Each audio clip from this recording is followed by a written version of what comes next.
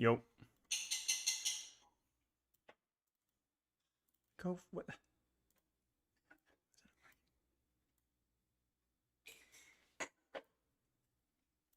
There.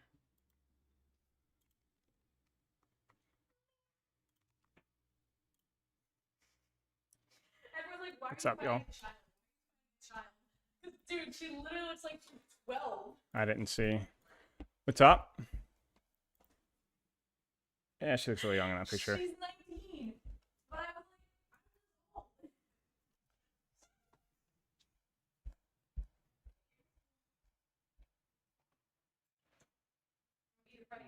was like, psycho mothers or psycho children? Yeah.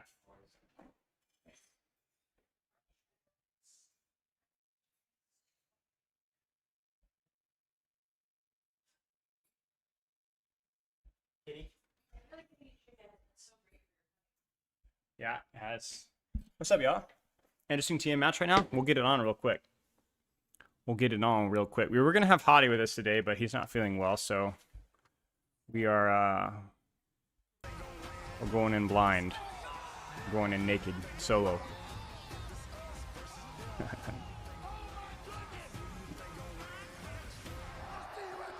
got to ping my Discord real fast. UFC at the White House Sunday, June 14th, only on Paramount+. I could see Cat Bastion not working on third point. Maybe first point is actually a little hard to Cat Bastion because there's not so much room in the enemy back line to actually play behind the defenders.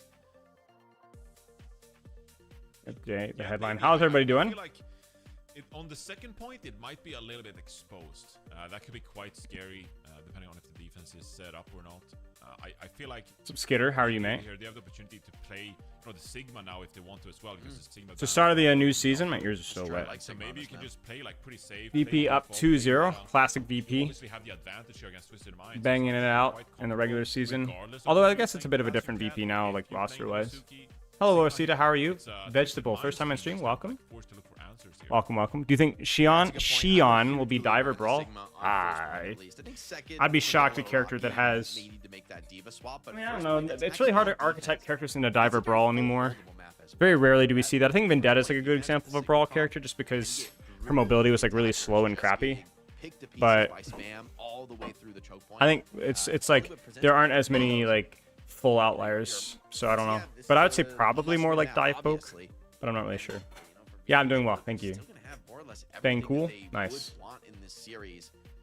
No Symmetra does mean at least there's not like these like crazy cheeky... I missed the first two maps. How were the first two maps? Are they alright? You know, May or something and just overwhelm you, but it still feels like the options are pretty wide open. I just don't think we'll see Cat Bastion at least as much on Hollywood. I think there's smashing them, interesting rooms and like places with, you know, vertical cover close to the cart. Thank you. Where, yeah, I feel like Quartz is gonna have his work cut out for him on hit scan to be able to shut that down.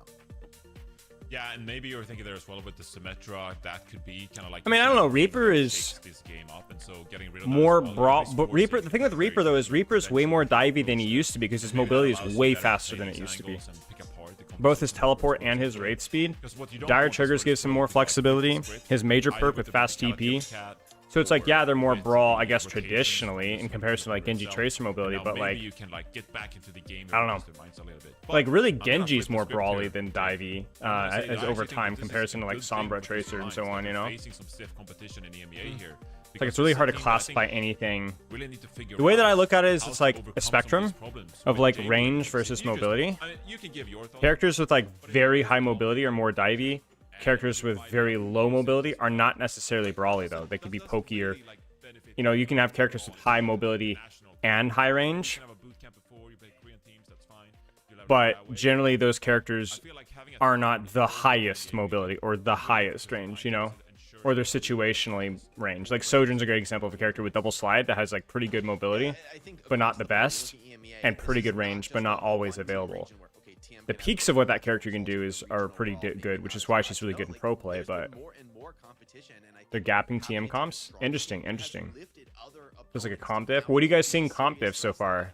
I'm stupid. I need to pull up the YouTube stream. I freaking hate that. I'll be able to keep up Twitch like y'all because I'm a drop slop. But I'm definitely gonna pull up the YouTube stream, bro. Freaking, because we can always go back with the YouTube superiority. Get it here. A statement for them about their ability to compete on that international stage. If you can beat TM here, you know, we saw sparks of that Weird greatness ban. May in the ban? Champions Clash. Is that like a protect Mixed ban? Championship in Paris. Isn't Genji usually meta more in Brawly stuff because dive is kind of too fast for him usually? It's too spread out for him, yeah.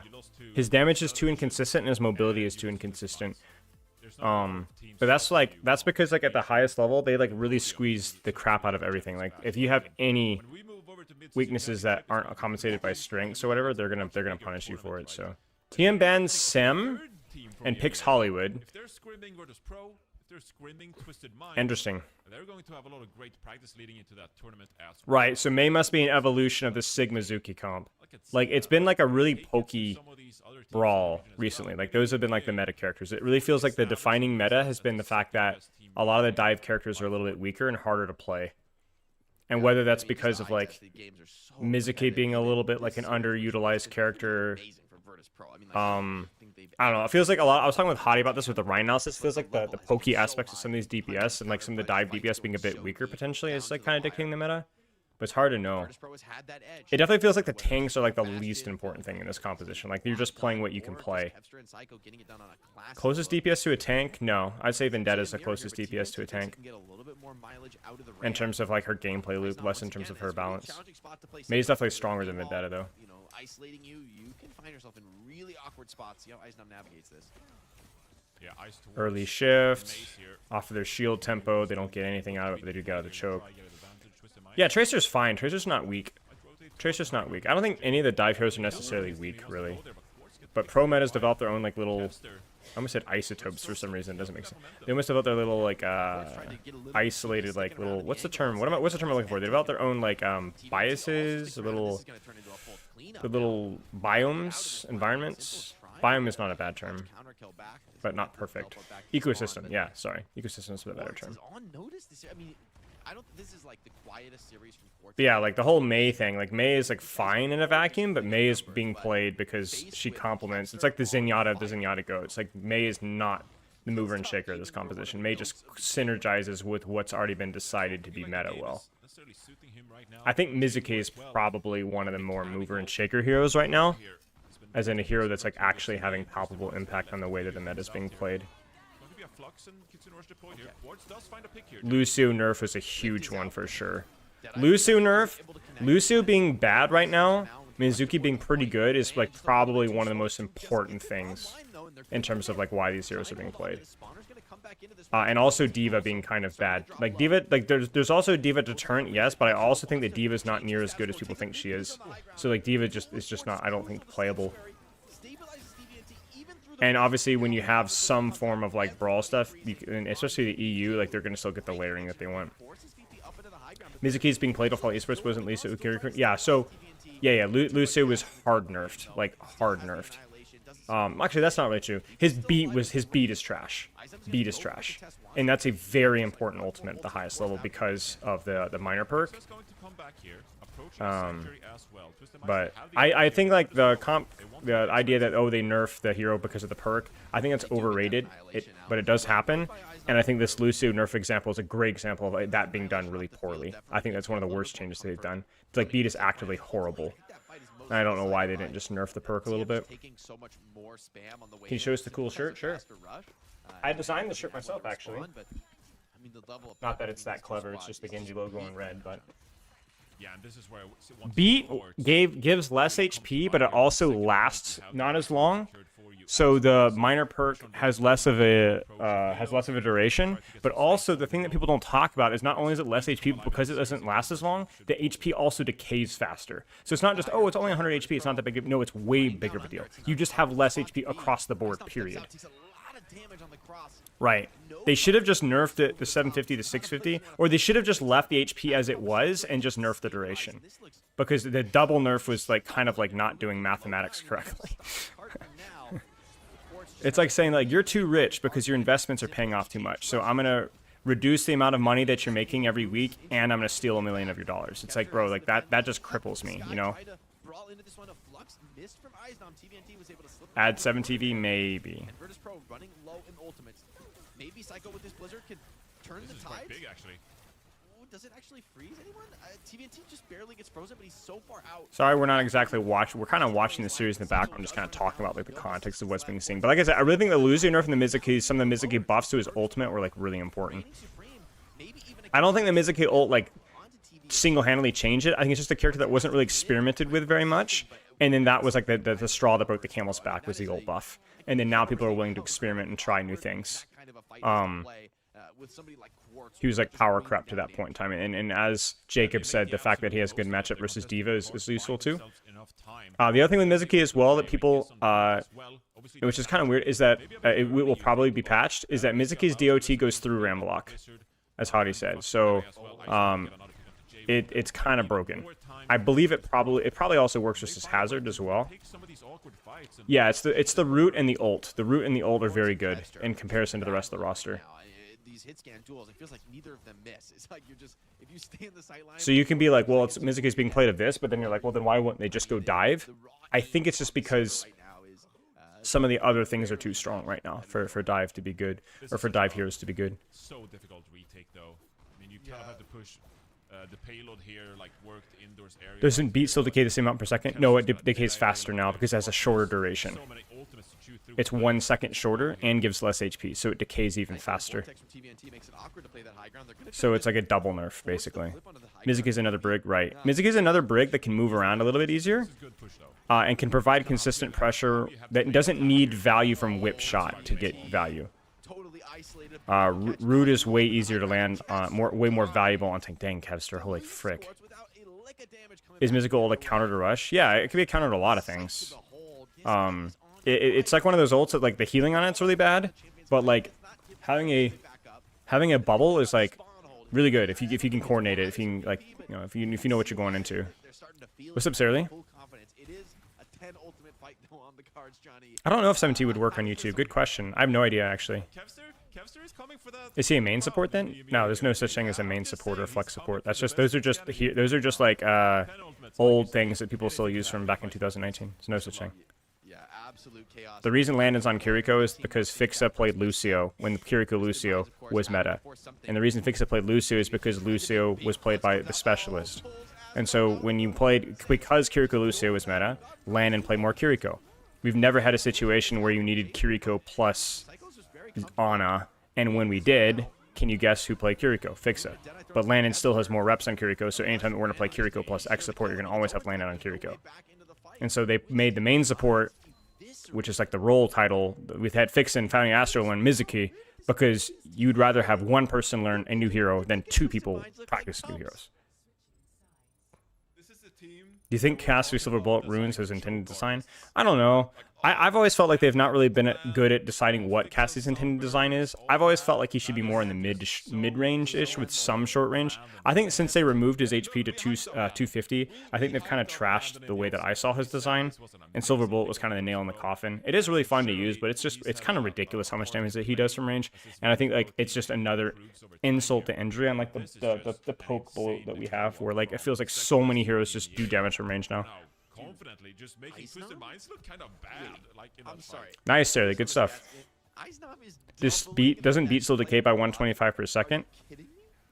Well, they do.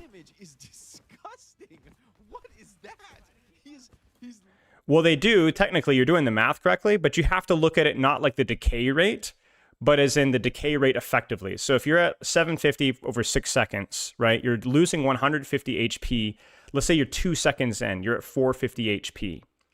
But if you're at 625 and you're decaying at 125, 250. So we were at, what did I say, 450? So 250 would be 375.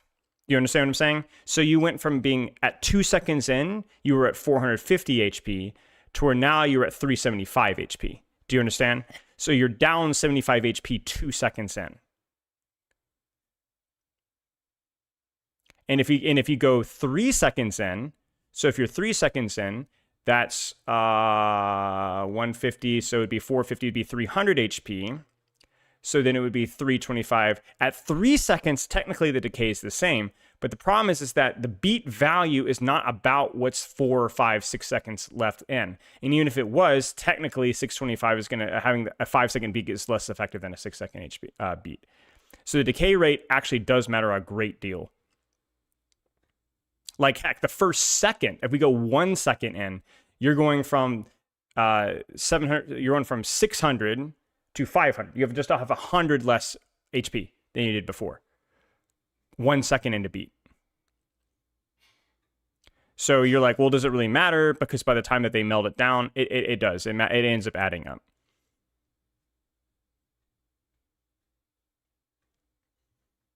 Silver bullet size is so stupid. Isn't it the same size? 3-0 beatdown on one of the most storied teams that EMEA has ever produced. We are in for a Not sure. of a stage 2, so it would seem, Johnny.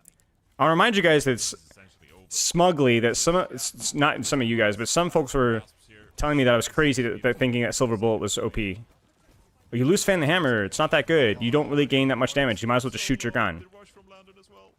Insane. I did not discuss cat changes. I've not even looked at the blog. I assume that's what you're referring to. So don't spoil anything just yet. I don't know that there's even gonna be a retake here. No, my bad. I should have said something about that. Not your bad. And maybe there's a last touch. Simple has to go over to the Lucio. And this Is it a possibility Juno will be playing more for the speed now? Yeah, I mean, Juno, in theory, is. I do think that you're right, that Juno could have a place in this meta. She's decent. She can replace Lucio. Her ult's fine. I'm sure Juno, I have seen Juno tried. Juno has been tried. I don't know what the results were. But in theory, yeah, you're 100% right. Juno would not be a stupid choice whatsoever. Team's gonna lose? Looks like it. Not gonna go down crying though. They're gonna fight for it. But the problem is Virtus Pro still has map control, so it's like this position from Kevster, it's like they're just gonna this should be it right here. Unless somebody gets picked off unnecessarily. What was that hinder? Juno Mizuki seems oddly fragile. Well, I would say it would be more Juno Kiriko. So that maybe that's the point right there. Is that like you can't lose your root and your Suzu in this current meta. You would have to give up one of those things. So that's a great point. Maybe you'd be like, do we want to lose Suzu or do we want to lose our root? That's it right there. Oh, wow. Juno Brigger played a lot in stage 1. Yeah. Crazy. But it might be because of bans. Okay, let's look at the blog real fast. So I haven't seen this, so no spoilers.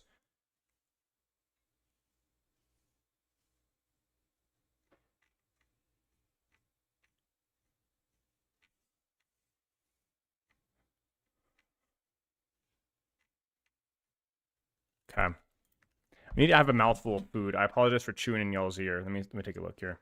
This is the best blog by far. Who is it written by? Ben. Of course it's Ben. Freaking Captain Planet. Give me just a second. I have like 2 mouthfuls of food. Yeah, I'm gonna delay the blog by a second. I need to have like I need to eat just a little bit. Sorry guys, hang on. Sorry. I didn't wanna bait. Yeah, I'm quite shell shocked. I can't believe how Twisted Minds lost this match the way they looked in stage 1 and just tore through the competition. You know what Second this at is? Champions Clash. Hey, dude, thank you for the raid, dude. First match in stage 2. And Sorry, you caught me eating. How are you? Against Virtus Pro. Wow. Yeah, this is crazy. The one day I'm actually betting channel points, my guys. What in the world? I am big mad. I'm All betting years of channel gathering. points, Furious man. clicking. How are you, mate? For what? For what? For what? For maybe a counter currency. I don't know, but man, like we talked about how there is, the tier gap between Twisted Minds and VP, all of stage 1, that just no one quite get to the same level of Twisted Minds. Yeah, man, do good. It looked like we got the team names kind of like the wrong way around from that statement, because Virtus Pro hit the ground running. Like they made this Cat Bastion look like their meta. It looked so good for them. And the ball really was in Twisted Mind's court to find an answer, which they All right, didn't 2 more do mouthfuls, when chat, and we'll we go. Went 2 more. away from that meta. They still just couldn't quite hang. Also, of course, helps that Kevster is having just like a lifetime performance today. Hope to No, see that's more just of that. Kevster. Come on, that's just Kevster. So He keeps doing it. Like at this point, we have to. It's the new normal. This is the Kevster's new hit normal. scan era, which is Okay, it's crazy fair, for me that fair. He's back. like a player who's been this good for this long now just has an even higher height that they're able to show us. I mean, incredible stuff. I also think Psycho's flexibility is really on display. Look at those connect. As a farm player, that makes my heart sing. I want to. Wait, am I crazy? Were they using I Rocket think, Perk there, or you was know, I, in the or was past, I just like, looking we had weird? It questions looked like about Rocket Ice Perk Gnome, there on and the surf of the I Bastion. think Ice Or was it Gnome just had, a like, weird visual bug or phenomenal something? blow up. Just like this last year, like the amount of heroes he's been adding. They to were? his, Ooh, repertoire, and spicy. just- I mean, it's definitely unconventional, but maybe there's some logic there. You hit your directs, you know, maybe faster TDK. Cool. It's way worse versus certain tanks, but it is way better at assassinating backline, and I don't know, maybe if you hit your shots. I have no idea. Can you analyze all the Korean Reapers picking soul orbs? There's just no analysis. It's just worse. It's just worse. I cannot tell you how many times more value post Wraith for both your aggression defensive option, even using your into Death Blossom. It's just worse. It's just really silly. You can argue there's some situations where it helps your ult layering. I talked about this with Hottie. Like if you use it with Death Blossom, in theory, it gives you full 50 healing without the DPS passive. But like that is like being so forgiving. It's just worse. It's just worse, because even if you say ult perk in disguise, I think movement speed in those situations is probably as important, and that particular niche situation. Ice picking the healing vortex perk, according to highest and new perk. Well, yeah, think about it. Think about it. If you're not, your damage output on the enemy tank doesn't matter as much, and it's more about just holding your angle for longer, then the healing perk is definitely fine. I mean, the healing perk was never bad. It just was outshadowed by the fact that like Vengeful Vortex was better, and in this situation, if you're not really shooting anything, you know, do you even want to fade pre-ult? It depends. There's any situation you use Wraith, it's better. But yeah, no, if you're choosing the solar perk, it's just wrong. I don't care who's choosing it. Let's take a look at the blog real fast, and then we'll cook. Gunbo's back to coaching apparently. Is he? Who's he coaching?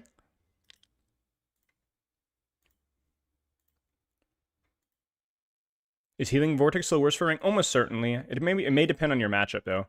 If you're actively trading with a tank or trading period, then it's probably better to choose the damage perk, like which is going to be like 90-95% of the time. But if you're like unable to access anybody and you're on an island and you're just being pummeled consistently, and there's like because your primary fire is like really slow, so it can be very difficult to land on like high dive and people going all around you, and you just want to like anchor your spot, then the vortex might be good. Alcad makes sense. So I unlike soul orbs, I could definitely see a world where even in ranked, the healing vortex could be okay. Could be okay. Okay, let's take a look at this blog here. Guys, chat, let me know when the next game starts. We can stop and start and kind of come back and forth. So this is Captain Planet. We actually interviewed Captain Planet on stream a while ago. Really nice guy. Has his ties way back to the first season of the Overwatch League. And obviously does good work for Overwatch right now. Cat Bastion Strat Station. All right. Let's start with the cat-shaped elephant in the room. If you watch any OWCS or Overwatch World Cup, you've undoubtedly noticed the presence of Jetpack Cat's devilish alliance with heroes like Bastion and Cassidy. The feisty feline carries damage dealers with the air, and when they're free to pop an ultimate ability or send destruction on unsuspecting enemies below. Oops, I misread that. Okay, many of you have been likely personalized victimized by Sky Noon in your own matches and called for the immediate spaying of this. That is awful. Okay, my stupid rug here is freaking out. Okay. Hate when rugs freak out. Data brings good tidings, though. It turns out cash and its derivatives are only in your constant professional play, not your average Overwatch match. I told you! I freaking told you! Now, I still think that the tether duration should be nerfed to reduce the chances of that outlier happening. Because remember, we said the psychology of something really bad happening infrequently is still something that should be looked at. But yeah, obviously, like I've run into Cat Bastion and Quick Play or ranked maybe half a dozen times. Maybe. Okay. Jetpack Cat ban rates over time for ranked role has gone dramatically down over time. I'm trying to see if there's any major outliers here. It's actually gone up in Champion, which makes sense as the cat stuff has kind of become more prevalent. Hello, Redstorm. A damage penalty while tethered. I don't know. Like, to me, it's more about, like, if you get the timing right, you should be rewarded. Like, I actually don't even necessarily have a problem with Sky Noon. It's more about, like, is it just permanently flying? To be perfectly honest with you guys, I don't really mind it that much. Jetpack Cat's ban rate steadily decreased in all competitive ranks through Season 1. It's really funny watching the correlation with higher ranks awareness. Like, look at this. So Champion spikes way up. Grandmaster spikes decently up. Master spikes a little bit up. Diamond spikes only a tiny bit up. Platinum basically doesn't spike up at all. And Bronze is completely unaware of the Cat Bastion. That's such a beautiful little chart right there. That the ban rates in correlation to, oh, we're aware of what's being played at the professional level is correlated with your rank. Is correlated with your rank. Like, champ players are highly sensitive and that to what's being played in higher ranks, versus you can literally watch the curve turn down the lower rank you go to, where lower ranks literally don't even know that Cat Bastion's a thing. And yet it's still a decently high ban rate because the low ranks are still like, but they're just banning Cat because they just don't like Cat. Jetpack. Now the funny thing about that is is that I don't think even necessarily that Cat Bastion was OP necessarily, even in Champion, although it probably was to an maybe to an extent. It's just that people don't like playing into it, and people are going to try it. I think it has a pretty high skill floor, but whatever. A massive spike in ban rate hit in mid-April at the Champion rank. It was swiftly copied by subsequent ranks above Diamond. It's not a coincidence that Crazy Raccoon, mostly kept the strategy quarantined to professional play. That said, our balancing recognizes the prevalence of aerial feline shenanigans in high ranks, and you will get some relief when Season 3 drops. Jetpack Cat's frenetic flight fuel regeneration penalty will be increased, and transport shielding will lose some of its staying power, among other changes. This is terrible. And this is not Ben's fault, but this is terrible. This is the absolute swing and a whiff. They've already nerfed fuel regeneration to where it is pretty punishing to screw it up. But nerfing that again, when that has a massive impact on Jetpack Cat's performance across the board, whether you're doing the Cat Bastion thing or not, is a really bad move. And transport shielding is very OP within its niche, sure. But the tether duration is what makes it OP. This is just completely wrong.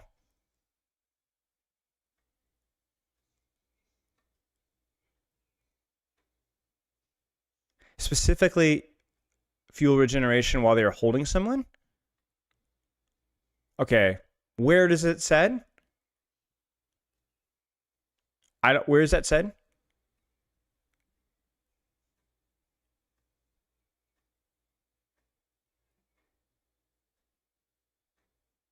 Penalty will be increased.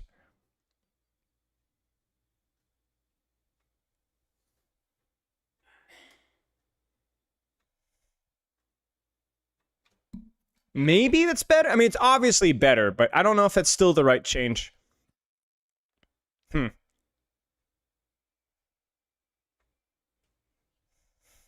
Yeah, that needed to be clarified way better. Way better. Way cleaner. Okay, that's good to know. I'm okay with it. That's fine. But I still don't think nerfing transport shielding makes a whole lot of sense. But maybe it's fine. Okay, so bad wording, then this is not as bad as I thought it would be. Okay, among other changes. Okay. Lifeline will remain a useful tool for Jetpack Cat, but upcoming changes to keep its ability to cause meta mayhem relegated to the pro scene. Okay. Well, the irony is that they're actually target nerfing it at the pro scene and champ scene. Like, this is going to kill it right here. Like, this is going to kill it. Like, it's dead. The pro scene, it is gone. I would bet $100 it's gone. Maybe not entirely, but it is certainly going to be gone from being the dominator. Yeah, this will only affect pro play. Like, it's already yeah. So is what it is. I'm not against it. I think it's kind of silly, but it's gone. It's gone. Goodbye. Okay, speaking of ban rates, we wanted to show you how rates can differ from region to region depending on what the community picks up on. Pharah and Sierra. So Pharah, we know Pharah has a much higher ban rate in Asia, Sierra and America, Europe. That's really interesting. Historically, Asia has picked up on possible ban rate trends a bit earlier than other regions thanks to the prevalence of pro play on the servers. When Season 2 kicked off, Pharah had a few perks integrated into her base kit that gave her serious firepower and a chance to rule the skies. Asia immediately sent her timeout with double-digit increase in ban rate in the mere days. Yeah, I mean, I told that this is skill issue for NA. Like, this is clearly obvious from the patch notes if anybody has can read. But people in America get stuck playing the heroes that they want to play and very rarely will kind of branch out. And if a character doesn't have a very high pick rate, then that character's obnoxious aspects will not be exploited through ban rate, which is why the West usually only picks up on obnoxious characters when those characters get buffed in a cancer way and they're popular, like Cat, Kiriko, Vendetta, right? New shiny things for people that want to play. Barely anybody plays Pharah, and so there's no competitive motivation. So I would say skill issue, but Asia has its own skill issues where they always panic about. They're very hostile to niche characters, even those niche characters are actually pretty good. Pharah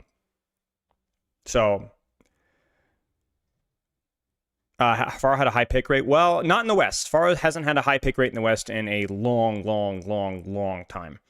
Europe steadily hopped onto this trend, but gamers in America apparently didn't see her as much of a threat. Well, probably just didn't see her, period. Even Europe is more of an experience with Pharah than America. Instead, the Americans apparently had a vendetta, not that one, against one of their own in Sierra, whose ban rates have steadily increased since her release. Interestingly, Sierra's ban rates in Asian servers never peaked above 28%. It's because Sierra is seen as not that good. And they're correct. She's incredibly oppressive in lower ranks. The way that I look at Asia is more of like what is going to be at the pro level, even in lower ranks to an extent. Whereas America, you could definitely see there's a very clear microcosm. If we looked at this from the America standpoint, I'm curious to see what Jetpack Cat banning look like. I guarantee you, if you looked at I don't guarantee, but I would be shocked if we didn't see a slight increase in Jetpack Cat ban rate, even in gold in Asia. Just because, as Captain Planet says, the prevalence of the professional mindset and that level, right? America players literally are clueless, right? But in bronze, silver, gold, even plat, right? There's probably some players that are vaguely aware that Cat Bastion is a thing, more so in Asia. And so they're going to pick up on those things. So we talked about trash talking Asia or America for not picking up on how broken Pharah is. My trash talk with Asia is that if we do see an uptick of Cat Bastion bans and bronze, silver, gold, it is stupid because it doesn't matter if you're playing Cat Bastion, bronze, silver, gold. She's just not a problem. And so that's where the pro mindset could kind of bite you in the butt. And I actually do think that the Sierra ban rate, so look at Sierra here. Look at the Sierra ban rate in Asia. This should just be higher, bro. This character is absolutely oppressive in low to mid ranks. So this is where the Western players are actually way smarter about stuff. Just because the character isn't good and pro play doesn't mean that it isn't worth banning at gold. You understand what I'm saying? Basically the lower rank players with bans seem to be smarter in the lower rank play. But then the higher, why is Sierra at a 25% ban rate in Asia? Bro, that character is actually a joke. That character's win rate is insane in low mid ranks. A lot of reasons. See, her damage is way overtuned. Her ultimate is way overtuned. Her auto aim is broken. You can literally just spam. Her perks are broken in low ranks. You can just spam damage at the tank 24/7. Yeah. So Sierra is insanely strong. She was the top 2 or 3 performing DPS for quite a long. I haven't checked it recently, but last we checked, a week ago, she was the top 2 or 3 performing DPS in bronze, silver, gold, and plat. Which is really good for poke DPS. Rarely you see poke DPS doing that high for multitude of reasons. But yeah, that to me. So like I said, there's the irony. The Western players are geniuses. All the low ranks, they know what more often anyway of what to ban. Hive mind can figure out stuff quickly, but also hive mind makes people have opinions that don't match the circumstances, right? So I don't think you can balance Sierra very easily. I think that she has fundamental design flaws that makes it really difficult to balance her numbers so that she's competitive at the highest ranks.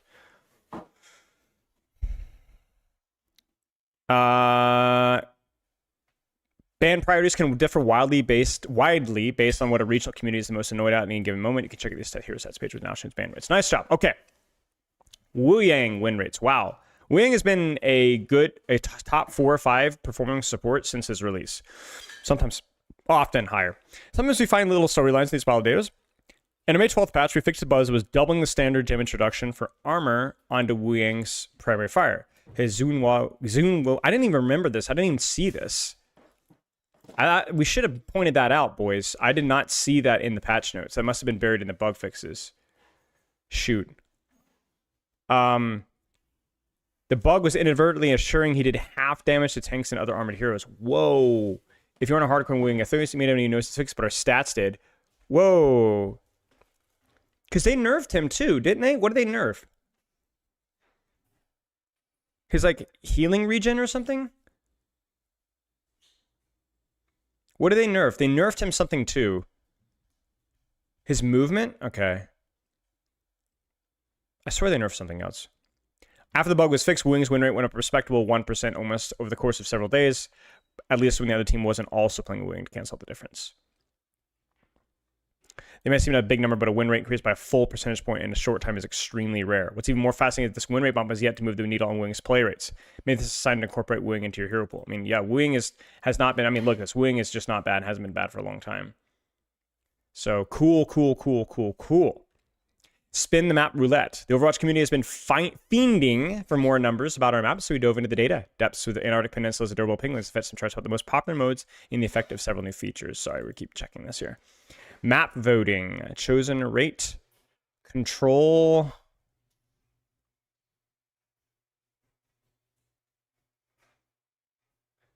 What does this mean? It means just people just didn't map vote post season 2 as much? When the rework... Okay, here we go. Every map mode takes a nosedive in voting rate. Why? The thrill of leaving map selection to fate must have caught our community, and the random button became an overnight hit. Where is the random? Oh, random is just materializes, duh. So that stole, that cannibalized all the map voting. Cool. So many of you rolled the proverbial dice during Season 2 launch week. Tanked the average pick rates of every other mode. Yeah, it makes sense. Okay. Things have evened out over the course of the season, but an average of 18% of all map votes are still going to that tempting button. Right. Well, just another option was added. Right. It's like saying that, like, oh, Venture's pick rates went down when they added Vendetta. It's like, yeah, by a little bit. There's just another DPS to pick. We also want to provide some data to hopefully settle some mode-related arguments on social media. Folks in some ranks are convinced they never get to play a certain map type, while those in higher or low ranks feel overwhelmed by playing that mode repeatedly. Guess what? Both are right.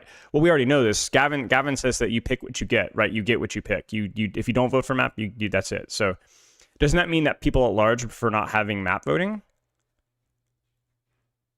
No, people just like the dopamine of random. Because if I click the button to make it random, that provides a better dopamine response than the random just happening by the system itself, because there's a feeling of I did that. Do you understand what I'm saying? Let's look at this really fast. Map voting, chosen rate, masters plus PC, all ranks.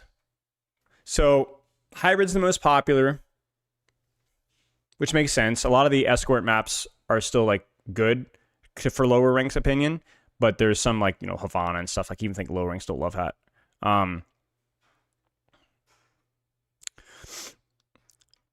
Flashpoints in the gutter, push is slightly better, but Flashpoint's also the newest one.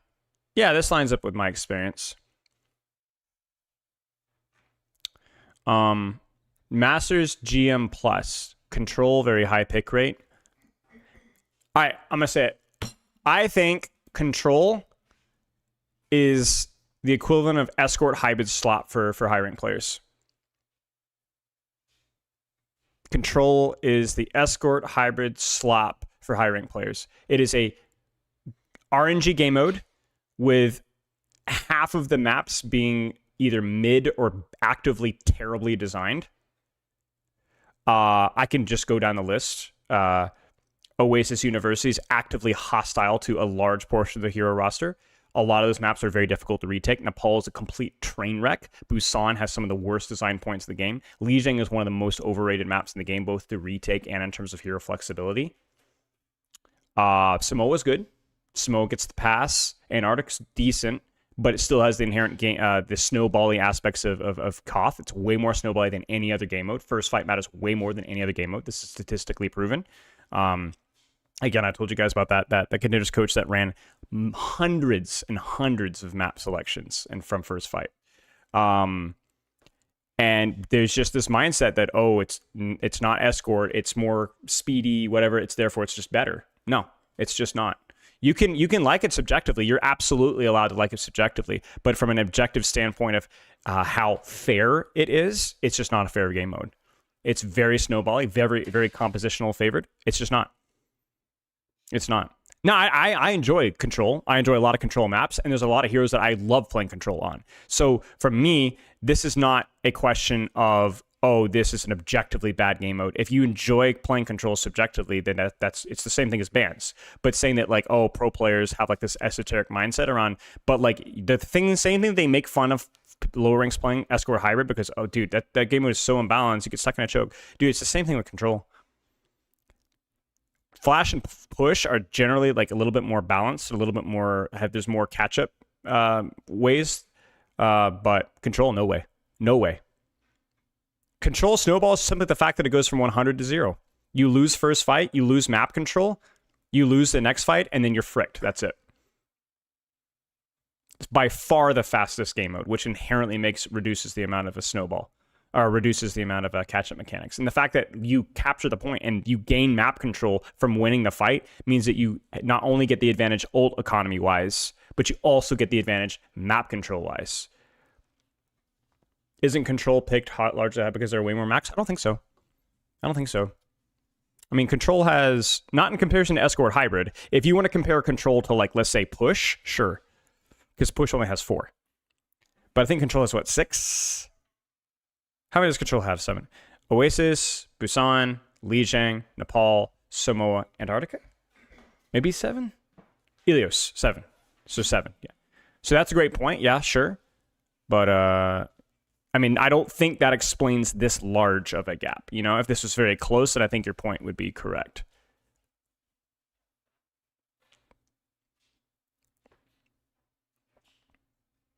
Like, for example, you could see Push and Control have similar pick rates, right? If you factor in maybe the number of maps, if that is, it also gets really messy too because you see more maps that you vote for. So it's also like I see Push a lot more often. I see Push way more, even though it's like a smaller map pool. Same thing with Flashpoint because I vote for those maps consistently. So I don't know how that's balanced from like I would need somebody like Hat and Plant to tell me how often the average player sees a map if they vote for that map consistently. Because I see Push way more than its map pool tells you. But then like Sarah is saying, maybe if you vote for Push Flashpoint and then you vote for Control if you're not, so I don't know. But yeah, I don't think Control is a terrible game mode. It's just not necessarily significantly better than Escort Hybrid. It has many of the same issues. Same issues conceptually, not obviously in terms of the way the gameplay loop works. But yeah. So.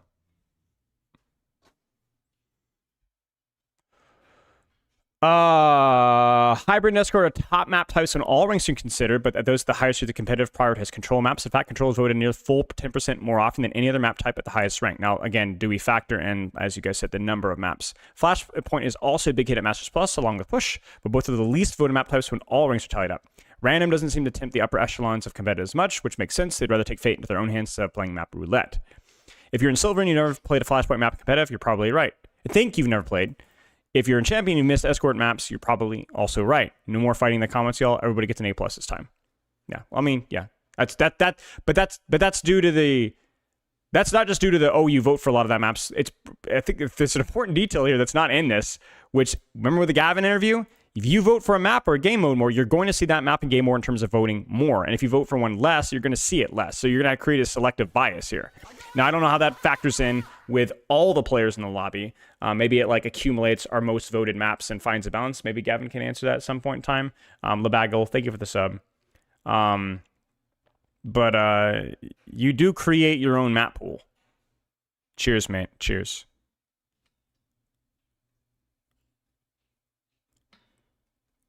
No, I agree. Nepal and Busan are, I think, two of the worst King of the Hill maps. I think they might be the worst King of the Hill maps.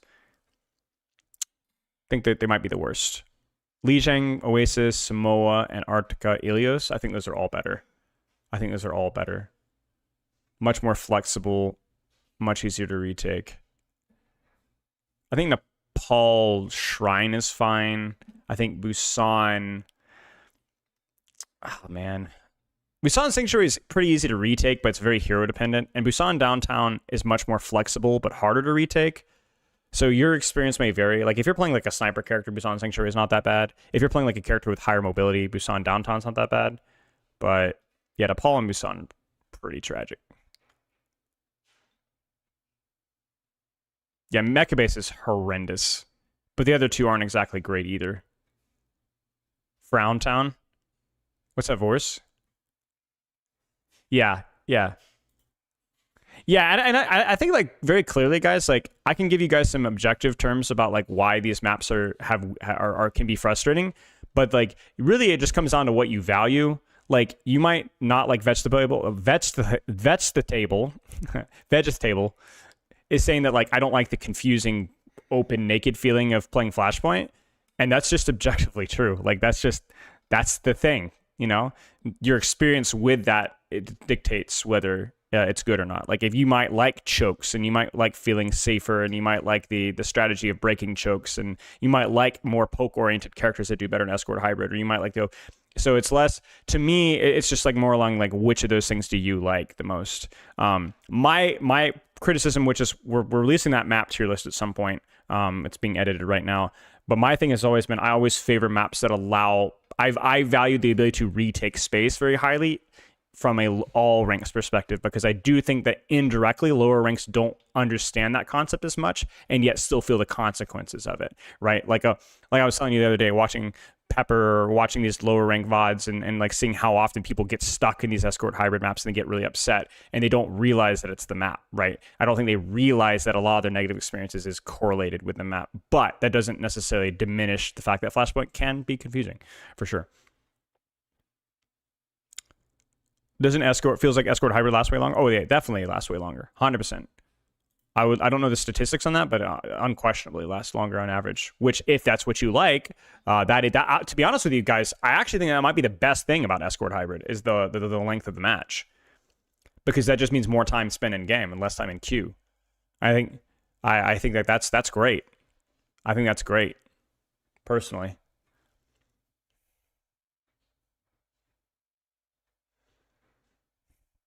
"30-minute games to end in a draw." I mean, I don't think that's the worst thing, though. Maybe it's a hot take, but I actually like the fact that escort hybrid can end in a draw. That kind of adds like a little bit stakes there, right?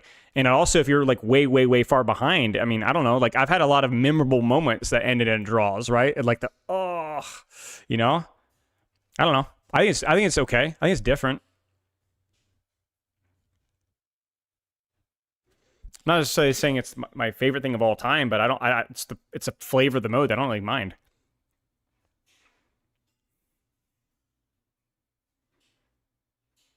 Consistent game length across game modes. I understand that as somebody that maybe plays MOBAs or something else, but as some within the Overwatch or other shooters, I actually like the fact that there's a little bit of variance here.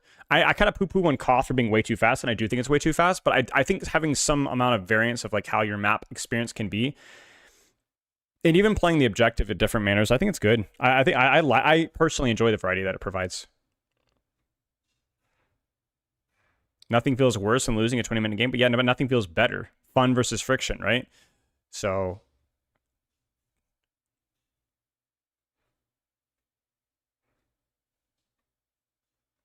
the gnarlies, the green egg objective, you need to hold as long as you can, but you got to hold in the green egg zone. So you're just talking about like King of the Hill then. Would BO5 make you like Koth more? Maybe. It used to be like that, as you guys I'm sure know. But the downtime between rounds is kind of tedious. It would be objectively more balanced, yes, but I don't know if it would be better. No, there isn't capping. You just pick it up and hold it in the zone. I mean, isn't that like King of the Hill, though, right? Sorry, no, not King of the Hill. Like, literally, you just pick it up and hold it in the zone. I mean, isn't that just kind of King of the Hill, minus the fact that you have to stay there? The gnarlies gives you fun things that it says. Oh, I see. Yes, that is very different. I don't have an egg that says fun things.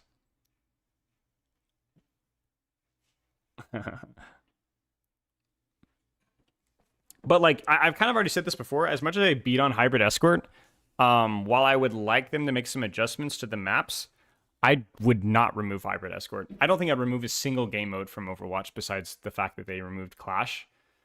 I think it's good. I like the variety.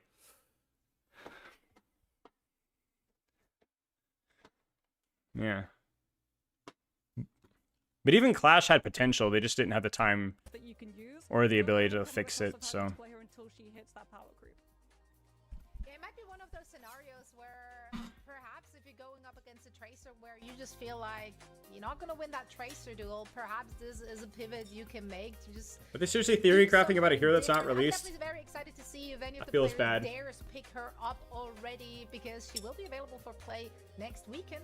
Feels bad, man. OWCS, so we'll see if we get to These guys are doing what I have to do. action Spilo, what do you think of the on meta of this character? I'm like, bro. upcoming matches. Now, also, She's quick literally note not regarding released. the map pool for the round robin. It's the same as stage 1.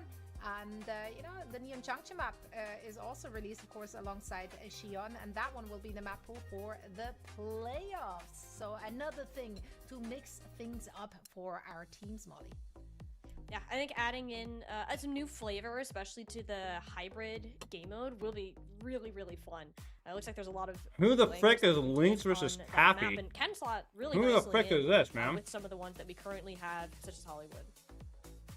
Yeah, now here, a look at our schedule. We're kicking things off with an absolute barn burner. Dallas Fuel and SSG, the two teams that topped the region just in stage 1. Who? To determine who's going to be the top dog for now. Afterwards, we're going to have Team Liquid. Who is go Lunex? against And I these know. Wait, guys Lunex sounds vaguely who familiar. Once again, came through in promotion and Are these? Are they any good? Are there any players I know? Joining us here for stage 2. Lunex will be taking on the Cafe, which is Oh, Sakura of and course a familiar roster Extinction, to us okay. as well. We're gonna see who's gonna come out on top at the end of the day. Now, here on your screen, you see our drops. So we hope that at this point, everyone should have. Oh, the move my which wall. account to the Move count, them. to count in Move order them. to Move burn them. them. Yeah. Currently, I already got the waffles, so I'm done. I'm sorted. I don't care about the loot box. I just wanted the waffles, you know. But yeah, these are the drops available for the entirety of our group stage. So listen, if you're not getting them today, you'll get them tomorrow or next weekend. You're good. You're fine. You're chilling. We're chilling as well, as we're about to head into such a good opening match for this very region, guys. We're starting off with such a stacked one. Who's on their teams? Anybody I know? Teams, right? Starting with Dallas Fuel. Yes, they had a tough draw internationally, but we did saw them. Trying to Fire is retired, but so highly anticipated. they're kind of parts of them are absorbed into like Team And then Liquid they and came SSG, third I without think. dropping a single More, match. more, That's more, exactly more what we Team wanted Liquid, to I see. would guess. Yeah, where is Team Liquid? Are they in? What's going on? Where am I? What? Are they just not playing today? I don't know anything about OWCS, man. The former glory. Zomba, okay. Yeah, I know those was names, able okay. To carry a lot of people, got into esports or even wanted to. Are they just not aspire playing to be on today? teams like this, and it's wonderful Oh. to get to see where a lot of the players who didn't have that opportunity are now in, especially. Oh yeah, there they are. I think was There one we of go. the main breakout stars My bad. for the America stage. Alright. Absolutely. Now, their opponents today, Space Station Gaming, they came second in the regular season with a 4-1 match score. Not a great record against Dallas Fuel as a whole, having lost all 3 encounters they had thus far this year. Molly, what do you want to see from them? Yeah, I don't know. I don't know. Maybe it's not a Canadian Again, here's representative how anymore. this I don't know. is going to play out. Are we going to get the Mizuki? Are they going to lean into this more Ana Yari playstyle that they can kind of pull out? And how is that going to compare to the DPS? Like, it's going to be a match of styles. Are they going to get really creative with their thing? Do they want to march to the beat of their own drum? Or are they going to fall back to what has No. been more quote-unquote meta as of late to take out Dallas Fuel? Well, all these questions and so much more will be answered in just a few minutes, because we're about to head into our first series of the day here in NA. So please, Molly and Moxie, take it away. I feel like we'll get the instant answer when we see the ban draft. Especially with Dallas Fuel picking Ilios here, Molly. It's like, if you don't ban out a Bastion or a Cat, I think we both know it's fair to say you don't need to see the future to know what composition will be locked. Ooh.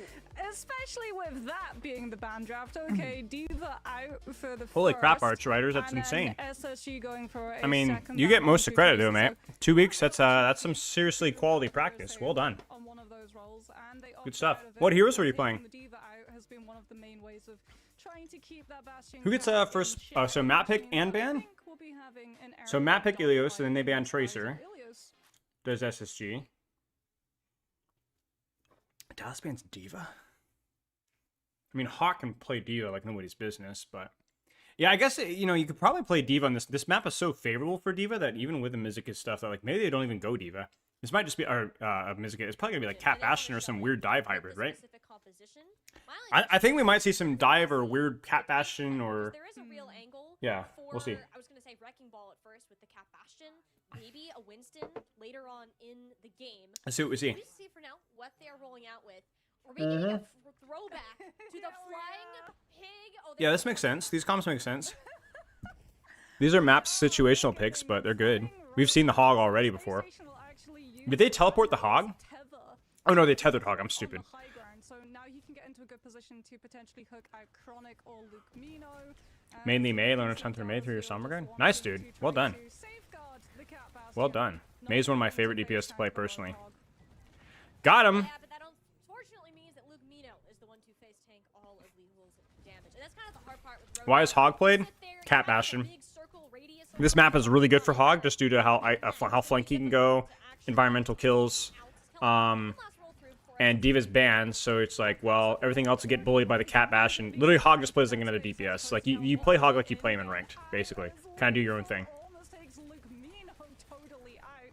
Space Station got the cap here though, Molly, and Dallas Fuel will eventually have to resort to just walking onto Ball and Hog just kind of do their own thing. They're both kind of doing their own thing. That's kind of like... But one team has a ball player, the other team does not, so... Especially with the Bastion out of the picture, and you're not really worried about sticking stones. I literally don't know what else Hawk could play here. Now gone, Helen. Looking to buy space.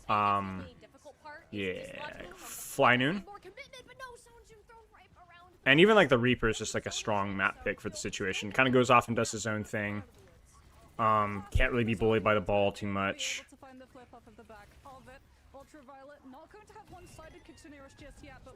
I always look at these situations, I'm like, I wonder if any of these teams had like an elite level Sombra. Could they play Sombra? I don't know. Who takes space? And everybody takes space. So, I forget that you're new here. So I get to tell you all my old anecdotes, and chat gets to eye roll because I've heard it 1,000 times. It's like the grandfather. It's like, oh, finally a good excuse, a willing ear. Everybody takes space in Overwatch. Everybody takes space in Overwatch. The difference between tank and oh my days.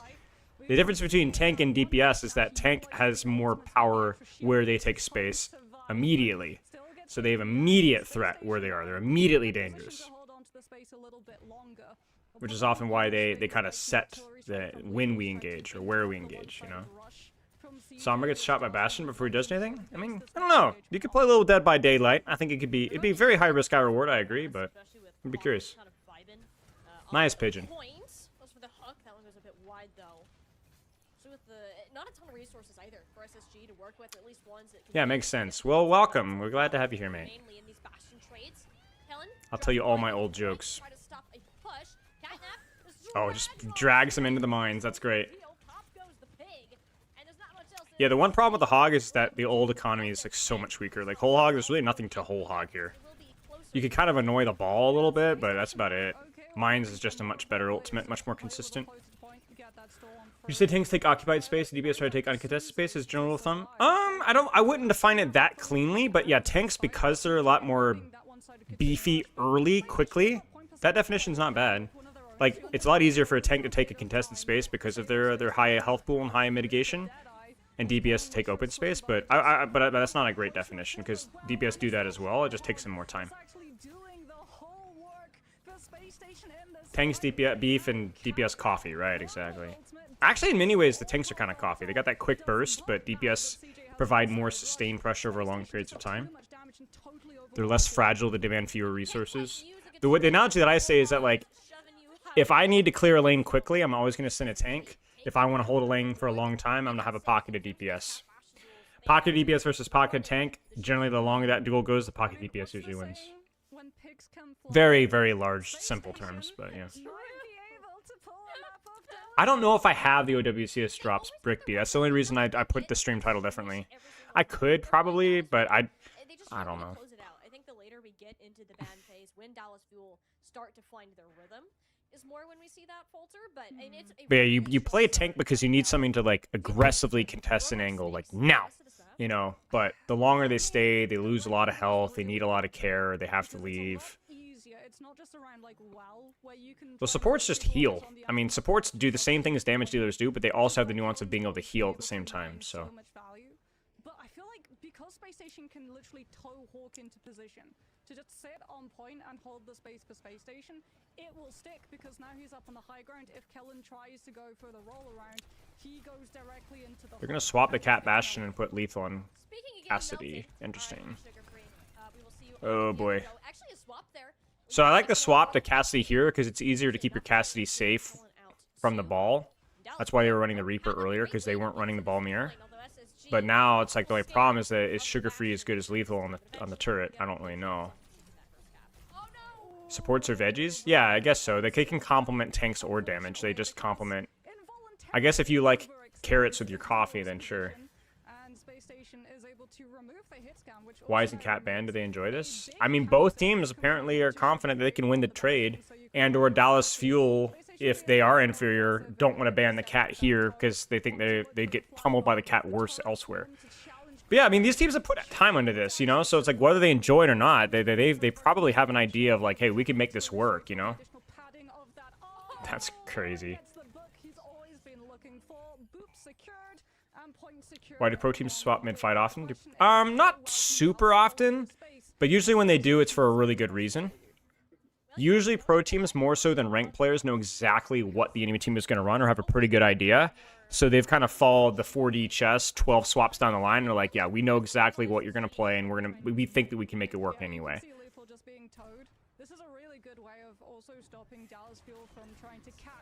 Fly Noon. Luke Mino doesn't get to cover in time, and that's it. Really well played. And he also gets the position as well. Well done. Well done. Why do you think Ball's playing into that? Just Kellen's hero pool? Yeah, and also it's like, again, it's the same thing with Hawk. It's like you need a self-sufficient tank that's not going to get pummeled by Cat Bastion. There's only a few tanks that can make that claim. Diva, Ball. You could play Malga here. It wouldn't be terrible. Pretty self-sufficient, can kind of do his own thing. But yeah. Double hit scan is OP. Yeah, when your double hit scan can take this type of an angle, then yes, then you are not limited to having two poke angles because you have a poke angle that's literally in the sky.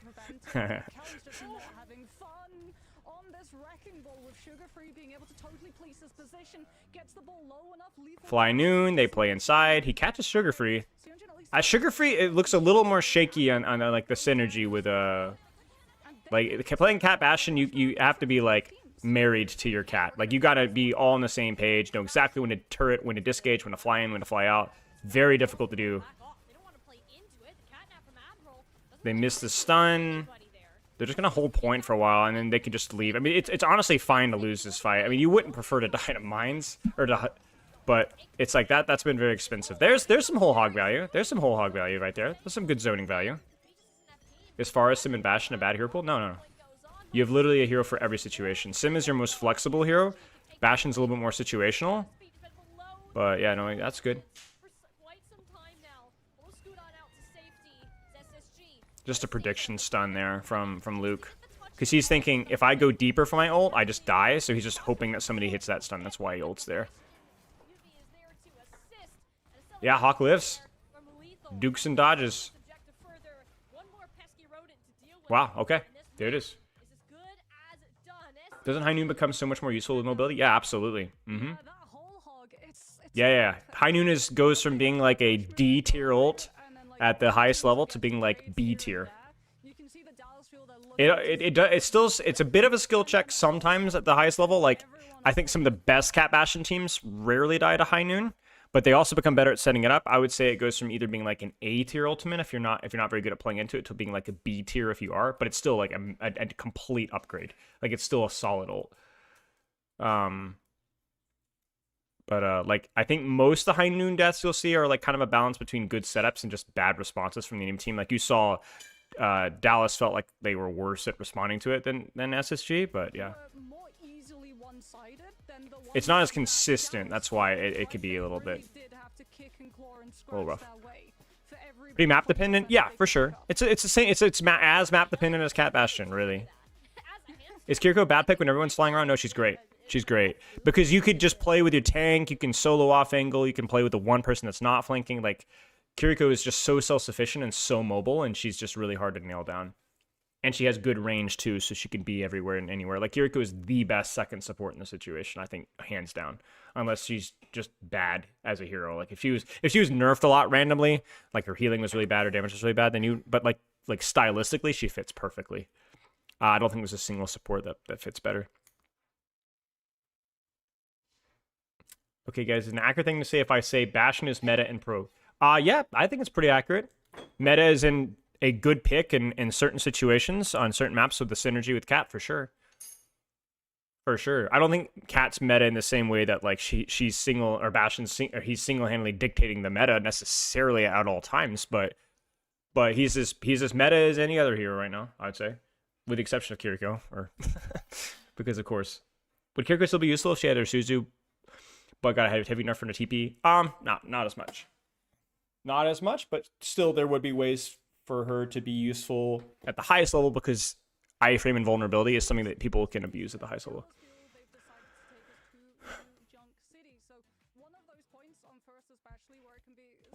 I don't know, Sam. I'm really not sure. I doubt that will happen.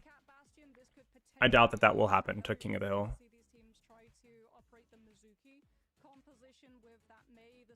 I think what we're more likely to see is minor tweaks to the King of the Hill maps themselves rather than changes to the game mode entirely.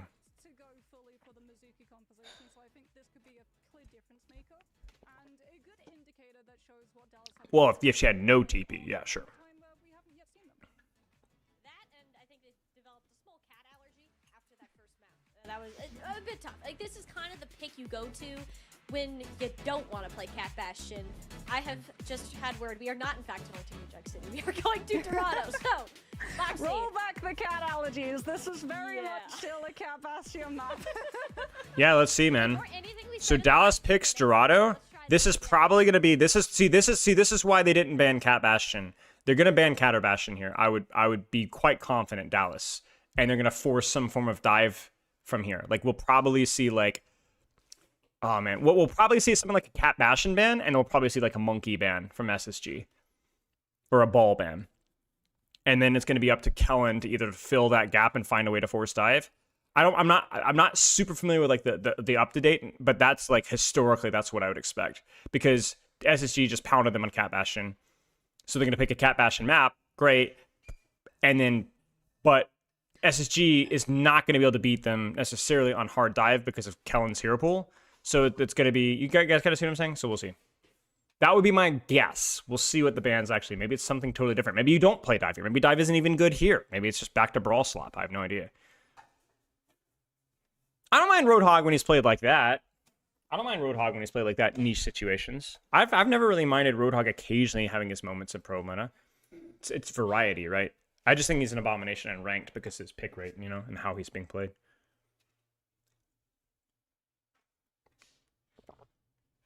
Would you agree, Sarah? You thinking that this is a dive setup for Dallas Fuel and they're just going to ban Cat Bastion and SSG is going to target Winston or Ball?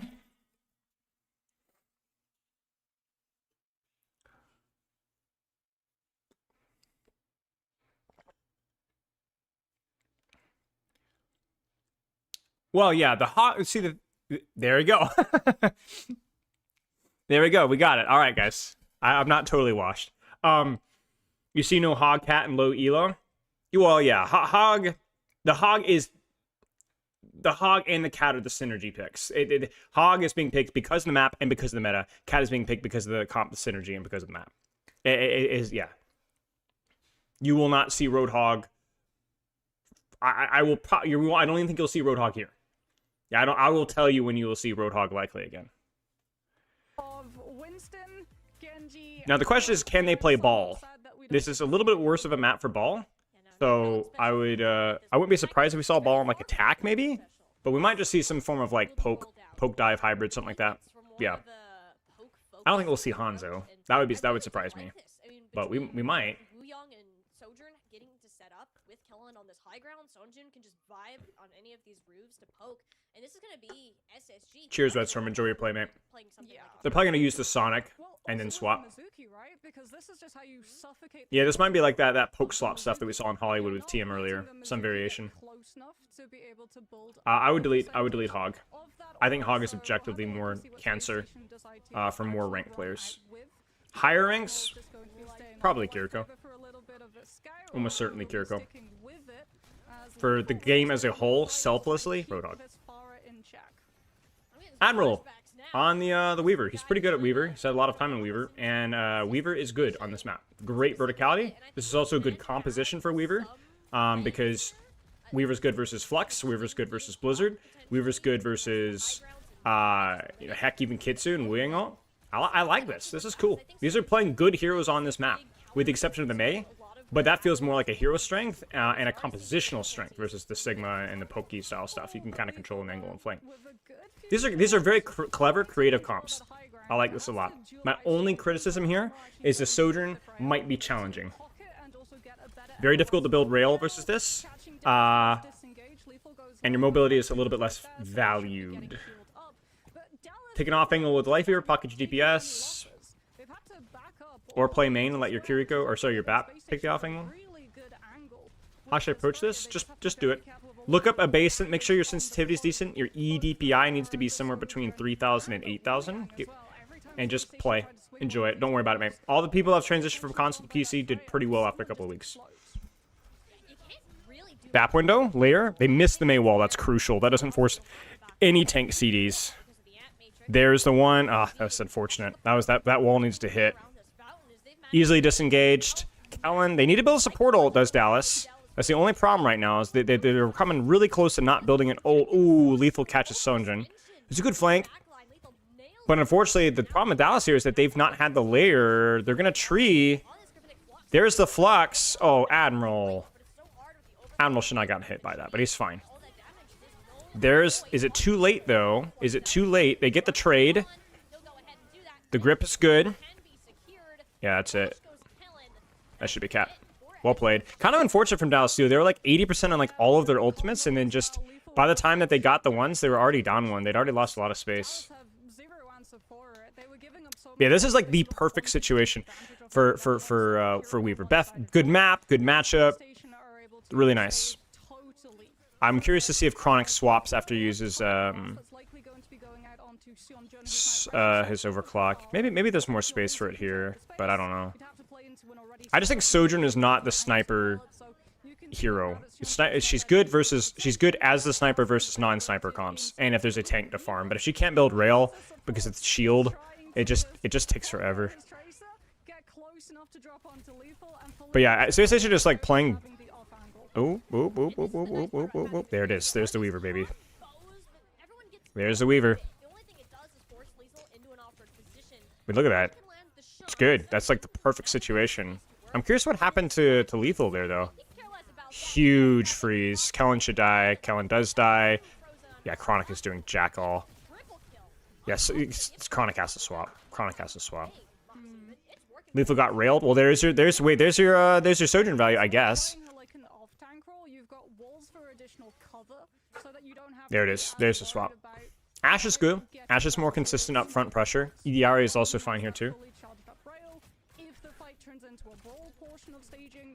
I really like the Freya here as well. Very good in this map.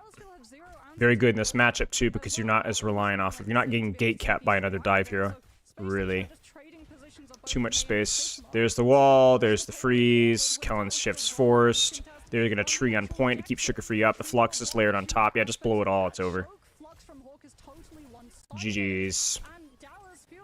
no answer to it yet again. I just think SSG just had the better comp, guys. I just think that they had the better comp. I straight up think the Weaver is really good here if you can play it. Especially considering that they started on Wu Yang. There's not enough angles for that. And I also think that the value of what Kiryu could provide here is not quite as important. I like the Mei if you can make it work. Yeah, I think what's being played here is really good. And this is a rough snowball here. We're in last fight territory now with that kill on CJ. Wait, Knuckle guy is really good in some points, especially third point. Yeah. Yeah, Bap is just played because he's a gun. Exactly. Windows good in this map. Wait, UV got smoked. Wait, that's unfortunate. That's a huge error there. Pull spawn. Well, okay. To be fair, looks like he got pull spawn, but something stank there. Something stank there. Little's gonna go Sojourn. I don't mind the Sojourn and the retake here. I actually prefer the Cassidy though, because it's a bit. So basically, Freya is hard to retake space with. It's very compressed, and there's not as much verticality value on third point as much. So I prefer the Cassidy here. I like what both teams are playing now. Both make sense now.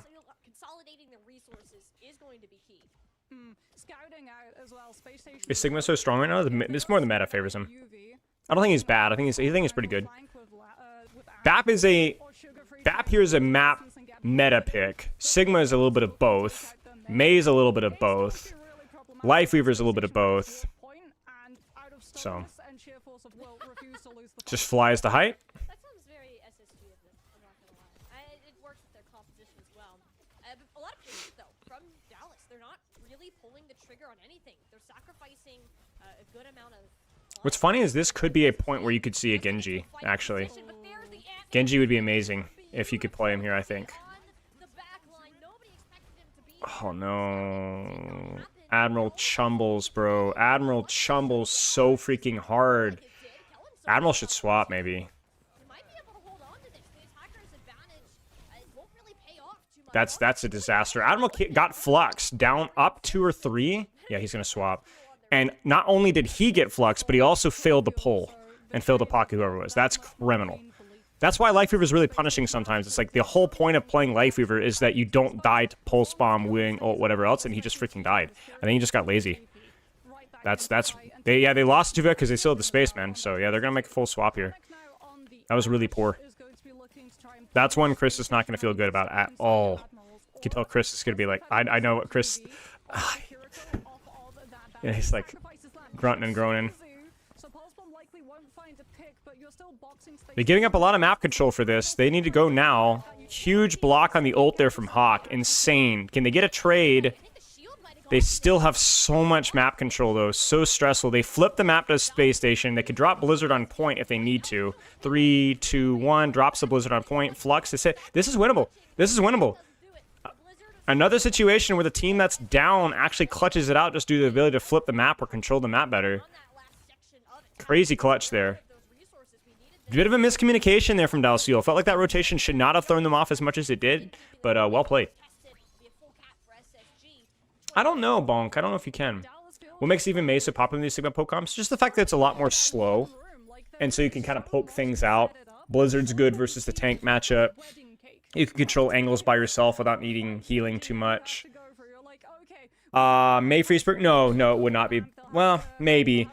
You're not really getting close to the enemy. I mean, you could argue that the other perk is only good if you're close too. But it doesn't really matter which perk you choose here, because you're not really getting close to either tank in this situation most of the time.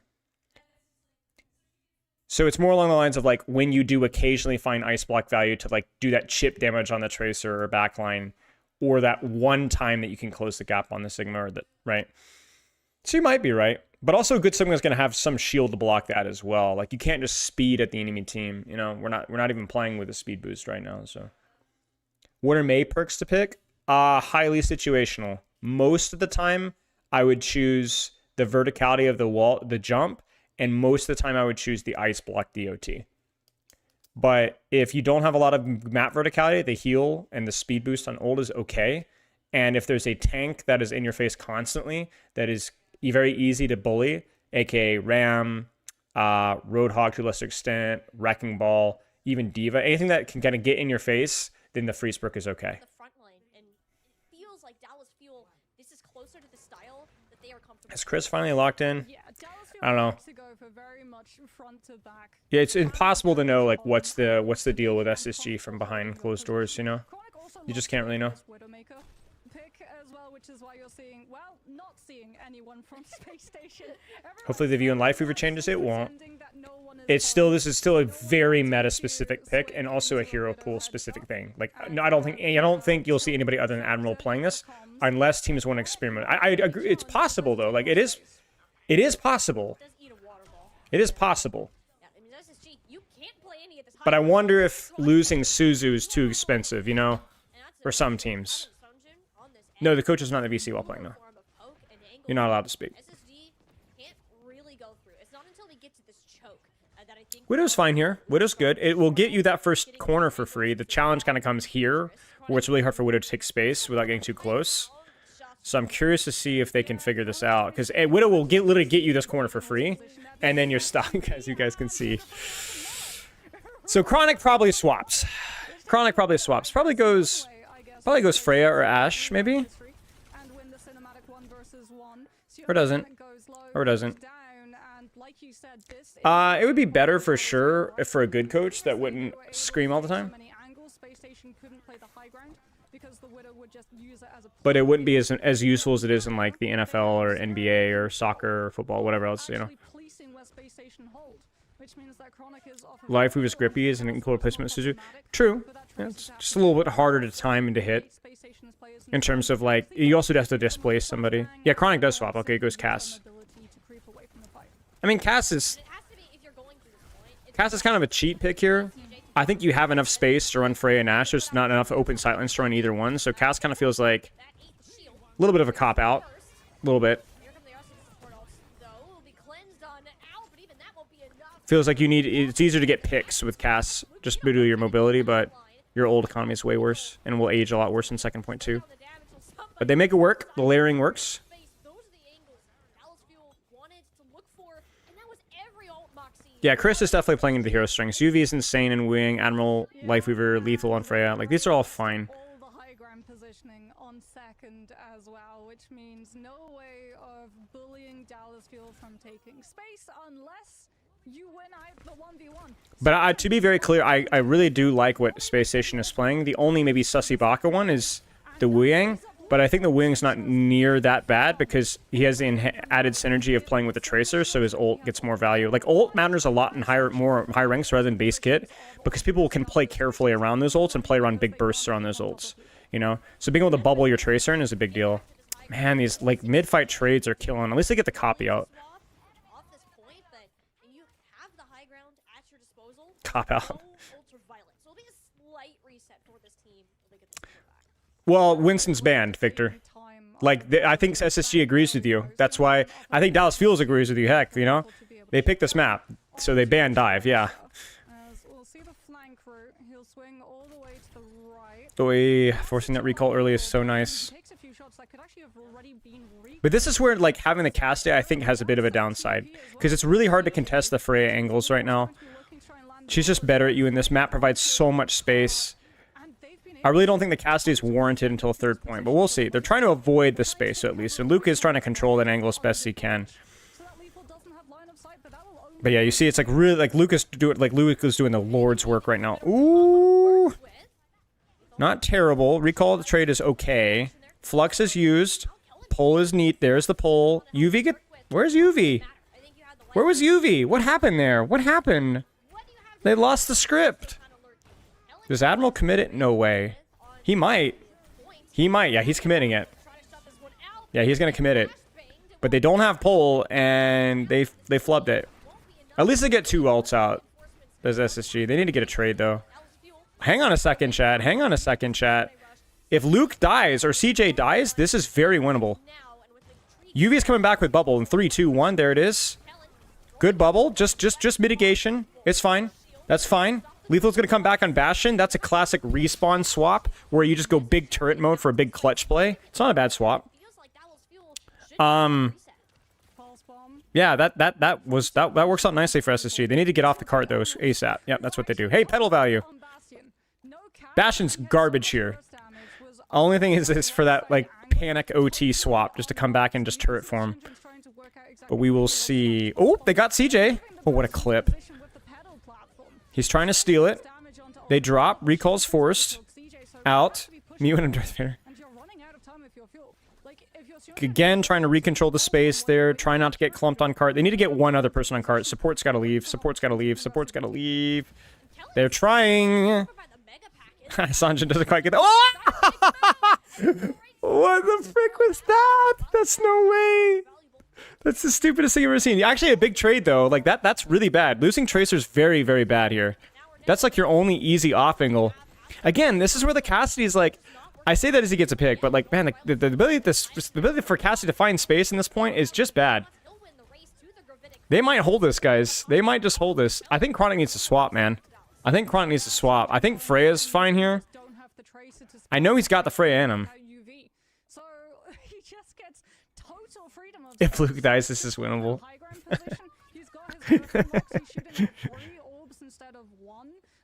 I don't know, San. I have no idea why that wasn't the case. I cried about it and they fixed it.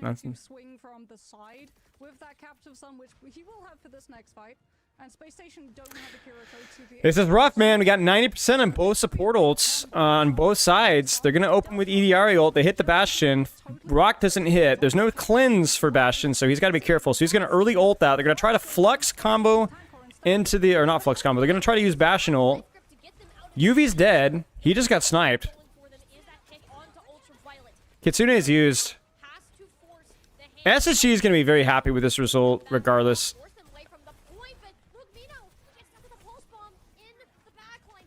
Oh my gosh, Sugar Free is just killing everybody. Oh, the pull, the shots, the turret, lethal on the flank. This is it, guys. They're cooked. That's it. That's crazy. What a hold. What a hold. And that was a bad start, too. UV literally died to nothing. Just died to a freaking headshot across the map. Yeah, Sugar Free. SSG kind of just playing the map and hero strengths. Like, there wasn't like a really clear meta slave mentality here. I mean, yeah, there's some aspects of that, like the Sigma, you know, some of the maze stuff. Those are definitely more traditional, but they just kind of played the map. They just played the map. They played the map well, and they played their hero strengths too. And I don't think that necessarily Dallas Fuel didn't necessarily, although I definitely favor them on most of the heroes that were played out. I just felt like Dallas Fuel a lot of time just ended up in heroes that just aren't as good on this map. Like, I just don't think EDR is as good as Life Weaver, like, on this map. I know that sounds crazy, but, like, certainly since the projectile size nerf, I just think Weaver's better if you know how to play him. Obviously, I'm going to favor Hawk over Kellen, I think, a little bit there. I think Kiriko's fine, but, like, I don't know, like, even, like, the cast stuff felt like... And then the Sojourn versus Lethal just going crazy on Freya, like, the entire game mode. I don't know. Now, the Bastion was obviously kind of silly, but that was just because it was a panic touch. But, yeah, I don't know. I just felt like compositionally... I just liked what I liked what Dallas was playing on Ilios. They just were worse. That's it. But I really do think that SSG played the map better.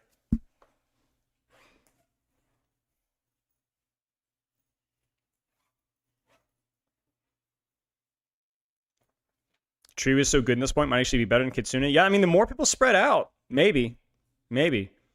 Whether it's better or worse, it certainly wasn't. It certainly was competitive. Cass was played here because, so, I mean, let's look at, like, when Cassidy swap actually happened. So, Widow, because first point's really nice, open, juicy sightline. And I do think Widow's decent here. I went back too far right here. So, Widow's fine here. But the problem is that they got stuck on this choke. And Widow's really bad at breaking this choke because it's a really, really compressed sightline. So, they go Cassidy. Now, my argument was that I think they should have swapped to something like Ashe or Freya because I don't think it's that compressed.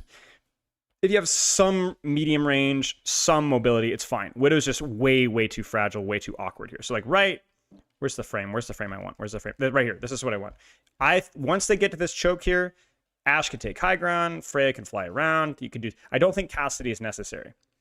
Then when you get to the second point, I think Aztec can be an active liability versus the number of verticality, poke characters. Wing is a menace at range. Life Weaver just avoids you. Freya is hard. Like, there's nothing here that that Cassidy feels comfortable trading into on that open sightline, and he just doesn't have the verticality or range for it. Even with Silver Bullet, I'm not convinced. So I just, and it's also like your ult's just also a little bit more inconsistent because you don't have a cat either. So, but yeah, he was definitely not played for his grenade there. I don't know what he was played for. Why is high ground objectively beneficial? Because it's an off angle. Because it's an off angle. It denies cover. When you are on high ground, right here, versus low ground to my left here, I can see people behind bus, and I have a broader vantage point on people that don't want me to have that broader vantage point. They can use this as cover, like CJ could hide behind this. They could use the bus. And then also the floor is technically cover if you use it properly. So you have a bit of cover that maybe you wouldn't otherwise have. Well, it's not free cover because you could just hold the door frame and that's cover too. It's just, it means that you have an angle without necessarily compromising cover. However, the key thing with high ground is that high ground is not good in a vacuum if you have a better angle available. I see a lot of people that get married to high ground just because for the sake of high ground, when sometimes there's just a better angle available elsewhere. High ground is good because it's an angle. And sometimes there are better angles.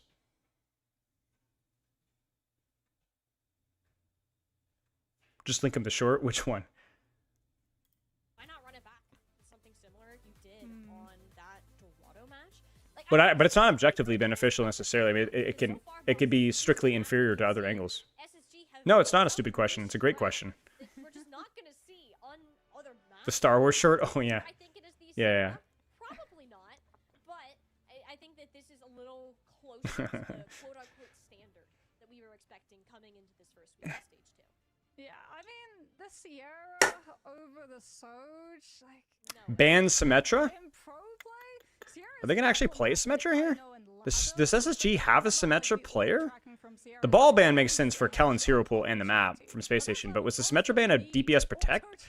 Really? Did they play Symmetra there? Have the skill on their own, so yeah, Sierra's just spawn bait. It's actually the Tracer that you'll play as. Hawk goes for the Bastion? Kellen Oh, they're playing Cat Bastion. I'm stupid. You're not banning it out because they want to play it, and that's actually a good move because Defense Matrix does not eat things like that Sigma. You'll be fine, 99 Wish.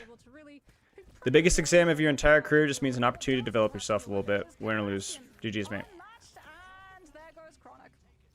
But you'd rather have a dead Chronic than a dead UV if you are Dallas Fuel. I like all the heroes being played here for the most part. I think it's very reasonable. Tracer makes sense in this game mode. I actually didn't mind the Sojourn because the movement actually does matter a little bit more, even if you have a hard time building your why are we what happened here? Why are we losing this fight?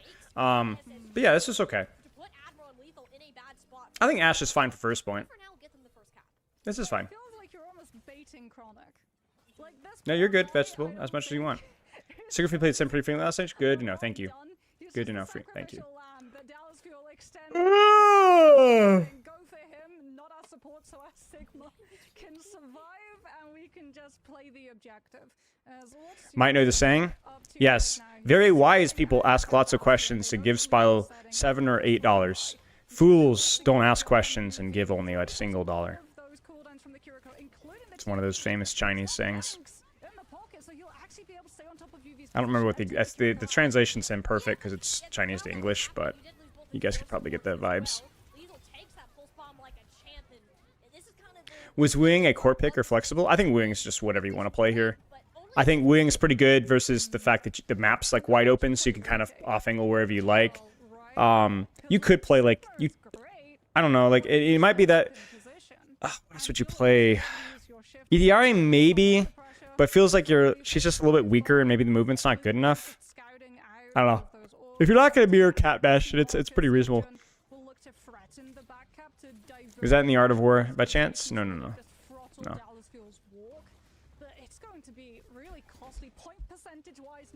I was using a special replay viewer, yeah, from a previous patch. Yeah, it's called OPR. Blizzard was kind enough to like let me borrow it for some of the analysis stuff. It's basically like if you could go back and watch replay codes from previous patches.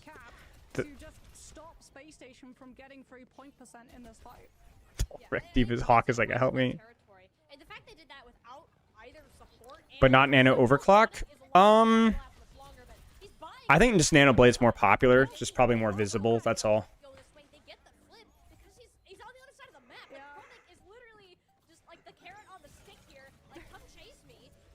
Whoa, he gets the stick. There's the bubble in response. Now, I will say, Dallas Fuel's ult economy is way better. Because Flux versus Bomb, Bob versus Bastion, just even Wing ult versus Cat ult is just strict downgrades, I think. Like, Bob is really annoying, even at the pro level. Like, it is a good ult. They're gonna win this. Wow. Are you able to use it for coaching old replays or not? Nah. I technically could, but that would probably be misusing it.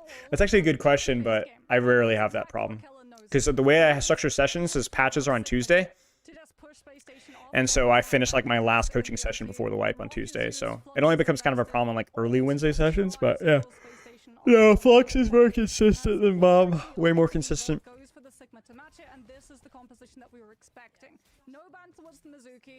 What makes players heroes like D.Va cast viable enough? Great question.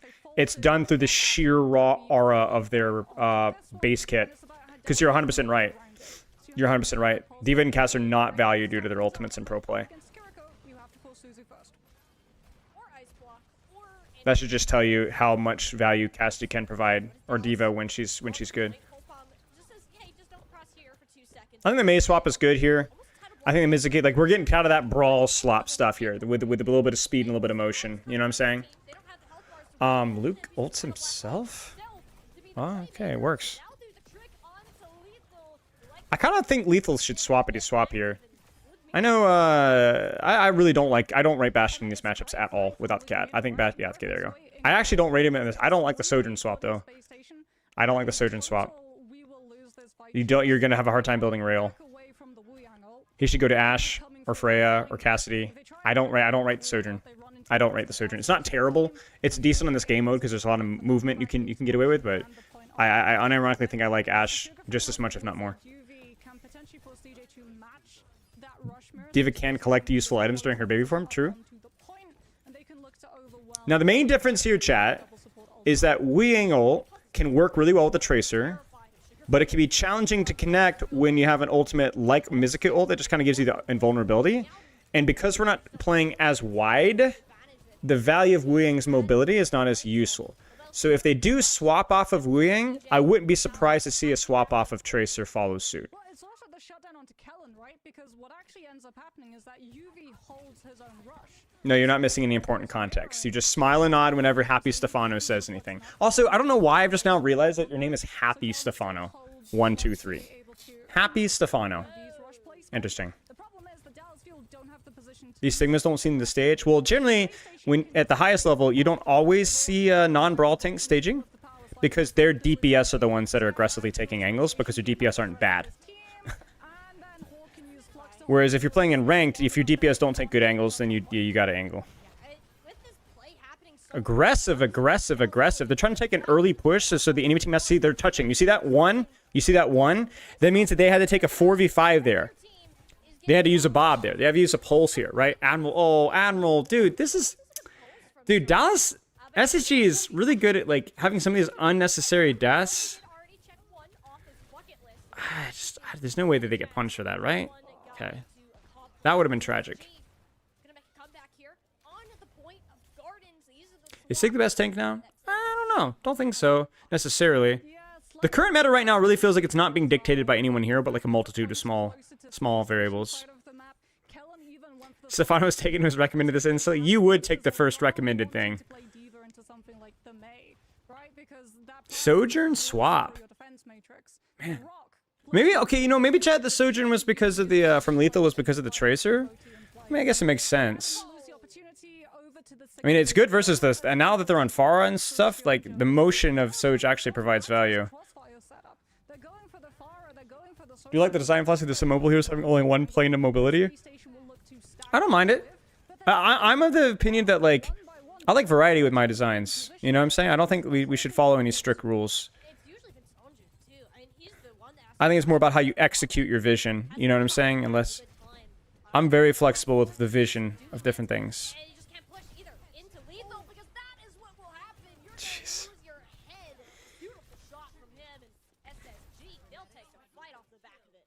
Yeah, Sugar referee just occupies Kellen, so there's no Sig shield in the way of the OC, which means that Luke Mino gets the one that you absolutely want. Farah is fine versus this matchup of slightly slower heroes that she can angle on. Farah has kind of bad matchups versus heavy dive, but she can be the dive abuser. Farah's like the high school bully that runs into like a gang member, you know what I'm saying? It's like she'll beat up on all the dweebs, but then somebody that actually has a bit of muscle, she just completely falls over a little bit. So I really like Farah on this map. I really like Farah, but you gotta know what you're doing. A little bit like Brig, yeah. They can't like go further than that because they ulted so early. Like that's all you get. Early angle. They're gonna go like Space Station again loves their forward fights when the point's almost capped. But this time, Dallas is better able to manage that flip a little better and get the flip. But they are down one here. They kind of need to pick in the next 3 seconds. Otherwise, they might be fricked. They might be fricked, guys. They might be fricked. There's no full team. Luke Mino got jumped by Hawk, who decided Flux, City Flux. Ooh, Sunjin got this one. I don't think it matters. Flux onto Chronic, so Okay. he can't try and build up OC and force Space Station to have to Best Life Weaver Mercy game of my life. Nice, dude. in a fight that they've A lot of oxymorons on there. I mean, you guys saw me play Mercy. so Space Station will So yeah, Dallas Fuel goes ahead, swap the wooing. They don't have the tracer anymore with which to kind of use that wooing synergy. So they're going to use speed boost here. And there's no like, this is what I was wondering. You guys were asking about Juno. This feels like the situation to play Juno, no? Space Station doesn't have any flankers to harass you. No cap bashing you got to avoid. So I don't know, man. I think what both teams are running on makes kind of sense. Minus this, I don't know. Sojourn I want trash on. Double slide at this point in time is probably just good as long as we're playing Flashpoint. Of SSG, I don't see a world in which Dallas will win this unless Chronic gets like an insane shot off. Like it has to be a clutch play. Maybe. Yeah, see, they disengage that. I think this is definitely a world where they win this. CJ just dies to random crap. They layer back in. Flux is hits, but it gets Suzu'd. Chronic builds rail, doesn't hit the rail. Just a trade of ults with nothing to show for it other than a dead CJ. You predicted a Juno pick? I mean, yeah, it's a great. I definitely think the Juno pick makes a lot of sense here. taking up the point percent. Hawk skibbities on Chronic. Oh dear. Sionjan's looking for the flank drop down with Barrage into Space Station's players. He'll use it, but the He must swap here. Sunjin's like, bro, this hero sucks. Give me something. Get me out of here. Maybe he goes May. He might go May. Space Station, they'll just close up the space. Brilliant chain from Admiral to collapse onto Kelly. That was strange. Dallas Fuel Even if you get a trade there, I don't know that you necessarily get back faster. the OC, but if they use it too early, Space Station will just kite back to point, use one-sided rush and OC to hold the space. You'll hit overtime. You won't have a support ultimate to shut down this blizzard. This is all up to Chronic. This has to be. Yeah, I don't understand the barrage either. Oh, that shuts down the Chronic ult. Lethal, going for the OC, but the diff. Oh, Chronic. His team, he has no support to fall back to. It's final fight territory. Sanjin is not loving life. Deny Kellen, inconsistent. Oh, Kellen gets frozen as well. Dang, man. SG kind of puts on, just kind of dunks on him, man. Like, this wasn't even a comp diff necessarily. They just execution in all ways, shapes, and forms. Will claim the win Cheers, Wonder. this week. Well, we said America was the Wild West, and there's a new sheriff in town. Space Have I talked to the devs about Cat Bastion? So were you able to talk about it? I mean, I gave feedback in the Discord, yeah. I provided my feedback, and you guys saw, if you might have missed it, John, really, but we went over the blog, and nerfs are coming. totally extinguished. Felt so few. If you can figure it out, I'll give you $15 per month.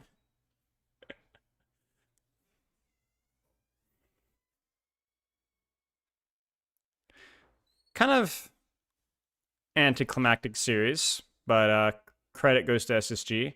I mean, regardless of what happened in this last map here, SSG really did play their strengths and played them well. I think the second map is like this real special one for me because I think they just played the map really nicely. The other stuff was like nothing super like earth-shattering, but yeah. Yeah, cheers, John. It was not the first thing we did on stream, but you'll see it pulled up if you skim around on YouTube.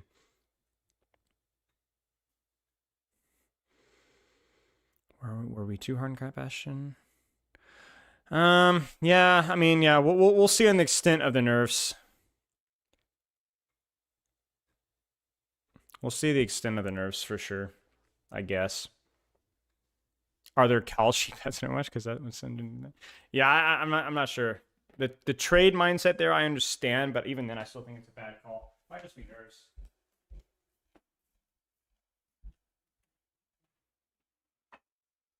Oh.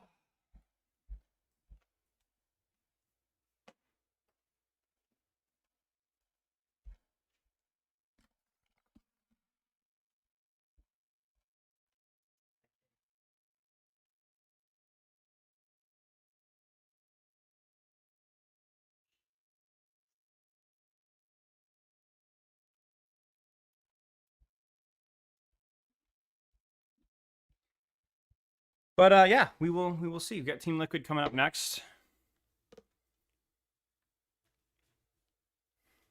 The duel against Reaper's impossible in Genji this season. Yeah, I mean, Reaper's pretty tough right now. Is Decisive Strike good in Pro? It can be. Depends on your build. It's more of an early game dominator, but whereas a lot of pro players will just avoid taking the engage until later in the match, in which case Decisive Strike kind of becomes not great. But every time I see Spell gets more hair. Would you believe it that my haircut got canceled twice back to back? Would you believe it? It's the truth. My freaking hairdresser was in another state. We forgot about it. Is it time for me to cry? Might be. How do I ask for Barber for the spell cut? Be like, yo, Barber, mess my stuff up.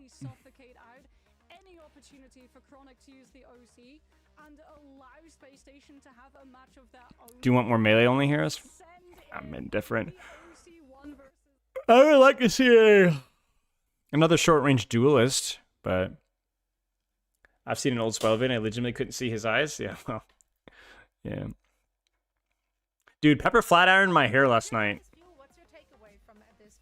Yo, Pepper, can you send me a did you take a picture of the flat iron? It was really funny.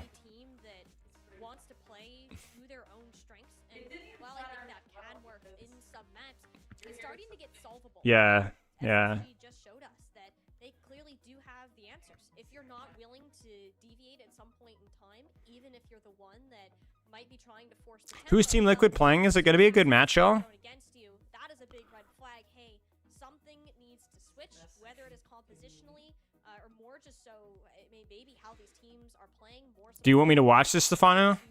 Why are you linking it again? I wanted to quit Rivals to one trick Vendetta and I found out she's got no combo split and went back to Magic. Yeah, makes sense. Yeah.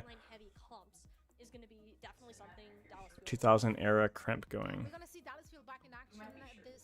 Let's see here, Anakin. Overhyped, or was Obi-Wan right? Let's talk about it. Let's see here. Thing about this high ground that he chooses, here you go. Right? This high ground provides a vantage point off of really anywhere that Anakin can approach from. However, given the fact that this high ground isn't necessarily particularly narrow, it's really broad. You get what I'm saying? So there's the problem with Anakin approaching high ground is not that he approached the high ground. The problem is that he approached the high ground directly where high ground is the strongest. Now, you guys in chat understand, you either directly contest it when you have an advantage, or you fight on a location where the high ground doesn't matter. So you guys tell me, if Anakin wants to contest and or clear or deal with the high ground, where does Anakin need to contest or clear the high ground? Yes, swing wide. Exactly. Anakin needs to approach the high ground, I agree, but he needs to do so laterally so that he is able to get full control of his vitals, and then crucially not walking directly into defender's advantage here. He just egoed. This is just an ego moment. This is a diamond Genji player jumping into a rallying brig. Not that you can't blade a rallying brig, but you got to be smart about it. You got to bait the bash to the side. You get what I'm saying? He just didn't stage. He got lazy. He skipped steps. Anakin cheated. You guys understand what I'm saying? You guys know the terminology, right? He cheated his dive. He didn't stage. He didn't set up his angles. He tried to skip steps, burned his cooldowns, and that's exactly what happened. Just embarrassing, really. Like, I mean, to be honest with you, it's embarrassing. Is the high ground overhyped, or was Obi-Wan right? I mean, is Spyro Coach Anakin in the universe to be plunged into darkness irreversibly? Yes. Yes, so. Yes, very much so.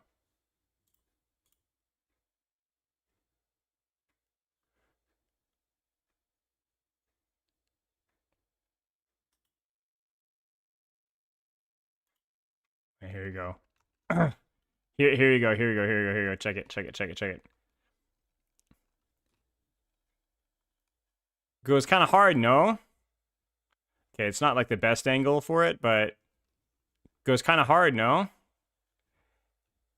Dude, it's like straight out of Bring Me the Horizon or something.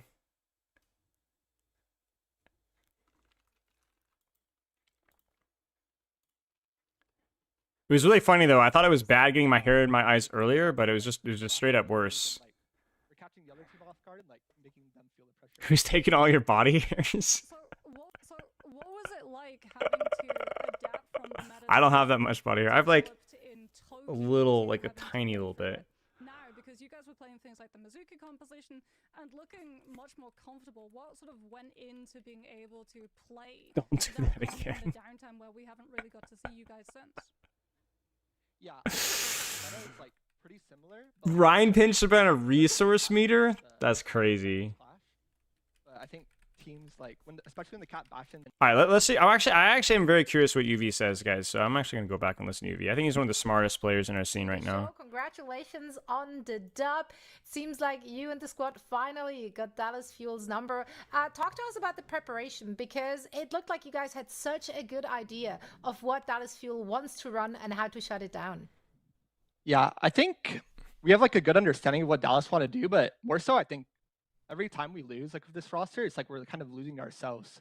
Like we have a lot of like really talented players on this team. Agreed. And I think that like now that we like understand Cheers, kind of Sean. like how like swapping in this like game works, like I feel like teams have been swapping a lot more this 2026 season. And I think we've like Lenny's been helping a lot with like the comms, like leading a lot, which has been like helping relieve some pressure from me. I feel like we're making like a lot more like proactive plays, and like we're catching the other team off guard and like making them feel the pressure now. So what was it like having to adapt from the meta that was sort of developed in Tokyo to having to play through it now? Because you guys were playing things like the Mizuki composition and looking much more comfortable. What sort of went into being able to play that comp in the downtime where we haven't really got to see you guys since? Yeah, actually, I think the meta is like pretty similar, but like teams are just like there hasn't been a patch since the Japan Champions Clash. But I think teams like especially when the Cat Bastion's like not available, teams are kind of like so his finding, mic like, is their own, live. like, different comps, and like there's That's so fun. many characters in the game right now that there's so Guys many hear like, that? chances for you like swap to something that like works better for your team or like makes more sense into like the enemy tank. Or Thank you, support or Arch. something. Yeah, and then kind of on that note too, there was a lot of niche picks, like the Roadhog, for example, coming out there on Ilios, and Lifeweaver being played a little bit by Admiral. Is this kind of something that are you guys feeling more experimental? Are you wanting to kind of adhere more to that quote unquote meta, or are you really just kind of focusing on how far these limits can be pushed? Yeah, I think we're like definitely just getting more confident with like trusting our picks. I think we wanted to play Hog like everyone knows that like when we got Diva banned on Ilios. So we've talked about this like Hog on Ilios thing for a while, and it's just never quite made it out of like the final day nerves. But today we managed to bring it out, play with full confidence, get our cat flying him in the sky. It was a great look for you in the squad. Now give us the Scrimbugs intel. Like, how has it been going in preparation for stage 2? Where do you see that SSG roster? How does it stack up against the rest of the competition this stage? I'm looking forward to doing a lot more international scrims actually, EU especially. Alright, that's we've been doing fine. That's good. That's good lot enough. of different compositions and heroes. On a mouse, should I aim with my wrist or arm, guys? Both. Big swings arm, small swings wrist, tiny swings fingers. Don't let anybody micromanage that too much. And it's something we're going to see more often. And it's more a battle of the coaching staff in a way. How are they Sarah, please be wrong. getting their players comfortable with coming out with Because if you're right, Stefano's just going to cancel his Patreon, and then I'm fricked. what works best for them instead of what you're told you should conform to. So we're breaking out of the chains in this region, and I'm very excited to see, especially what a certain team has ready. I send all my wrist guys to collect other items around the map. Makes sense. No, it's not from Scorn. Thank goodness. My employment remains intact. What's a hero that will never work in pro play? I don't think any hero is unplayable in every situation. There's a world in which that hero could be played. That's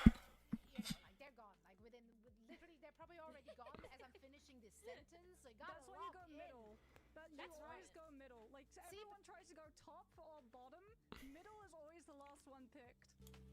see, that's what shut out. So I feel like this time around, like they might be smart, and now everyone went for the middle one, and now the top one was left unattended. What about insane one tricks like Cardiffan, Doom, GP Ball? I mean, yeah, I mean, Instead. yeah, it's fine. We've literally seen Doom, a little bit of Doomfist recently at OWCS. We see Ball pretty regularly. That's what Jake would do. The thing about the meta right now is that like because the patches are a lot more frequent, and there's like some regional gap, not regional gap, but there's like different regional like execution things that like there's more time for like regional metas to kind of develop and without becoming like calcified, you know. The patch frequency really helps teams to kind of like, and I think also just the esports been around long enough to where people are more willing to like appreciate the fact that there is more flexibility with what you can play.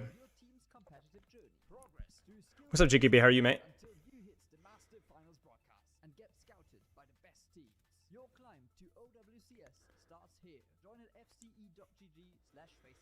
I missed the Face It trailer. You guys remember they were like those goofy players? Was that at DreamHack Dallas where they're all in their garage training or whatever? And they're like, yes, we won the match.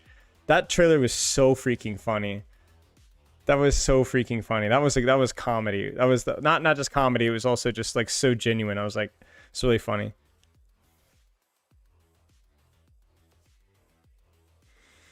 I've seen a video where you said you don't like Rams gameplay, so they don't unbreakable. The shield is what makes it bad. Well, the problem is that if a shield implies the ability to break the shield, so therefore a shield needs to be something that you interact with. But it is not breakable, so therefore it's usually something that you just ignore. Which means that... as you said, it's more about getting the timing of the shield done correctly, and then that's kind of like the amount of... That's basically all your thought put into it.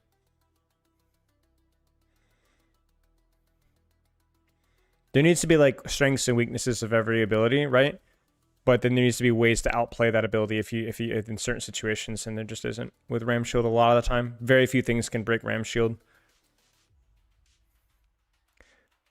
32-mile ride. That's a long distance. I did a 30-mile bike ride about a decade ago, and I was a pretty athletic dude, and my butt was freaking killing me the next day. So you went even longer than I did. So that's very impressive.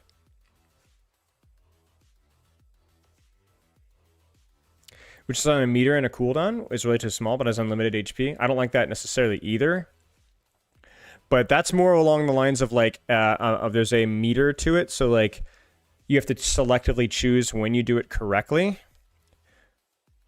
With shields that have longer durations, I think that like it being at least somewhat breakable is important. But it is rivals, so. But also like things like that are also not super popular either. You're fat also? Well, mate, I don't know about that, but if you are a little on the heavier side, then that's like very, very impressive. Thank you, Agent September. No, they don't even break it in pro play. Almost never. No, it rarely gets broken in pro play. Team Liquid versus Disguised. Okay.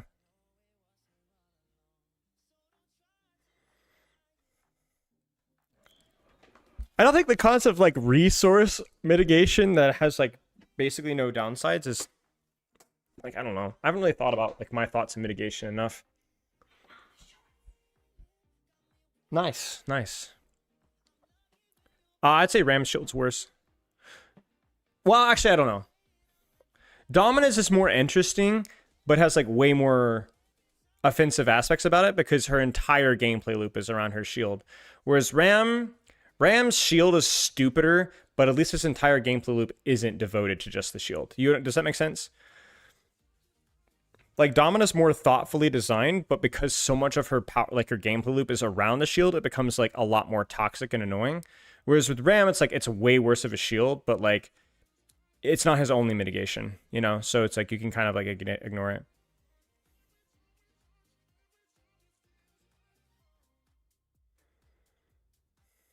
What's my least favorite cooldown? Oh, frick. Least favorite cooldown by concept or least favorite cooldown by execution?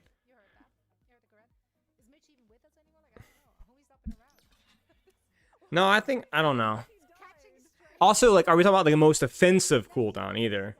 Because Hook would definitely be up there, but like you can't remove Hook. You just can't. Both? Booty cheeks. Man, you guys are asking me all the tough freaking questions. Overwatch, heroes. I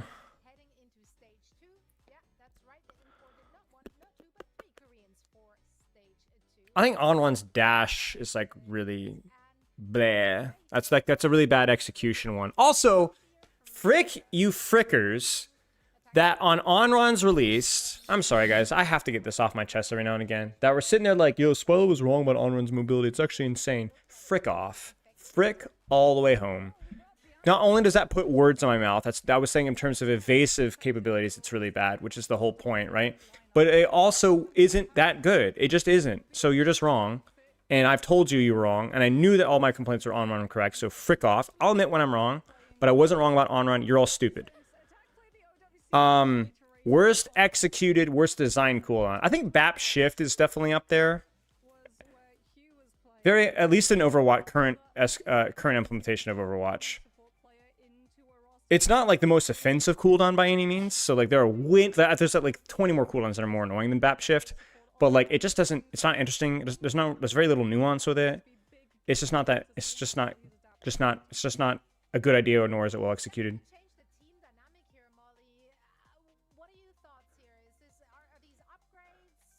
Why weeping openly? I'm just being stupid, sorry. Sorry, Skookong.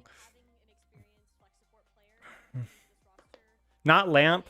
Well, Lamp at least has like skill play with placement. Like Lamp is pretty badly executed, at least in Overwatch. There is an element of skill and timing with it, and you can throw it away from you. And if you get the placement right, like at the highest level, like lamping back in the day, like lamp placement and timing was like a pretty important skill for BAP, you know? So like I still don't like it, but I think I choose shift.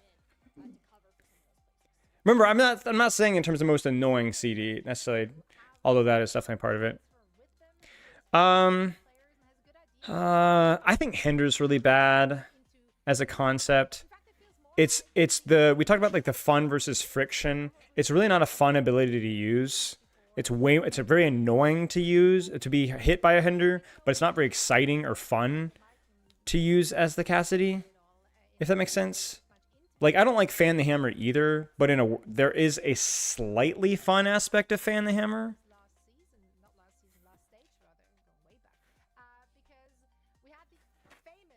Dominus Shield is poorly executed. I think the panels of the shield, I think it has potential. Matrix is tough. Doomfist block. It's not that bad. Like, there are aspects of it I don't like.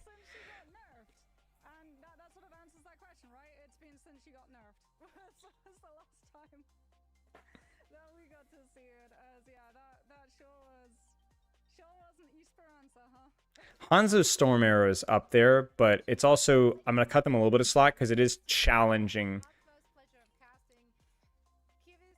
to know. Storm Arrow is just really boring. It's just objectively the best. It's just a dueling cooldown. You just do it whenever off of cooldown, basically. And it's also not the most satisfying cooldown ever. It's not unsatisfying. It's just way more satisfying to hit an inducted shot. It feels way more rewarding.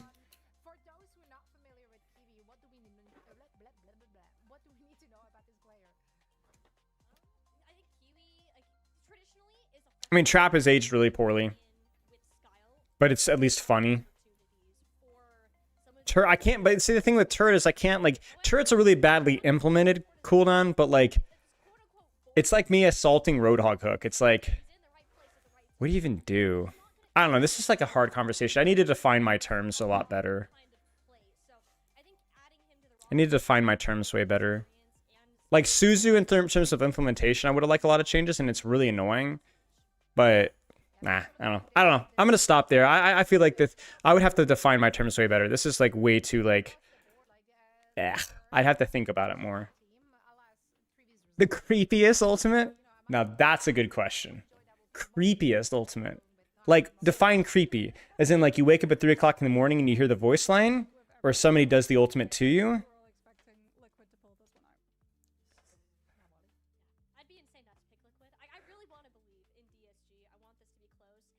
had two complete opposite reverse sweeps. That guy would be hilarious. You wake up in the middle of the night, But it'd be insane. you're like, ah, that would be pretty funny. I'll put you on that as I'm sending it over to Moxie and Molly for our second players here. I love that you say, what do you think is the creepiest ultimates? And Chubb clarifies that statement by saying, like, kind of creepy and scary. You just said this. What do you mean by creepy? Well, I mean creepy. Oh. Well, thank you, Chubb. That's a great question. Thank you for prompting this discussion. She takes you somewhere. That is scary. That's true. That's true. That's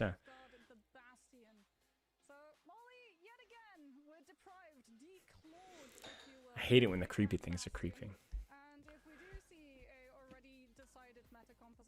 They should shoot the cat out back. I never understood that. If you really don't like something, why are you bringing it out back?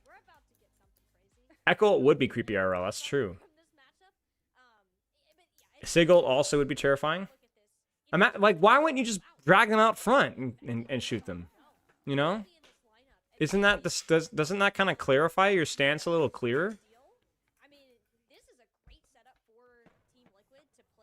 All right, guys, we're in. What seems disguised wants to play as well. Okay, let's see the synergy. QE obviously already played. No with Cap Red Ashen, on the no group, Tracer. GB Or Rocket. UK Rocket's a Overwatch Tracer World Cup guy. Team as well. As Zero rolls out on the far, so very similar. Brawl to what hybrid we've poke seen a lot slot. of the time for This Speed really Center tells you how on dead Oasis. speed Take is all when of the Juno heroes, take all nor the Juno space, nor Lucio are put being all played the here damage into lane so on that Oasis the City Center. bunker composition trying to Like play speed is on pretty the valuable on one this map, side being of able to the move map. around and such in Simply this game mode. cannot allow someone to go High into ground a control for the place Pharah to team, try which to is find nice pick because if Pharah that's can play around the okay little chain, but a good the Suzu booty to be able on to point. save this. Yeah, chain plus wall, RIP, because there's a Suzu on the line. R.I.P. On that one, Team Liquid, I think just having this Pharah in Zera, like look at DSG's health bars right now. They're getting Yeah. out pokes like crazy. They're corralled in this room, and Zera's just waiting for someone to. Doomfist ult would be pretty creepy. And dash out of Kiwi already. Yeah, and Zera having all this space Don't as well F. that you get to play You outside scared of me. where Did the stream PG cut out? is. We're back. We're fine now. Traditional So if it was, we're Texas seem to be okay. counter of the Pharah, not really fully viable in this instance. Ooh, what a Complete root. chain Suzu's there Forest. from Vega with the Oh, follow-up Diva for Bomb? Zera to Wait, be what? able to capitalize Oh. on the player who's just fully It's fine for me and good. concussive into rocket connection, builds up barrage. Good And Liquid angle also control from point Team control Liquid's as well. Disguise Pharah without hero. a support, without having that Kitsune Rush, I you have the think option to be able to Disguise take might out need small to space to undertake find the themselves map boxed in. control better with Mei before they try for the wall press on tank. You guys talked about like the Mei running it down on tank.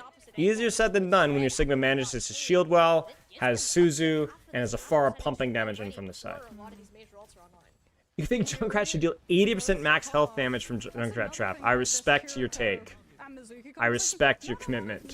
Fast heals, Sky Noon, like you said, Flux, Deadeye, mostly Oy, blocked, oh though, my with gosh, man, they really committed to that, didn't they? Works for when the ultimates are in play, but once they're done, so too are the defenses. Who was of saying to the rip? Disguise. Oh, I see. That would be Rocket taking a little bit When it of comes to a feel fumble wouldn't onto one you of the feel goals wouldn't of fall the under a flashback. slop category? And Liquid just I don't know. continue I don't think forcing these are Disguise slop. into this These are position. just They've different. got the support ultimates to be able to mirror. If you're Disguise, you might actually have to part with one of I'm them. always more of a fan of mobility heroes, but this is a very nice change of pace. I'm okay with this. About this position. I was okay with Cap Ashen too. Like I don't mind. I like variety. These tools to work with, and you have to force Disguise to play into your hand. It would be the Blizzard attack ends up. Oi, Zero with Sanctuary Barrage, but they are losing it down on main. I didn't really see what happened on main. Zero's popping off.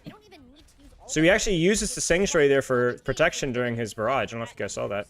Well, the good thing for Disguise now is that you're not boxed into a small space where you can't see the far. It has really sharp teeth. That's true, it does. Disguise is that Liquid are one fight win away from. Oh, is Kivas the new Team Liquid So support what player? they can do is play for time, build up ultimates, come in with a one-sided ult fight. Man, how did Liquid lose that? I need to go back and see that again. I know that they At used... minimum, unless they can find some clutch opening kills something off of stank with the PG layering or there. Rocket here. You're gonna try to clear height, which is good. If you don't have ult economy, you try to clear the perfect angle for your space. Pharah will go across again, most likely. There's the wall. Zero gets picked off. Where's Vera? Was Zero on the transition there? They need to get out of here. Can attack live. Can attack live on the way out? Maybe. It looks like the answer is yes. He needs to be careful of wall now, though, because there's no Pharah angle right now. They're gonna take a soft retreat, but they get to Where did the old liquid support go? I mean, you're waiting for Zero to come back so you can. I will allow a Google search to assist you in answering that question. To block off Tree or to block off Zero. PGE Oi, murked. gift by Tree. Cut down mid ultimate. Is Vegetable still there? There's your high noon value right there. Oh no. Oh no. Angles are maxed. Zero is a menace. Oh wait, they overpushed. Oh no, they overpushed. The Blizzard. Oh no, they're gonna win this.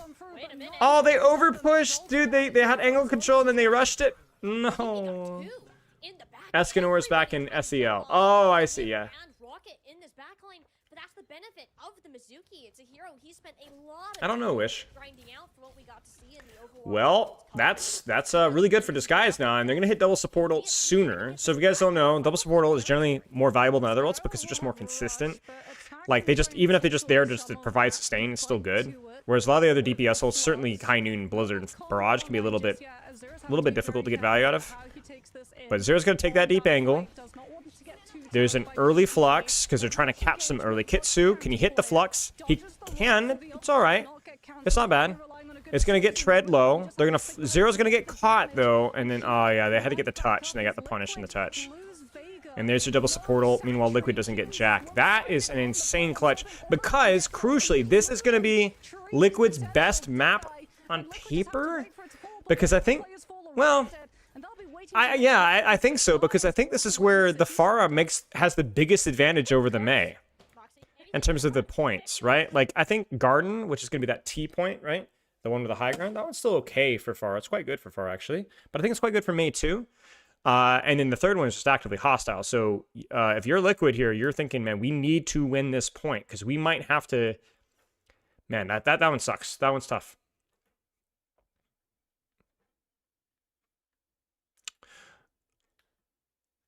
It's generally better to layer to play to win, but what usually happens, Vegetable, is that as they're layering ults, like they use the support ult, then we use the support ult, then they use the DP ult, then we use the support ult, then they use the tank ult, is that somebody dies. Somebody makes a mistake, somebody dies, and then whoever dies, usually that team just wins, and the other team doesn't commit more ultimates in that fight. But we have seen fights where like 7, 8, 9 ultimates even used before somebody dies, but it depends. And then the team that used the extra ultimate wins, the other team that comes back, and yeah, so, okay. I think Mei's pretty good here. You can kind of brute force the high ground control. You have to be careful of Pharah boops. They need to mark that angle. Silver Bolt helps with that a lot. That buys them time. So they're actually going to rotate in the other side. They're going to push the Pharah out, and there's your Pharah value right there. Old Pharah could not do that. Old Pharah could not disengage that as quickly. So PG is able to hold that angle and catch Cubis by surprise, but reality is 6 distinctly. But the reality is that was well played by Zero. There was a lot of resources put in Zero's lane, so yeah. Is the new meta Mizukuri back lane if Jepa can? I think so, yeah. I think so.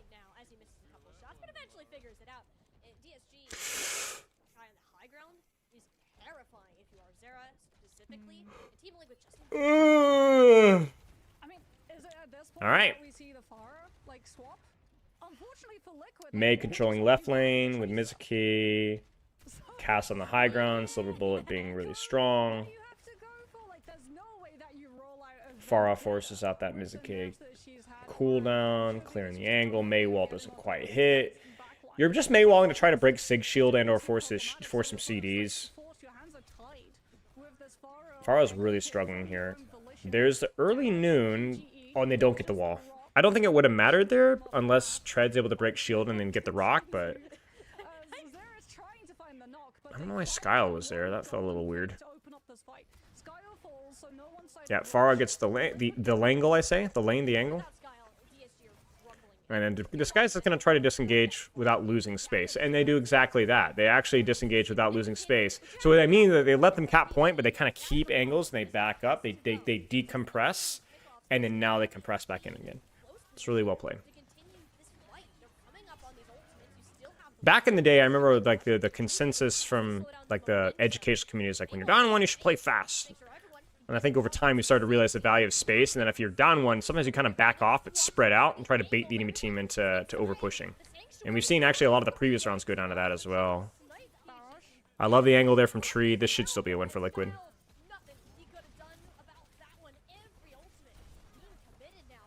I don't know if there's any nerfs to Silver Bullet. Cassie's kind of middling in ranked. He's kind of fragile in ranked. So I'm not sure if we would see any significant Cassie nerfs. I broke my record. How? Stuffing 16 cockroaches in my inventory. I love sentences that would have made a lot of sense 100 years ago.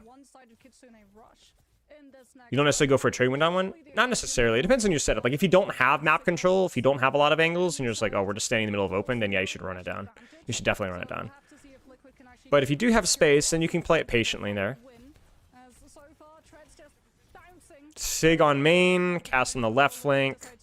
Probably May and whatever down the right side. Yeah, they're going to go down right angle, and PG is going to kind of contest left. They're going to flux push. He gets murked.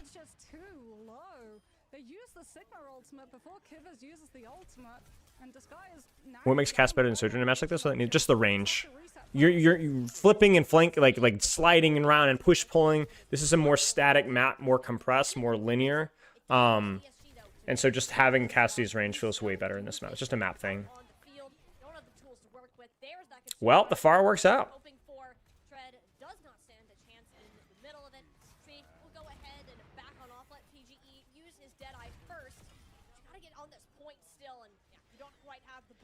All right. Well, this should be Disguised best map. This one upcoming. Liquid desperately needed the win on that one because that's Pharah. So the question is, does Zera continue to play Pharah and play coast side? It's still okay. It's not a bad point for Pharah. It's doable. Or do they bail and match the May? Also, I was going to say, do they use speed boost? Do they try to... I mean, they have the Mizuki's... Do they have the Mizuki's speed boost perk? Is that it right there?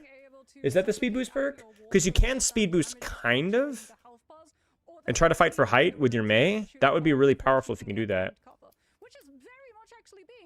Who's stronger, recon only? What do you mean recon only? Like as in like not using your sword toss or whatever? Oh, they're going to use their speed boost. They're going to TP speed boost. Ooh, they're going to go Juno.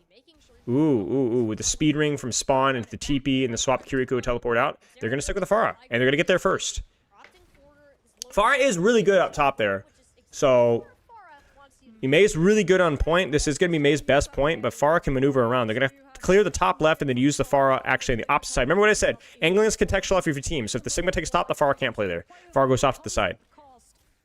And Pharah kind of guarantees you win that height, but she is worse than May. And yeah, you see it. PG gets her. The Swiss are frauds. Related to what? I mean, I agree with you. I hate the Swiss. Despise them.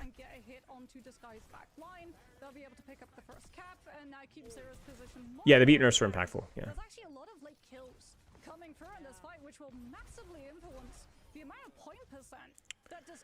Yeah, true. That was that's a long first fight loss. That's 20% basically. 21, 22, 23. And they've just now respawned. That's brutal. Do you think May gives DSC better point control? It does, yes. I mean, even this kind of stuff, like, there's a lot more chokes on this point, so May's a lot better. Blizzard also a lot better. But I do think Disguise has the better comp here. Which is why losing that first fight was so bad. There's the wall, there's the noon. The wall literally just kind of forces the noon. They get disengaged. Now they can re-engage with their Kitsune or with their High Noon instead. And then they should probably layer this with Kitsune this next second the touch goes, but that's fine. 1 for 1, and you're just getting more and more and more point percentage. Pharah's unable to establish the coast angle, which I would have liked her to try. Kitsu for Kitsu.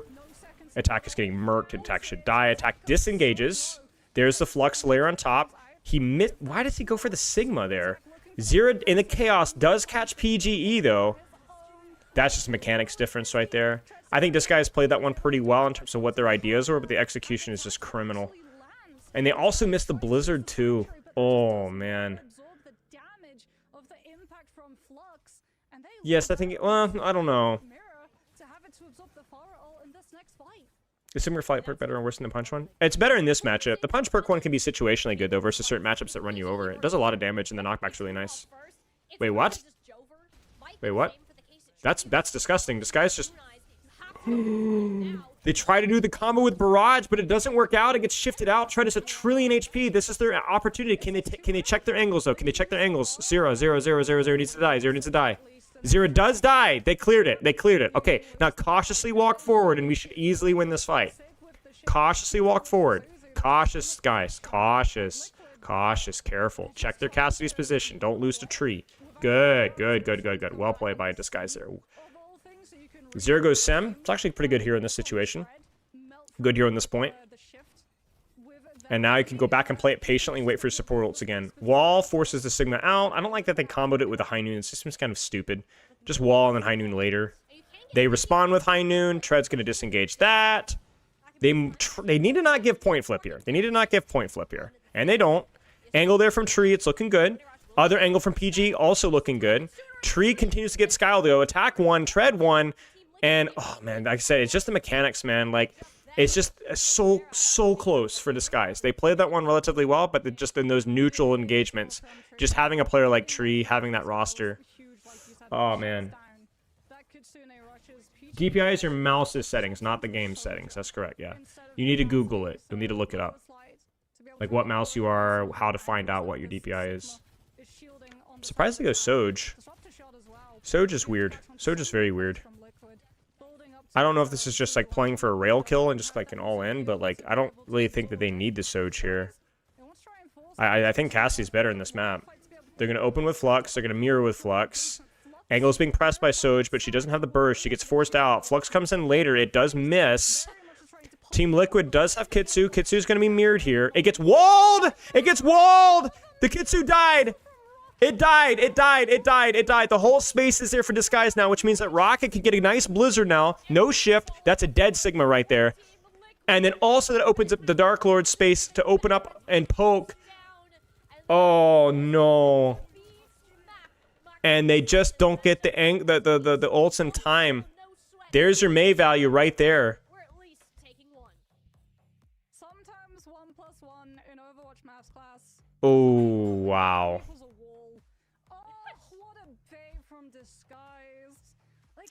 I mean, it wasn't badly played by Liquid necessarily. I mean, losing first fight as slow as they did was bad, but I mean, you got to go back to the first point, man. You just can't lose that. You can't lose that. May's just good. She's a good hero on the map, you know? She's just good. So it's like you need to win the ones that you're supposed to win, you know? You need to win the map where you're supposed to win. DSG did it. DSG won the ones that they were supposed to win. So calculated move by Rocket. I mean, yeah, I mean, absolutely calculated move because the thing is that like even if they don't wall off the Kitsu, it isolates the Sigma and forces a lot of CDs, and then they get the entire map and maybe even the flip. So it's like even if it doesn't block off the Kitsune, like that's still that the wall value and those support ults trades on main is just insanely strong. It's like speed boost, right? It's not the same thing. It's just that anything that's valuable right there, that's what you could provide. And now you could, in theory, have like use the symmetric teleport to disengage your Sigma out and then re-engage with like a TP. But like I said, they didn't do it, and they probably don't have the reps on that either. So yeah, I mean, it was a calculate. It just regardless of whether he blocks Kitsu or not there with wall, it's still just it's probably pretty big advantage for the Kitsune or for DSG. It's not real. I mean, Kivas could have been more patient there for sure, 100%. But either way, it's tough. I think the best case scenario there is that Kivas doesn't use Kitsu right away. They trust their Sigma to utilize his shield and shift correctly. They break a central pillar, and then they hit the Suzu if necessary, and then they use it afterwards. Rocket value not trace. I mean, Rocket's not a one trick. He just may not have the same punching power as like other... And also, like, let's not, like, read it all into one point. You know, that was one fight. Did Rocket play super well on the other points? I have no idea. We weren't watching. It's really hard to notice. So maybe Rocket sucked the rest of the map. Maybe Rocket's the worst player ever. Maybe Rocket is literally evil. Sigma ult counters Mizuko ult by forcing them out of it. Yeah. Mm-hmm.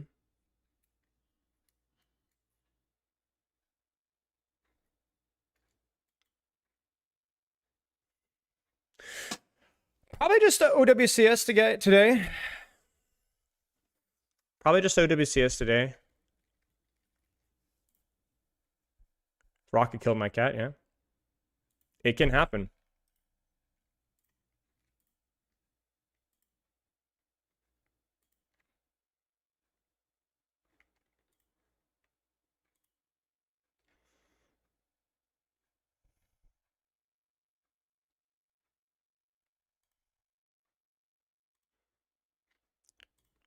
In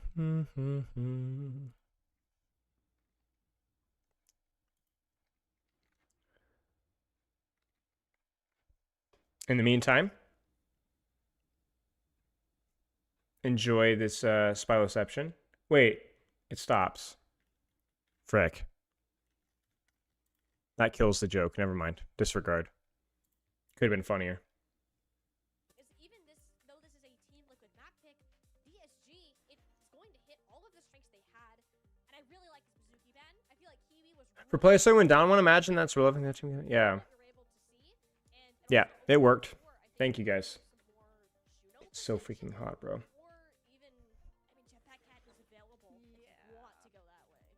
Yeah, I think it's less about opening a door and more about a skylight. If we get to see the jetpack fly on Mizuki ban.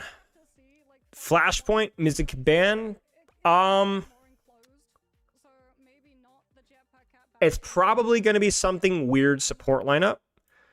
I don't know what the Kivis, what was the guy's name?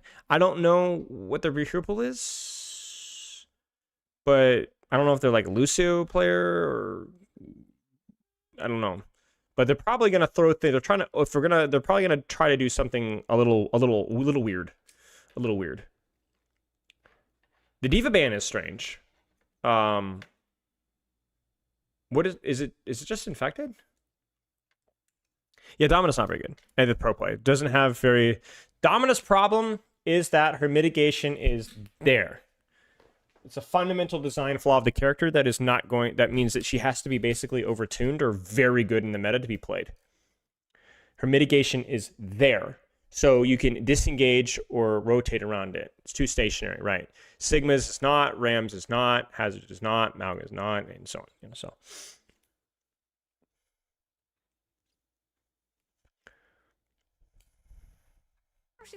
Doesn't really affect her performance in ranked play because ranked, the biggest difference between ranked and scrims is, and like pro play, is that like there's a lot more motion, disengaging and pushing with ultimates. So stationary value is not as bad. That's why characters like Hanzo can be okay in ranked, but aren't very good in pro play. Ram voice is still being too searched by display. Right. Well, Ram has his brawl form, so that is the definition of like mobility mitigation. Overwatch 1, Arissa? Well, Overwatch, so push-pull in old Overwatch wasn't actually that good. It was a lot of stationary ult trades. With some exceptions, of course. But yeah, it was a lot more stationary in its tank trading, especially with like double shield and stuff. Like, you had entire metas without any form of speed at all. In fact, Arissa was really good at stopping you from pushing her with her halt. Very good at stopping you from pushing her. Yeah, it looks like they want to force some sort of Lucio nonsense, which makes sense. Oh, attack, right, attack. Attack sounds familiar. Why, who is attack? Where have I seen attack before? Seriously, where have I seen attack before? Is he like one of those? For some reason, I want to say like Korean Uprising Academy players from like 5 years ago, or like. Yeah, I know he's a Korean. I know he's Korean.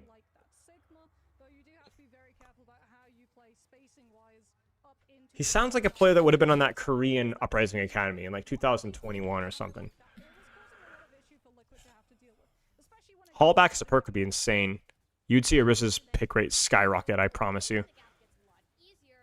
Ramir seems fine. Lucio because Mizuki's bans. O2 Blast, yeah, maybe.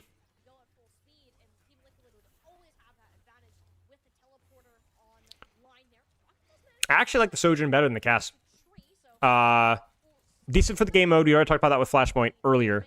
But the tank matchup is amazing. Really easy to build rail off of Ram. Cass is fine. It's not bad.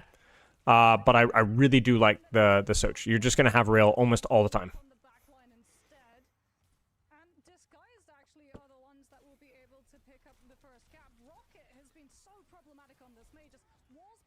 Oh, no. The Spilo Ice block moment right there. Hello, Michael. I'm here, it's not fine. Affects my mental health negatively. Yeah, this really just feels like preferences, to be honest with you guys. Sim, Mei are both fine here. Mei is better in like the immediate direct tank trade and has better poke as a whole. But I think Sim is way better at like map flipping, opening angles, and I think her ult's like way more consistent. Cassie's way more picks, short range pressure. Sojourn's way more consistent, long range pressure, and I think has a better, more consistent ultimate. I personally would prefer the Sojourn, and I think that the Sim on this game mode is probably better. So it's I think both DPSs. I prefer the Sim and I prefer the Sojourn. If you could if I could micromanage, but they're probably just more playing to hero strengths. Like I think Rocket's going to be way better in May than he is in Sim. Uh-oh. Well played by Disguise. That was really well layered. They did not play around the Blizzard very well there. Ram's biggest weakness is CC. Biggest weakness is CC and or hypermobility. And I miss Tree's Deadeye as well because he is that too. Yeah, Liquid went for the Sim TP Deadeye play, and it fell on deaf ears and blind eyes. Yeah, the problem with Liquid is that Sim is like has a really high skill ceiling for like what you can do with the character, with the team. But I just do not have any faith in Liquid's experience with this hero. I'm not saying it's a bad pick necessarily because like you don't have a lot of heroes that you could play in this situation, but it definitely feels like on paper the May might just be better with the way that we've seen Liquid play. I don't know. They're just kind of running it down, and Simwalls just doesn't do anything. Crowd control, stuns, slows, yeah.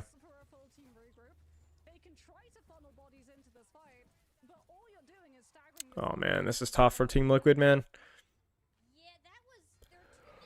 This is tough, man. This is tough. I feel bad for Tree.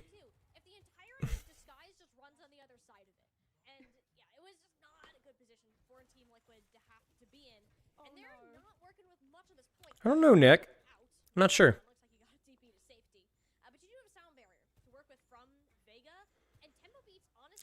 Will they get a sound barrier engage? Feels kind of hard to get it nowadays. Hypermobility is Doomfist, Ram's worst counter. I mean, Doomfist has a great matchup versus Ram, yeah. Yeah, Doomfist is quite good versus Ram. You'll rarely see it in pro play, but in ranked it's very good. I mean, you can kind of bully the Ram a little bit, and then you just ignore him if you don't want to. Ooh, yeah. There's your cast value right there. Less situational dueling potential, just more consistent. Vortex is a good CC now past the rework. I think it's more consistently, which I think is fine.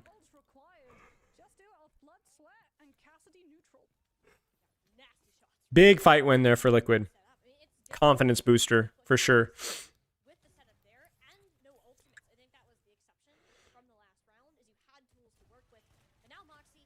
I don't know. I did not follow DSG's storyline very much last season, so I won't have an opinion on it. No, I don't really think Sim needs that big of a nerf. Like, here's the thing. If you wanted to nerf Sim a little bit, I don't think you would necessarily be inappropriate, because she's pretty good in ranked, too. Like, she's a little niche in ranked, but that's more due to her popularity, not due to her performance, necessarily. So if you were to, like, I don't know, nerf the major perk heal a little bit, nerf her teleport HP by 25, it would affect her pro play, but it wouldn't, like, sledgehammer her a nerf. She's not like a Kiriko where, well, I guess Kiriko now is, like, pretty good, but, like, historically, the Kiriko where, like, her performance in pro play and ranked is, like, wildly different. I think she's okay. She's okay in ranked. Yeah. She's, like, a small, minor nerf to affect pro play wouldn't necessarily trash her in ranked. Yeah, like her wall being breakable or something like that.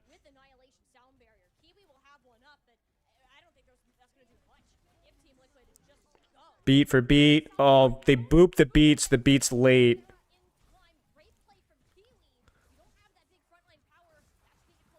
Well, the problem is that she's being her win rate is inflated by one tricks, because whenever she's very flexible for stuff, but whenever she's played by people that she's not being tilt swapped to, right? Like tilt swapping or counter swapping almost always debuffs the character's performance. So that's kind of always inflated her win rate by a little bit. But I do agree that she's pretty decent. Zero goes Tracer looks like. Why does Zero go Tracer? Just to get back faster, or not finding the value? I mean, Tracer's fine here. This could be a bit of a challenging matchup, though. Have Blizzard said that? No, I mean, it's just objectively true. Like, this is why Roadhog has always had a lower win rate, because of how often he's swapped to Orisa, because of how often he's swapped to as a solution hero. I have had this conversation with devs before, but, you know. Is it undeniable proof that the hero's trash? Generally, yeah. Unless that hero is swapped to when people are losing, then yes. 7k DPI? So 7,000 DPI? Or is that including your in-game sensitivity, Swiftblade?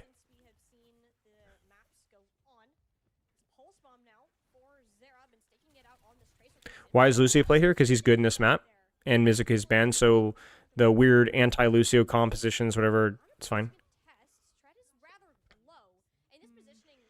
Oh yeah, Reaper's Giga busted. Yep, Reaper is definitely a bit of a tilt swapper sometimes. And he's doing very well. So yes, he is. He is very broken.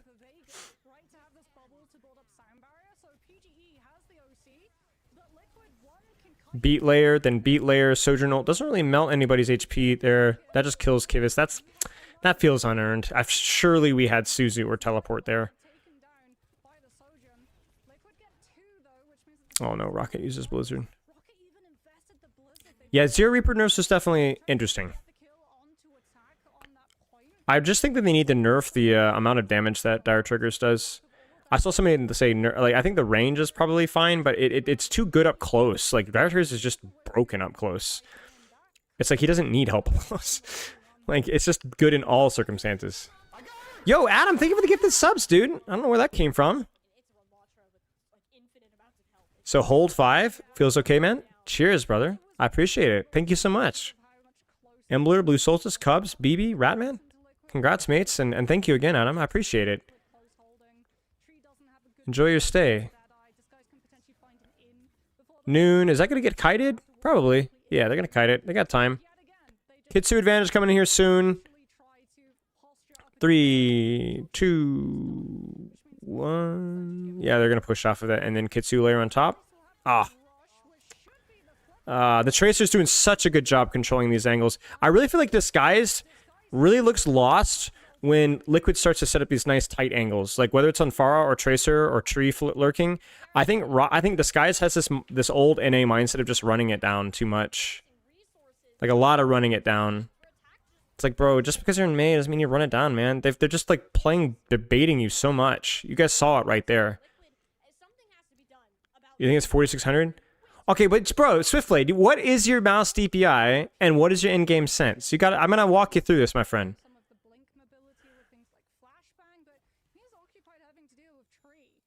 You only see 10 players brawling into 5? No, I don't think Overwatch lacks strat at all. I think even though this is not necessarily the highest level of Overwatch we've seen, I think there's still plenty of nuance here.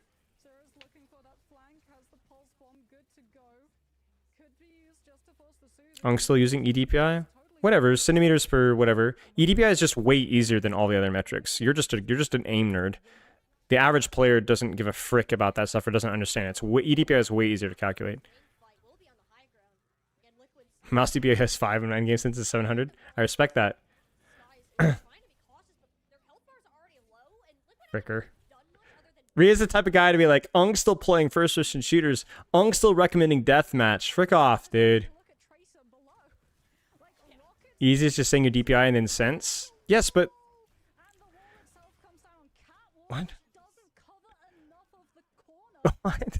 Say your DPI and then sense. Yes, that's what I'm asking. I'm like, what's your DPI and what's your sense? When he says this, my EDPI is 7,000. Hello, Pickle Rick. PG goes Cassidy. That's probably for the Tracer. Unironically. Like, I guess it's more along the lines of like, oh, both heroes are fine, so, but, yeah, I don't know. I still think Sojourn would be fine here. I'm not sure. Disguise maybe looks a little lost here. Not about Fury. The NQ deathmatches are so buns. No, I agree with you, mate. No, 100%. I had a conversation like that with the GM Tracer today. I was like, bro, you need to get a 1v1 TXAX buddy. You know what I'm saying? You need to get somebody that can play Tracer 1v1s versus. Dude, I recommended Kovacs to this guy. I was like, if you're GM, you should it's probably Kovacs is better than deathmatch at your point. Or yeah, the bot. Yeah, true. Yeah, I don't know, man. Disguise looks like running it down main doesn't work with a Mei wall like it did in the very first point, and they're just kind of lost. The Tracer swap was clever. They just abuse, like, Kasaurus has to be seeing this, right? Like, and seeing how lost Disguise looks on these more open angles things. Like, they're just winning those fights, man. You gotta do math now? Well, you only have to multiply two numbers. Swift, I'm gonna make it easy for us. Find, what is your in-game sensitivity? What is your mouse DPI? That's it. I really wish when we had that first map, we had not seen the Tracer banned from their own end. Because If you're above gold, I disagree with you. I think the deathmatch is fine until like Masters. it would have been a vastly different story on OWCS, especially on University, as we just got to see a totally different look at Liquid there. Like, Disguise had no... Well, Liquid knew something. They knew something. The May run it down strat is not the cup of tea here. I mean, look at it. Like, look, there's just nobody there. Like, there's just nobody in the land. Like, it just every angle was just free after first point. And Zera, it's pulse bomb. He's gonna hit these. Like, okay, doesn't land it there, but does all the damage it needs to. And I don't think it's not just Zera. I think he is the one that is clearing a ton of space, though. How's the drive spin? I haven't really played much. To also work around. I know I can't ban the Tracer. You're forced to go any of our map types. I always include air temperature and pressure in my calculation. That's smart, yes. Again, do you consider putting Rocket to try to match the Tracer? Yeah, I agree with you. Public TXCX is okay if you don't mind swapping around. And your own comfort, because it got shut down pretty badly. Giggle. Chat, it's so freaking hot. Holy crap. Our like electric bill is cheaper if we don't use electricity prior to 6 p.m. So it's always like, can you suffer until 6? Because you can turn on the air after 6. So it just gets hotter and hotter and hotter and hotter. No, I don't maintain Age of September. No. It was more of a content piece thing. So.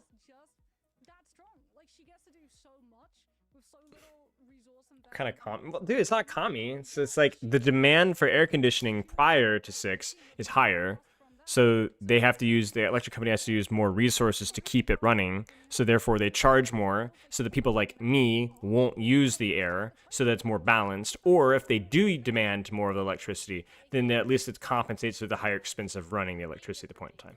Take care, Vegas. It was nice to see you, man. Can you really get Comptress in high rank? Yeah, you can. People that don't play too often, people that have camped a rank but haven't played enough to leave. It's not just the comp tourists, it's also like people don't take the end of games at the end of the season seriously. So the games are a lot more volatile. So you're more likely to gain a lot of rank or lose a lot of rank. And the game quality is kind of meh. So the whole concept of like never play ranked at end of season because you're going to lose all your games is like stupid, because you could just win a lot of games too. It is a little bit more random though. If that makes sense.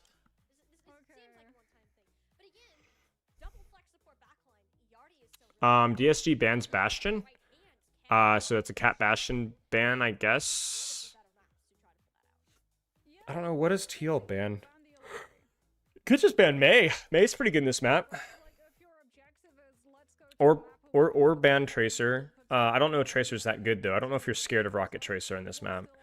I would be surprised if you didn't see Okiri.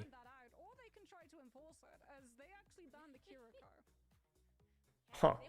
Maybe they would just, again, they want to kind of keep it from that Kirimuzuku slop. They want to open up weird comps, I guess. I don't know. It feels like TL's like trying to avoid playing the meta with their current backline. But I don't know. Oh, they can't ban DPS. Right. You're right. Sorry.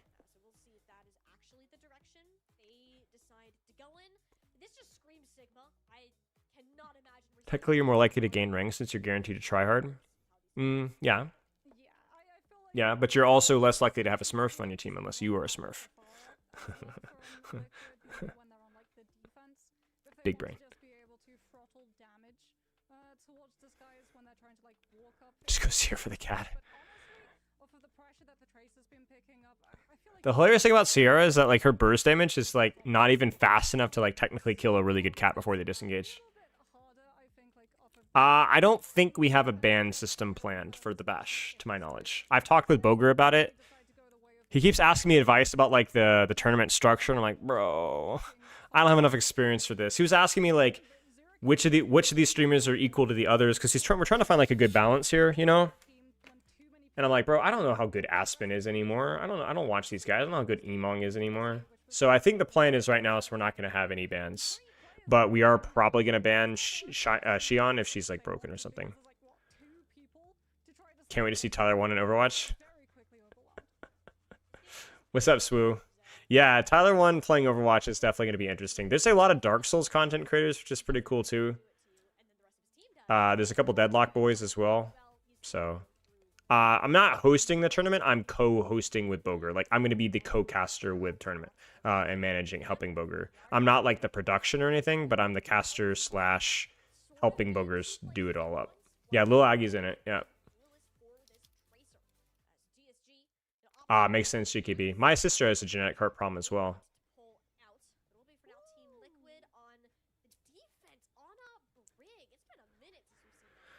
But, yeah. It's definitely going to be interesting. It's definitely going to be interesting.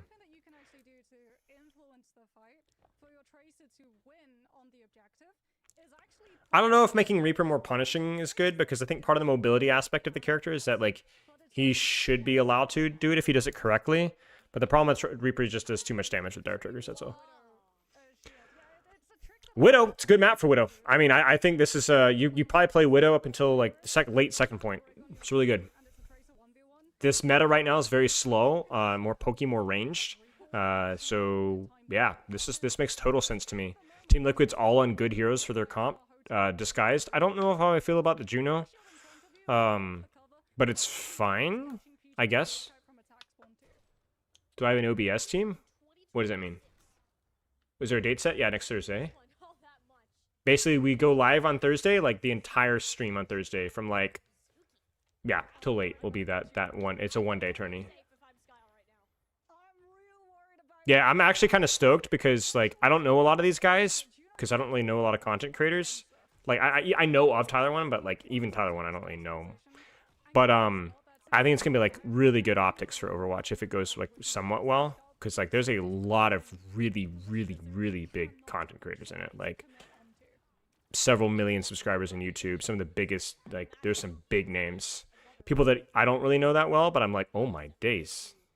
So feels good. Kingsman Drama 2.0, yeah, surely.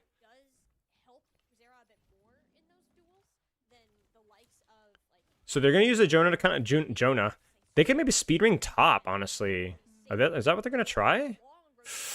Oh, it's dangerous. That's so dangerous. I love that rotation from Tree, though. Like, it feels like Disguise is really having a hard time rotating their core with Juno right now. Like, Juno... That's a good nade. Tread's going to have to disengage that. He shouldn't die for that, but yeah, he's going to have to disengage. They don't have the sights mirrored, though, so PG... There is a window here for that rotate speed. Ooh, PG doesn't have... Oh, whoa, Tree gets rocket. It feels like Attack is just controlling this kind of by himself, though. That's one of the nice things about the Brigade, to honest. It's a little bit less fragile. Are there any non-Overwatch players? No, they're basically nothing but non-Overwatch players, with very few. Like, most of the players are non-Overwatch players.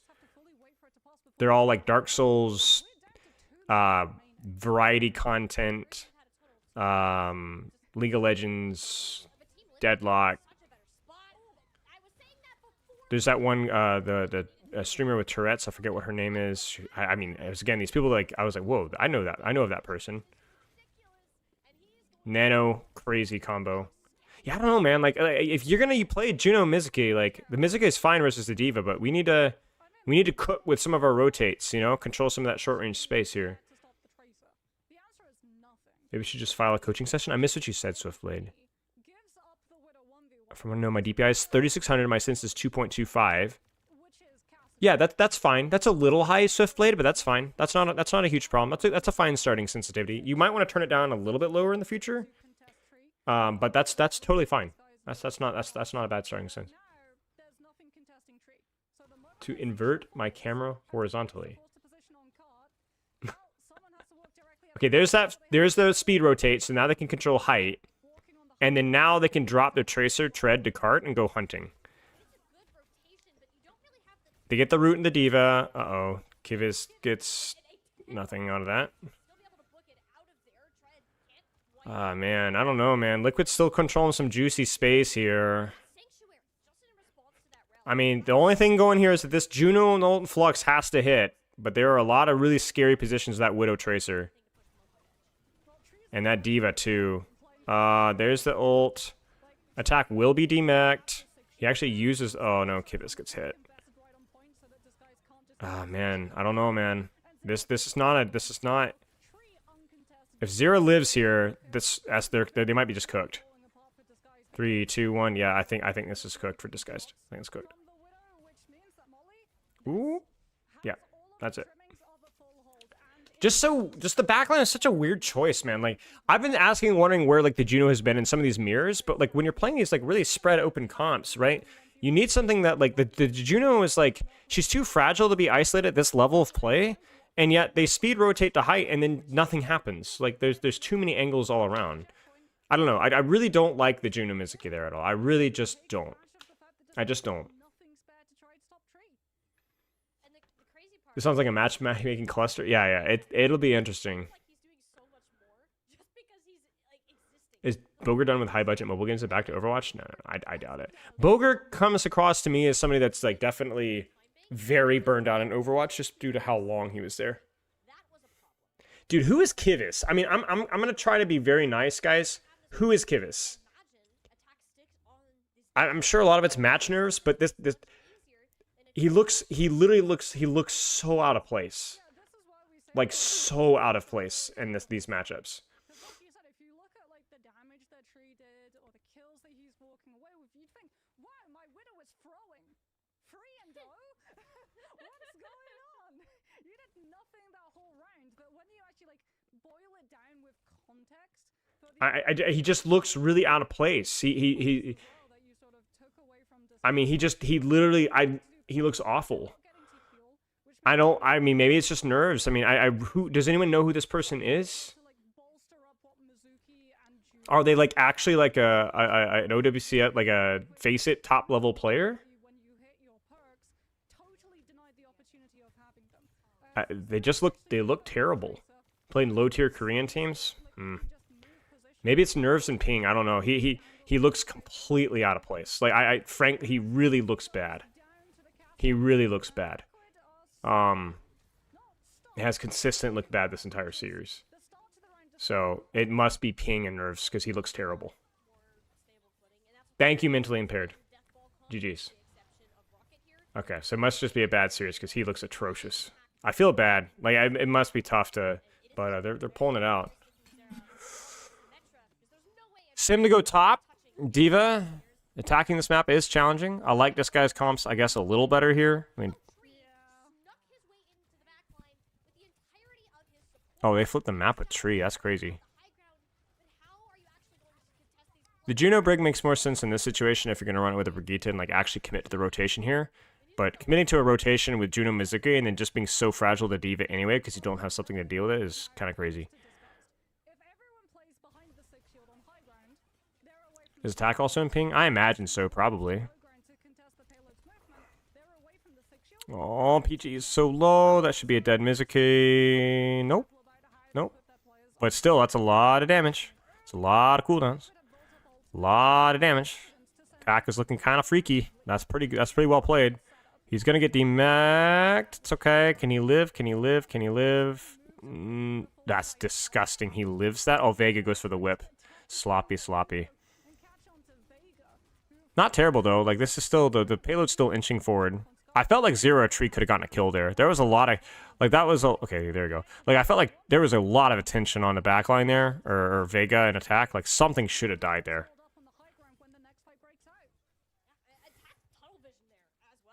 Is OnRun playing at this level? She's too bad. She's too bad.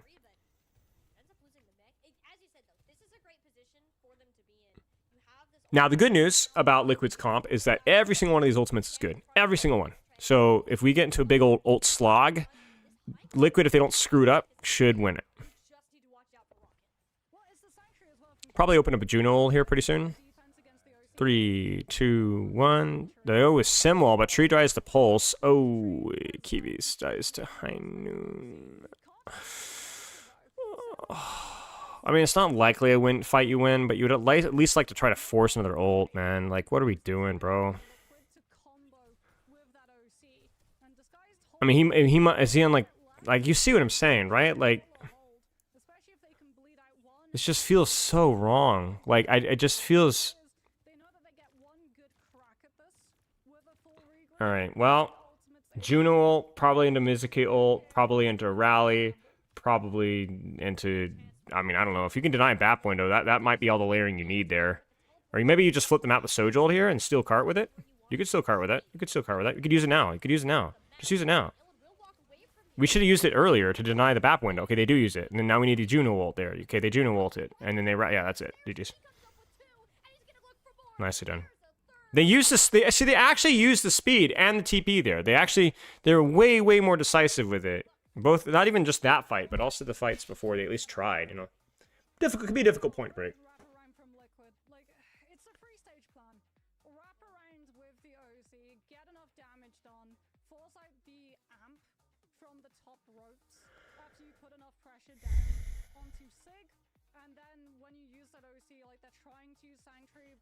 Talking about this a little bit earlier with the Mizuki ultimate.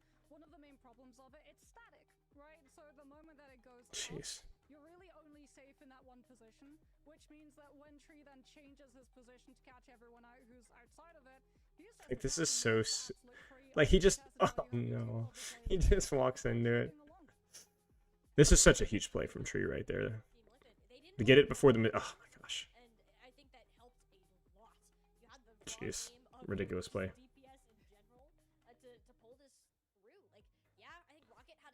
Seriously, who is Kivis? I gotta look this up. Now. Team Liquid Overwatch.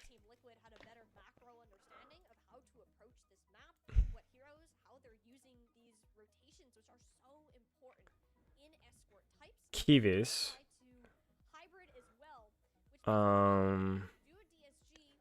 Zan, Onside Gaming, Poker Face. Been around for a while. Yeah, so this guy, I don't know. It really must be Ping or Nerves. But Nerves doesn't seem to make sense necessarily. Maybe it's just like ridiculous Ping or something. I don't know. Not sure. Holy poop! It's hot. And I think if you go to Runasapi, it would be like Emre versus Sojourn. What would be the big mix-up between the two of them? You're also worried about Tracer impact as well. I mean, you look at the Wikipedia, it's like pretty legit. It's fine. If you don't stay on top of Zero's position, your backline is gone. Yeah, I've seen Elemental Guy a little bit. Yep. Yeah, and I think you have to keep Rocket on the Tracer. Yeah, it might just be a fraud map for him, fraud match. It happens, or it could be, like I said, Ping. Beneficial. But we're gonna do absolutely nothing that we just talked about. We're gonna go to Bonnie or DSG, which can go one of two ways. We've seen teams pull out. What does DSG pick? Surely, like, is it King's Row? Do you pick King's Row here? Try to leverage your Brawl Slop advantage. Go like your Mei stuff. Maybe another DPS ban or a tank or something to protect. They pick Numbani. Okay.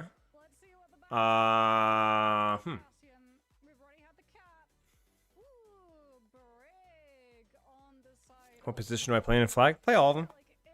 I was primarily a quarterback when I was younger, but I've grew less and less interested as I've gotten older with quarterback, and I'm mostly receiver now. I did a lot of traveling as the rusher, the blitzer, but I do more receiver now.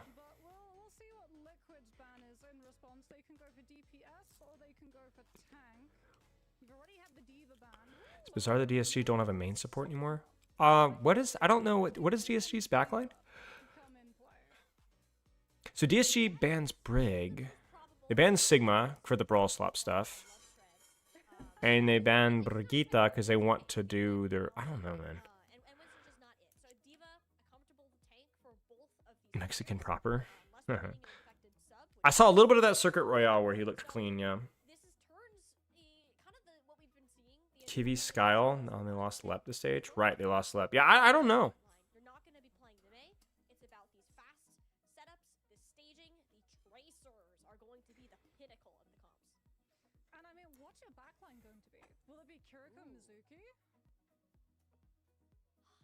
Probably. If we're playing Diva, I feel like the Mizuki is a necessity, no? Especially with no Brig.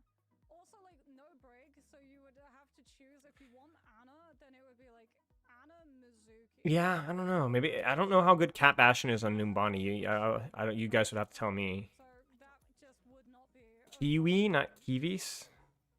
And then Anna without the Juno would just like be very vulnerable without speed boost, but Lucio's also been heavily nerfed. And there's Guys, 7 minutes away before we can turn on the air conditioning. We're almost there. able to totally lock a player's positioning down, and it has a It's almost time to turn on the air conditioner. as well. That thing goes far. So you can very easily also like be very aggressive. Who's my favorite pro player to watch? I don't know. movement speed that you have on your shift where you can like set up I mean, anything that's flashy, it's playing a flashy hero is fun. Like Junbin on ball is fun. Tree's always fun. to find a chain. And Proper, anything gets any high level Genji tracer is fun. the way the Kirikos do with Fix step that. setups. Is Spyro playing the game anytime soon? Well, we might play a little bit later, but not likely today. If I'm DSG, I like that a lot. I was instantly picked as blitzer. Can't catch the ball enough fast. A clear choice from team's perspective. Yep. GKB, in my opinion, at the highest level, well, actually kind of across the board, blitzer is the most underrated position on defense and arguably top 1 or 2 most important position on defense. Very important position. I don't think it necessarily has a very high skill ceiling. It has like a middling skill ceiling, loaded skill ceiling, but it has a very high skill floor. Very high skill floor. So very, if you're able to get like figure out the technique aspect of it, probably the most important position at like to pick up.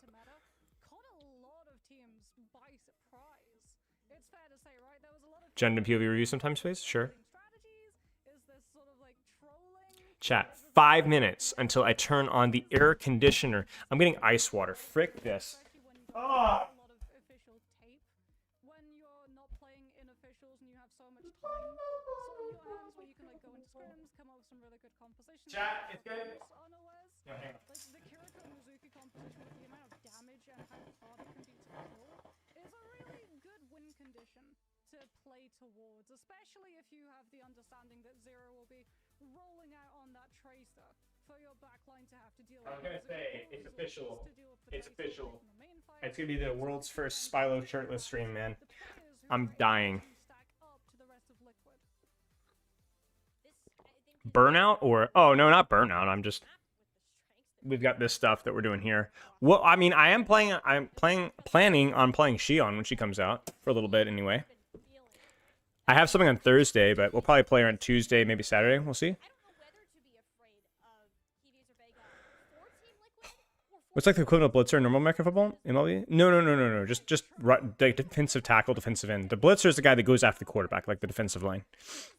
But as opposed to professional football or NFL, where like size matters, size does not matter. It's only speed and your dexterity. Like having access to the toilet as soon as you get home. True, actually. Don't look at the clock. Diva Mirror. Mizuki, Kiriko attack, Cassidy Tracer. This comp seems okay. On defense because they have time to set up. Soj because the map is a little broader. I think both comps make relative sense. Ana Soj wooing is very high risk, high reward for sure. It's a little strange that they're not running Kiriko on this broad of a map, but it's not bad. It's just a different approach. What tank is the highest skill floor? Maybe Roadhog?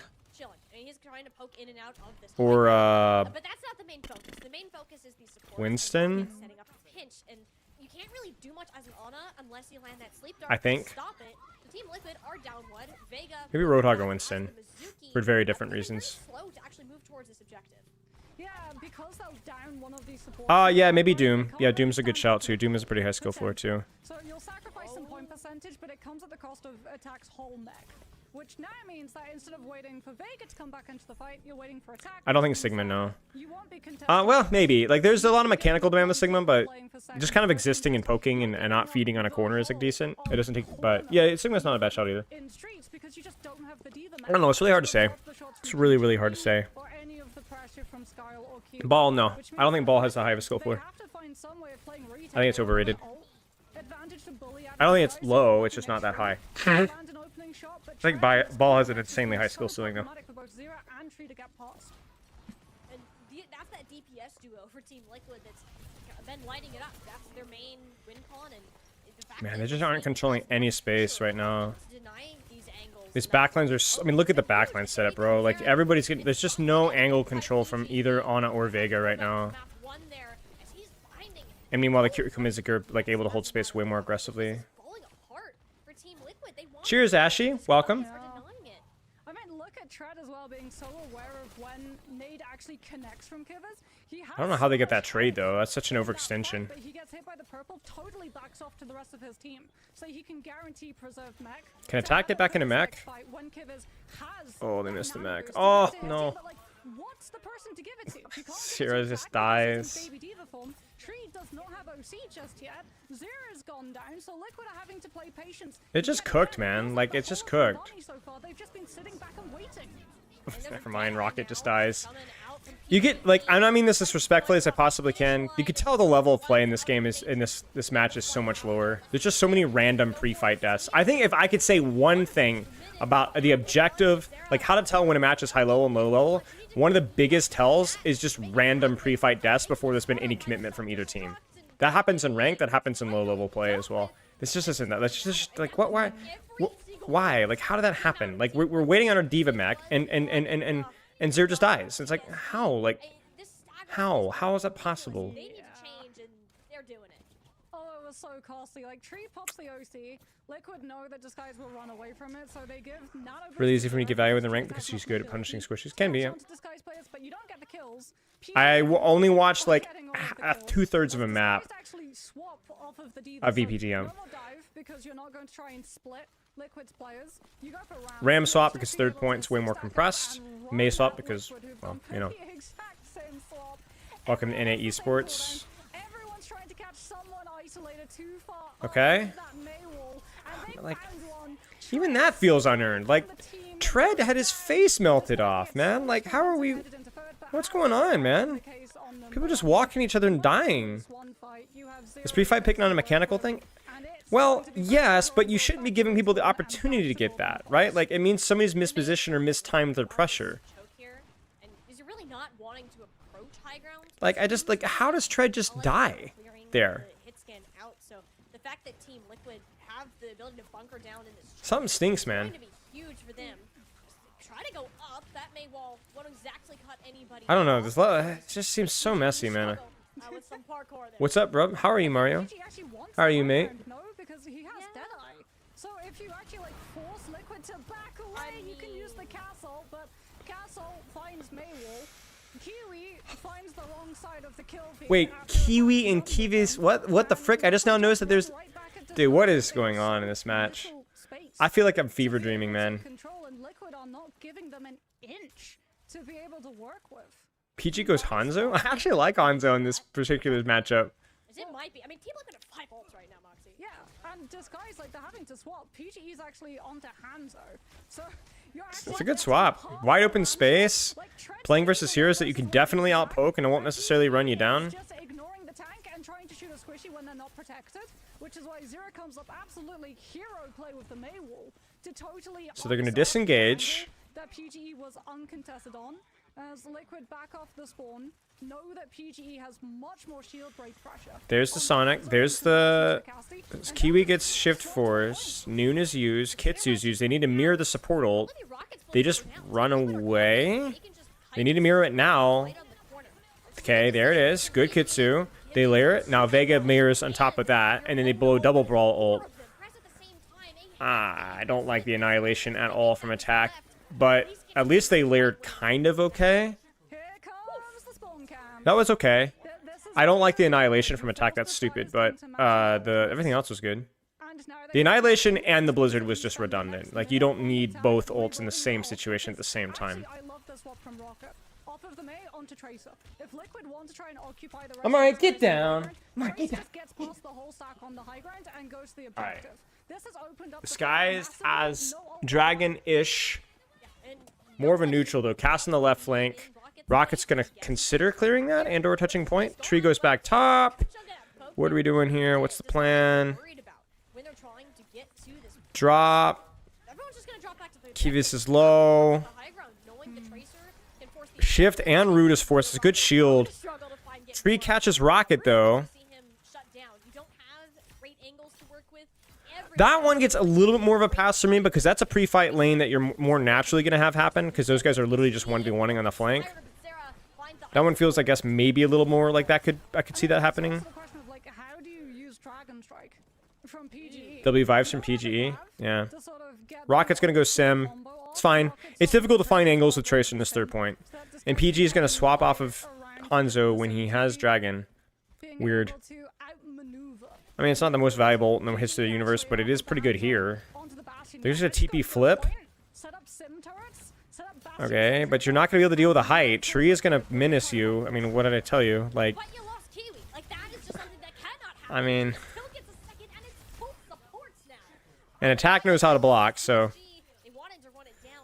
Frick, man.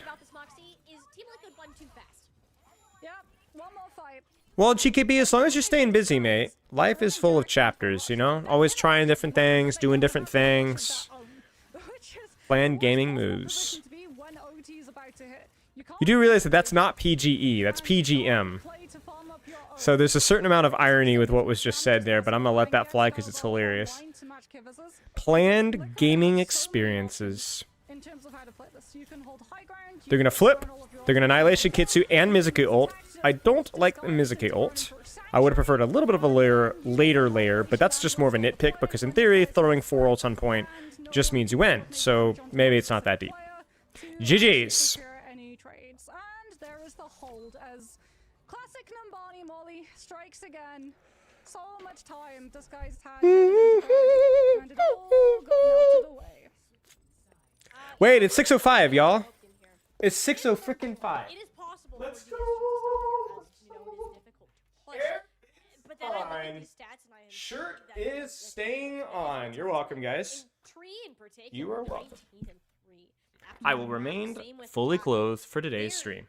Getting a lot more done, I think, individually. Like, think about how well PGE was playing for the first part of the PG, Troll, Hanzo. I mean, like, after that, I don't know. The vision was there. this guy's We ain't gonna be hindsight. PG didn't get jack all headshot wise or angle wise or sonic wise.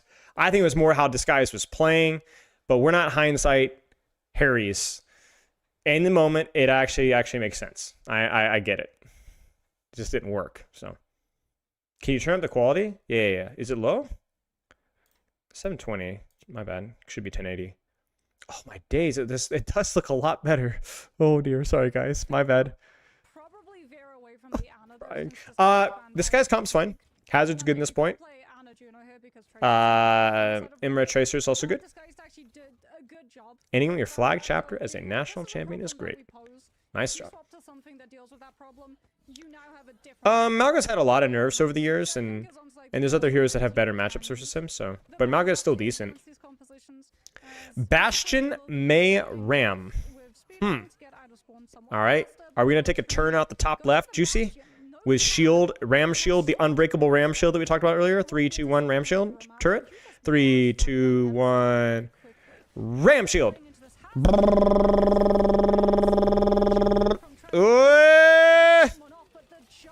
Not enough punish from PGE Rocket in the backline, gang. Look at those ult charged. PG's the only one doing any damage here. So Rocket, Skyle, and Kiwi clearly did not have the angles to punish that at all. Can't you get over scissors? I might. I don't know how to do that.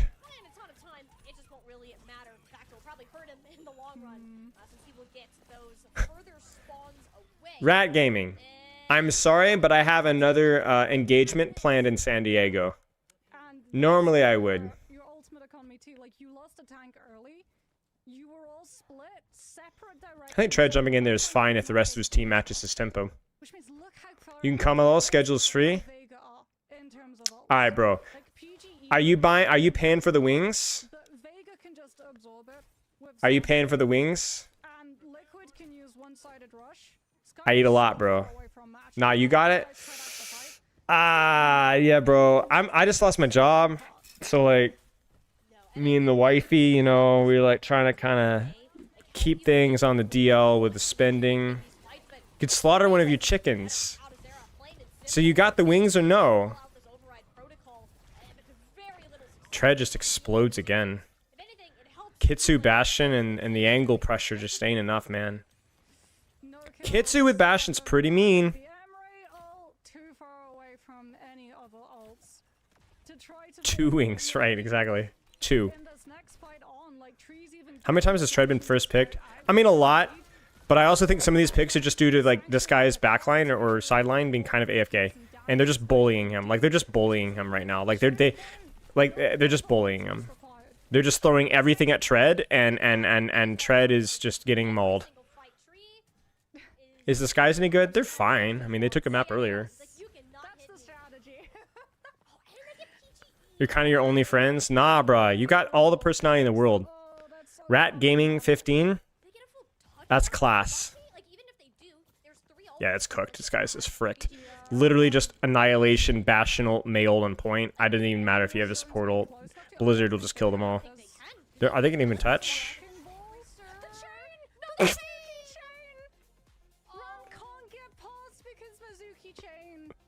And they got pre-fighted too. Any opportunity for a contest. We go from one of the stalled eye, like the most I don't know if we have to call and spectate this together. I have insights. I wish, man. Me and my wife, we have like a no Discord group spectating call rule. I would say a roller coaster, but She's super jealous, dude. wow, we're Calling getting you now? to the top. We have this anticipation after that map 1 win. She doesn't have to know.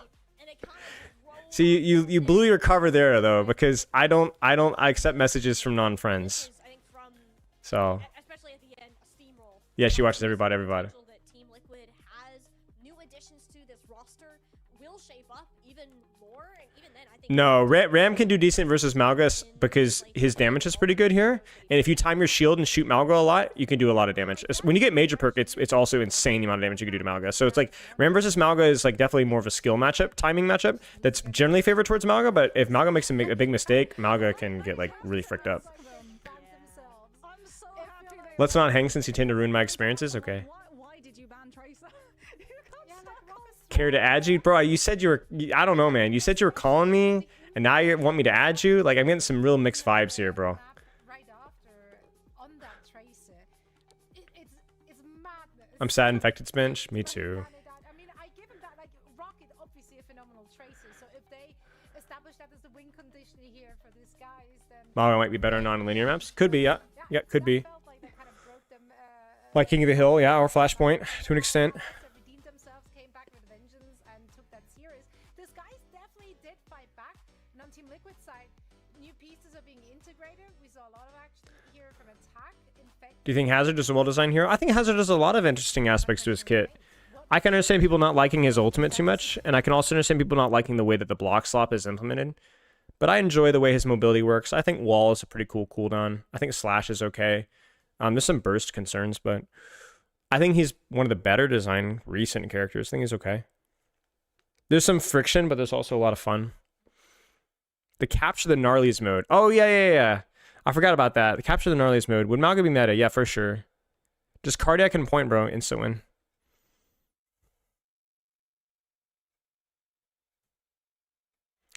But yeah, well played by Teal. I mean, the DSG were no slouch. I think DSG at a macro level just like really sloppy. Like just a lot of pre-fight slop. Really struggled with the angle maxing that Liquid was pulling out overall. Liquid looked a lot more comfortable despite Kivius honestly having like a pretty bad series. Yeah, I don't know. They clearly had their strengths and weaknesses. Both teams had their own ideas of like what to implement. I think I wouldn't necessarily give Liquid the massive compositional advantage, although I think that they clearly had a better game plan on this particular map. Yeah, I think a lot of just came down to execution. Yeah, Tree just feels like he's smurfing, to be honest with you guys. Like Tree just feels like the thing with Tree is it's like so much of the macro is a little messy from both teams, but like Tree will just flank and kill somebody. You know what I'm saying? Like that like death taxes and Tree on the flank. You know what I'm saying? Good to know, Chubb. Thank you. I appreciate that public service announcement from you.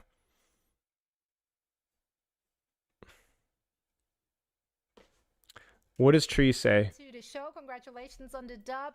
I have to be the one. I have to be the one asking. That tracer ban on map 1. Did that? Was that maybe like shooting yourself in the foot a little bit?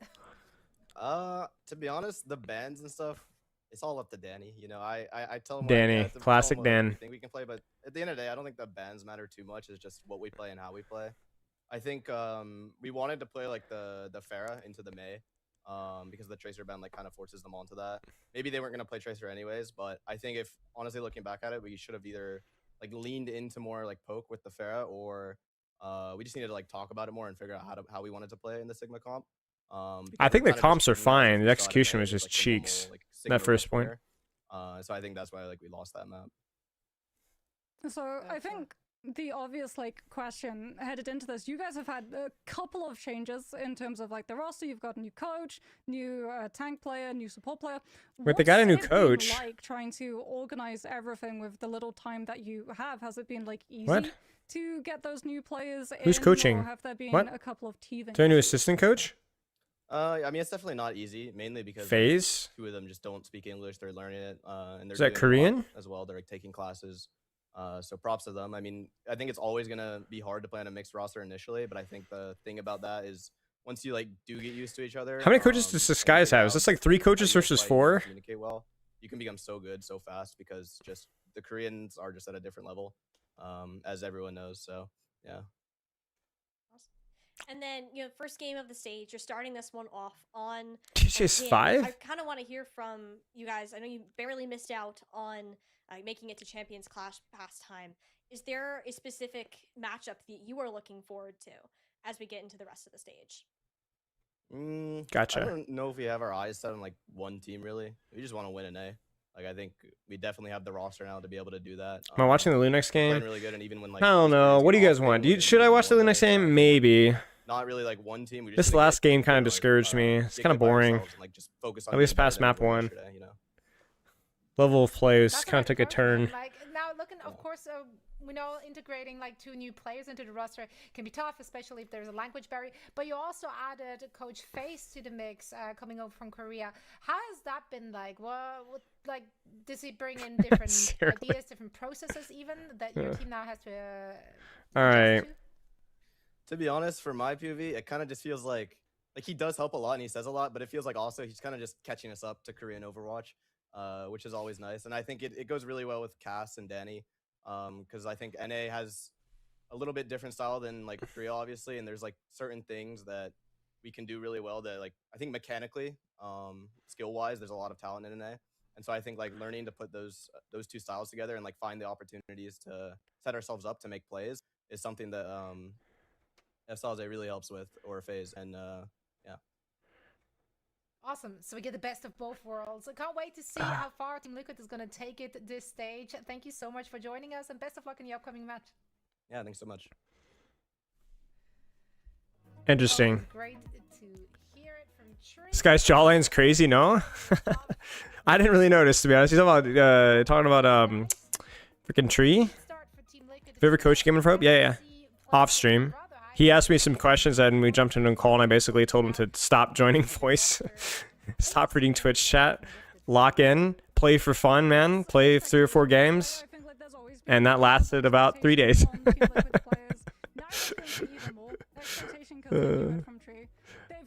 But it's difficult to manage content and improvement at the same time. What are there times I should off angle without rail? Yeah. If the comp that you're playing versus doesn't have a lot of poke, then you could definitely off angle without rail. So like I think like off angling in general is good with Soj, but like in terms of like flanking, it could be pretty bad. But yeah, if there's like a comp that you can out poke pretty consistently that doesn't have like a lot of range, then you don't need your rail to be able to contest people at longer ranges. It's more along the lines of when you shouldn't flank with Soj is more of the nuance, and that becomes more of a factor like when you're at like high level play and you're playing versus snipers and stuff like that. So but yeah, it's a good question. You definitely off angle without rail. It's just you need to be way more cautious when you do, and you go for deeper angles when you have rail. Who's the best out of Imre, Soj, and Sierra right now? Probably Sierra in low ranks, Imre in high ranks.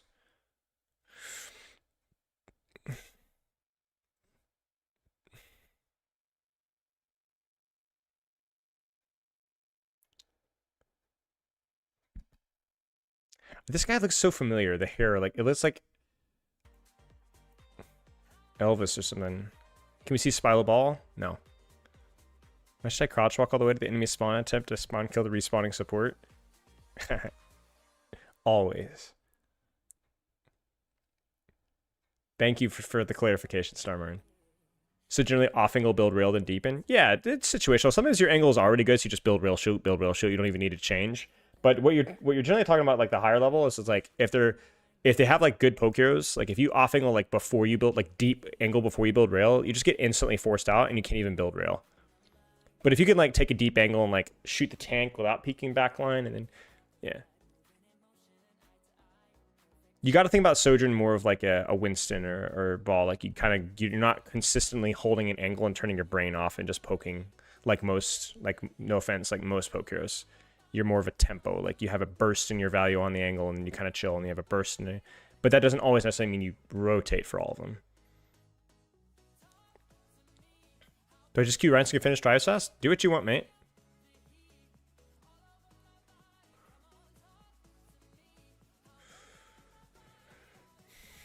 Shion's motorcycle will feel bad in tight spaces. Maybe, yeah. Oh.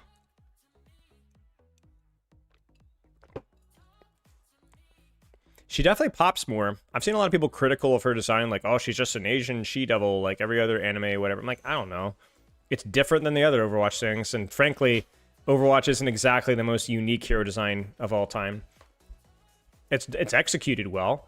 But I mean, we have a cowboy man and healer lady and sniper and tights and like big man with armor. Like it's not exactly like it's iconic with the execution, you know. So with this one, I think the execution's way cleaner. Like if I saw, yeah, it just stands out. It stands out within Overwatch, and I think the aesthetic just looks a lot better. So I don't know. I'm not an artist, but it looks better to me than Sierra. Looks better to me than some of the other stuff.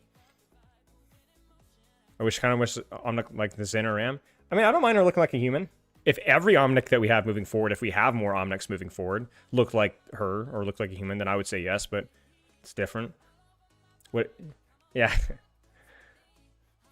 Was the gun nice to use? Can't remember. It was such an unpolished version of the character. It was so early that I wouldn't really have an opinion. Everything is a cliche at this point? Right. To me, is the execution good, and is there some level of creativity? That's all. I'm way more interested in how her gameplay feels.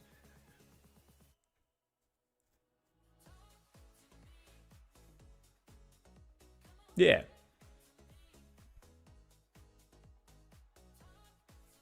Like Malga's not exactly unique. Hey, what a great idea. A big muscular Samoan man. A Polynesian dude. Wow, that's never been done before. But I like Malga. He's distinct from the rest of the cast. His voice acting is done well. I like his psychopathic personality that complements it. That's kind of fun. Cool me.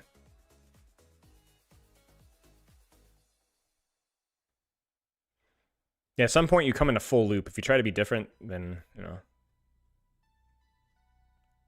Miss happy for more deagles. Mama Hunger's very creative. True. True. Where's my nicotine addicted junker? Not Team Cafe, it's actually the cafe, but it's a team too. So I stay correct. There we go.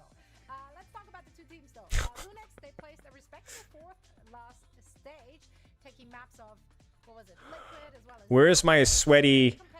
Probably has a fungal infection. Morbidly obese. WWE hasn't brushed her teeth in 4 weeks. Tank character. Camera should be on me because I want to make uncomfortable eye contact saying his name. Is a good way to learn the nuances. Yeah. Watch your own VODs. Think about, was this the angle? Could I have taken a more shallow? Did I need to take a shallow angle? Did I need to take a deeper angle? You won't always know the answer, but practice it. Practice it. Yeah, I mean, just yeah, practice it. Practice it doesn't literally look at your games. Take the time, look at a couple of fights, not a lot, just a couple of fights, and look at your positioning and think about it. And then do it once, twice a week. You will get better, not at just reading your gameplay more comfortably, but also knowing right and wrong. A Polish character? Isn't that Roadhog? Yeah, true. I mean, Linux, like, they always play experimental, is the thing. Like, they played Domina. Truthful, yes. Zeb on the roster, Zeb had Domina as his chosen hero. Zeb played Domina and continued playing Domina. Sometimes to the detriment, but they're very experimental. Any tips for Queen? Play Queen like Reinhardt, but if you make a mistake, your face explodes in terms of cover usage. But meanwhile, you can peek and throw fire strikes, but you peek and you throw knives. Of course, Georgie. Yeah, Gurgie, sorry. Yeah, my feedback is that you need less. You don't need, if you've studied any of mine or Stefano's Sojourn VODs and Spilo 2 and just watched a couple of them, you probably have enough information to try experimenting on your own. And then you just need to start reviewing your own VODs. It is a skill. It's a skill to be able to self-review. So it takes time. There's only you can study and study and study and study and study and study and study and study and study. You just need to do it. You just need to do it. Like you need this practice, the skill, if you want to get better. Like now.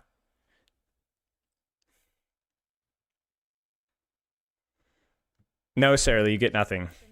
Never follow Stefano's advice. One of the biggest red flags in nature is orange and yellow marking, rattle, bright eyes on the wings. Those are big warning labels. And Stefano asking you, hey, do you want to play this game? I'll buy it for you. Big. Always say no. Always say no. You will either leave like completely disturbed, or no, that's the only option. That's it. Yeah, you just it's disturbed.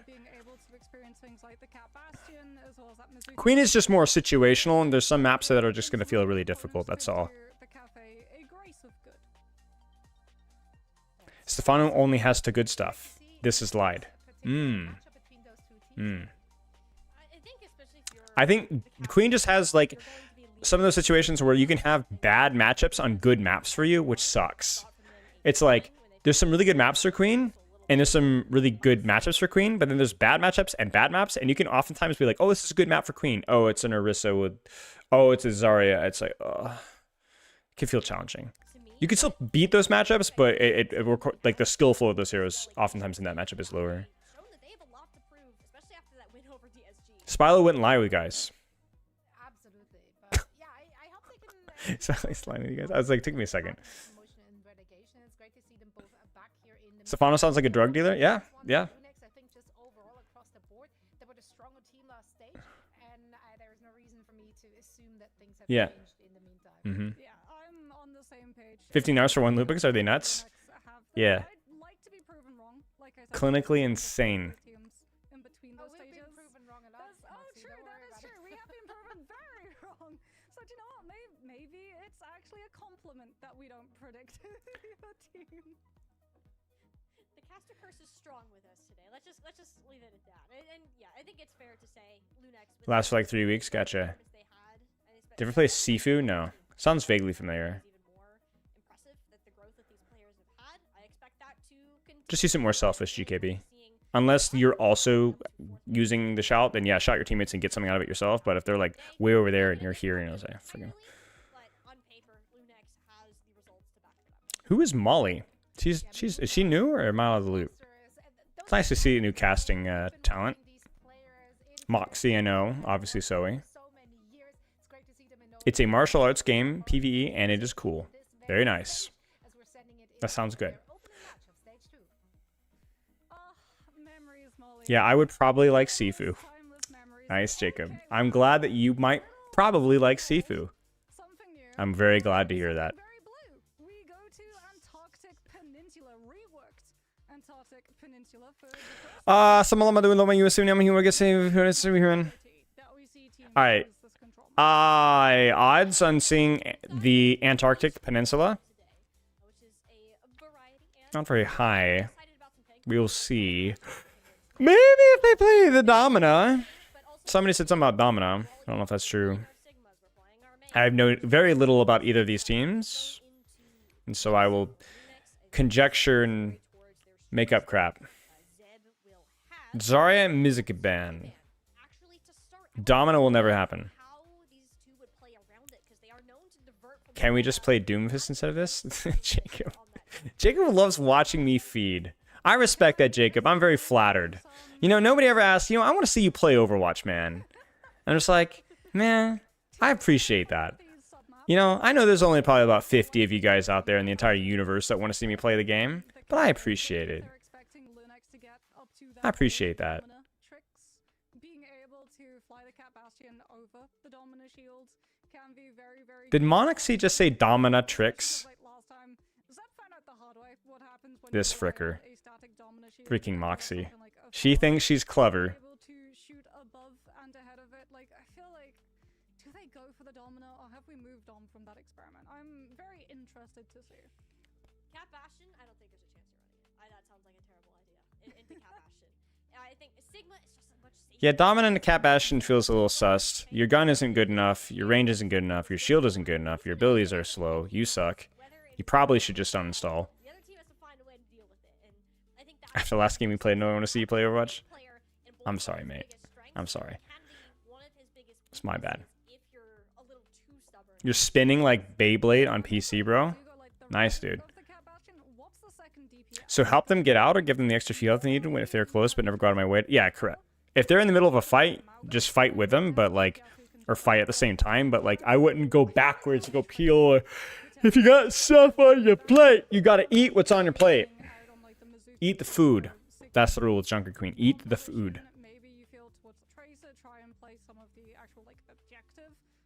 You Ooferboy 2599 also loves watching me play Overwatch. I appreciate that too, mate. I've got 2 people that like me that enjoy watching me play Overwatch. 2. Wait, they picked an already Peninsula! I don't know why I didn't mention that. That's good. We like that. It's a bit of a change of pace. They never see it coming.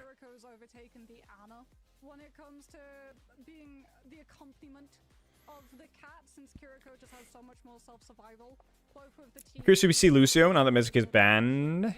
We see like the typical Lucio slop. If we say Ram Lucio, I'm just gonna cry. I'm going to openly. This is gonna be the weep openly on stream that we haven't gotten to yet. Protecting the cat, number 1, plus taking away a key component of what people would play otherwise. And then the Zarya to follow, which just screams Zeb, no shenanigans. I'm talking about a all Ryan 55 you did. Is there any way to find that? Oh, like 5 Ryans versus 5 Ryans, Ronnie? As the one that is on the Bastion, if that's the case, if they're running Tracer, if you're running Tracer with that, you're gonna have Zomba there. But if you want to run something like a Cassidy, it's probably gonna be Zomba on the Bastion. Stick X10 onto something. She can kind of pop off in that role.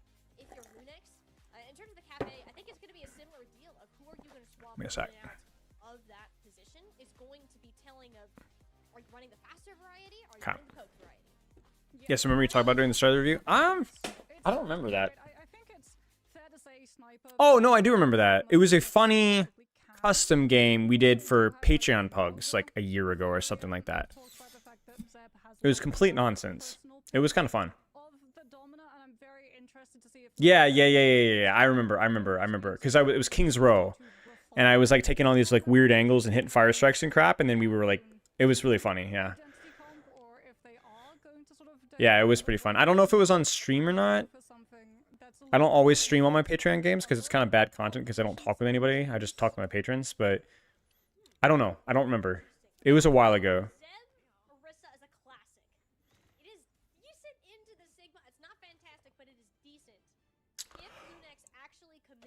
All right, man. Well, it ain't a ram mirror, so that's a yip skippity doo. Does Zama go Tracer or Sojourn? Do we stay Sem? Go Reaper. Okay, Reaper's good. Okay, stick the wheel, you cowards. The frick are you saying? Stick the wheel. So Orisa just auto wins height, and she has speed here, so she can definitely gap close in this map. But if they're able to open up their angles as Cafe, then Orisa just kind of loses all of her health in a blink of an eye. So Zeb has to be real careful. And so Cafe, like, they can kind of control every angle that they want. Grapes on the angle, Sniper on the angle, PTK Ryan on the angle, like so many angles. And this map is more open, so Sniper just jumps into the what the frick? So Lunex does a good job. Lunex takes angles underneath height and off of point, and then Cafe takes the point on angles all around. But that felt a little unforced. The best versus worst hero pugs? That was Cinema? Wait, which one? The Plats versus Masters one? From the fight if the Orisa does want to play it slow. If Lunix wins, you'll see Cardiff next map? Okay. PDK just trying to take an angle. Oh my gosh. Chumble. Close enough. Doesn't matter. Zomba gets it. Right through Sojourn. And Zomba takes PDK down, which in turn takes a lot. Why would Ryan be on me? I don't know. I don't know anything about these heroes, man. Like, I know Zeb, kind of the Orisa guy. Grapes, I vaguely know. Sorry. May more because the map is, you just, yeah, you wall off tank or you wall off choke and you open flank.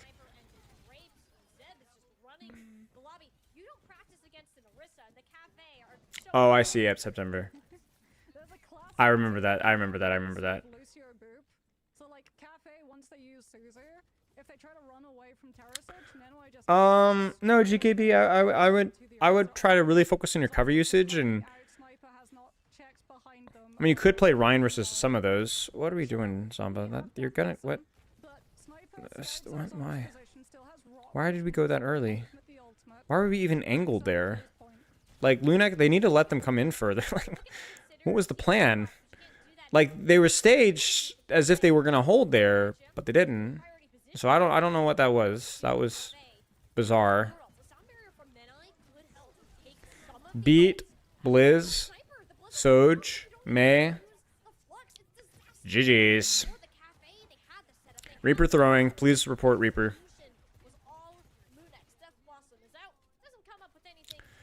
No, I just feel like a miscommunication or something. Like, I don't know. Like, getting your Wraith Force for before they even, like, cross. I don't know. But it doesn't matter. It doesn't freaking matter. Blizzard comes out, but Sig's already down, so you're not getting any of your follow-up from Sniper. You can't combat with Flux. You catch Nenway with the May Blizzard. What a weird... And then Z just uses What a weird round. And Lucio's home free. As Lunax will be able to walk What a pretty weird round. easily, to be honest, like a little bit of a rough first fight. Zeb just able to play full survivability though. And from there, 100 to 0. Yeah, that's an 11-0 battle cattle. Something I did not think I would be seeing today. 11-0 battle cattle. That's great. There's very few players Battle cattle. to the success that It's a good one. but this is Zeb that we are talking about. Okay, Kiri Lusu, a little bit more of a compressed map, so harder to make that Wu Yang work here compared to the previous round. They're going to get the TP, so they're going to get that first initial rotation. That gets the early pressure into Orisa. They're going to handle some of that pressure on the choke as well. That TP is kind of sussy, Baka. Doesn't really do a whole lot there. Even for the fake, would have preferred a little bit more patience there. They do have a lot of point control. Reaper's trying to control that right flank there. Applying some off-angled pressure from the side. Those turrets are there to deny that flank. Let's see if he ends up taking it. They're giving up a lot of space here. There's a lot of chasing going on here from Lunex, and there's the deathmatch aspect of this angle match Overwatch nonsense. It feels a little outside of the Cafe's control here, and they're gonna lose point control early. Snipe. What are we doing? What's going on? These teleports feel a bit random. Okay, they want to go first with Rush. Scuffs will Oh no, this is not good. You've got to go now, but you're already down PDK. Sniper also gets stunned. So that's Suzu already invested on your rush, and Lunax just Zeb, somewhat more difficult since you lose. yeah, I was gonna say like Zeb should be okay. Like this is very winnable for Lunex, But what you also despite the mess. is Oh, maybe, and Zeb still holds maybe. space with all of the Orisa defenses. They don't Yeah. even give the flip. Yeah, I don't know. Like this is very strange. Very strange.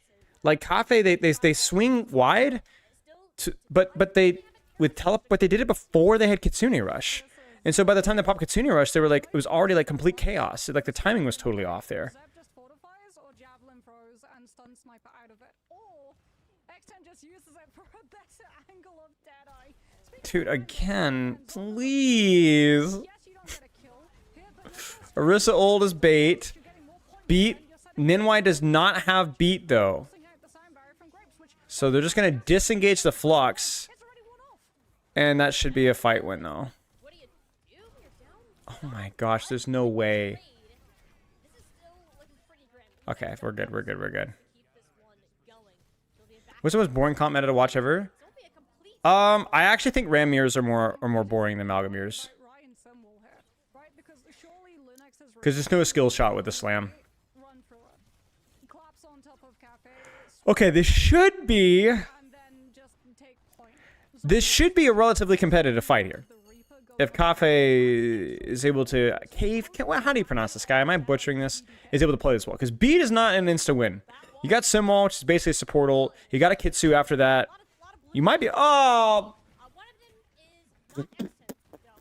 Will be shut down early. Might not even need the for the Cafe. They would love to be in the Cafe. position, and that's perfect. I don't know why. I think the K makes me feel like I'm gonna pronounce it with an accent. Cafe. She's going to go for that Sojourn, so you have really good pick potential without having to build up. All right, that gives Scuffed a lot of Kitsu charge advantage to Cafe. There. It's not Cafe. Well, then what the frick am I supposed to say? Beat. High Noon. They block the Javelin. Simwall. Scuff needs to use Kitsu now. Scuff needs to use Kitsu now. Scuff needs to use Kitsu. And Zeb explodes. Oh my gosh, did you see that? What is going on, man? They said Cafe. She said Cafe. I'm freaking saying Cafe. Frick off. All right. Final fight.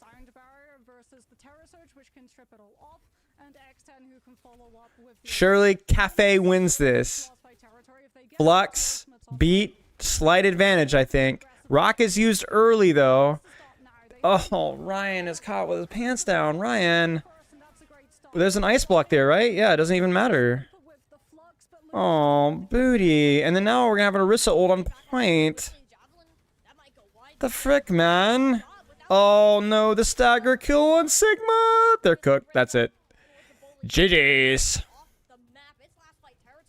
Wait. PDK is still there.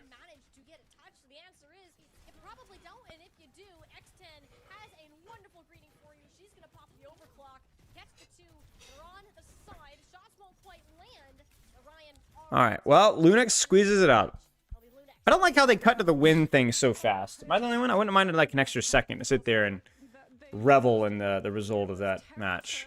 It was good. I like the compositional variety there. Alright. I'm going to be honest with y'all, chat. If I'm not interested in the match, I'm not going to do a good job casting it. I'm going to sit here and be stupid, so we're going to end it. Loves and kisses. We'll be back on Tuesday with new season. Thursday, Bogart thing. Tuesday, new stream, or new season. We'll go from there. I'll see you guys later. Thanks for being here. Take care. Hope the rest of the match goes well. I will see you guys in 2 or 3 days. All right. Loves and kisses. Thank you guys for being here.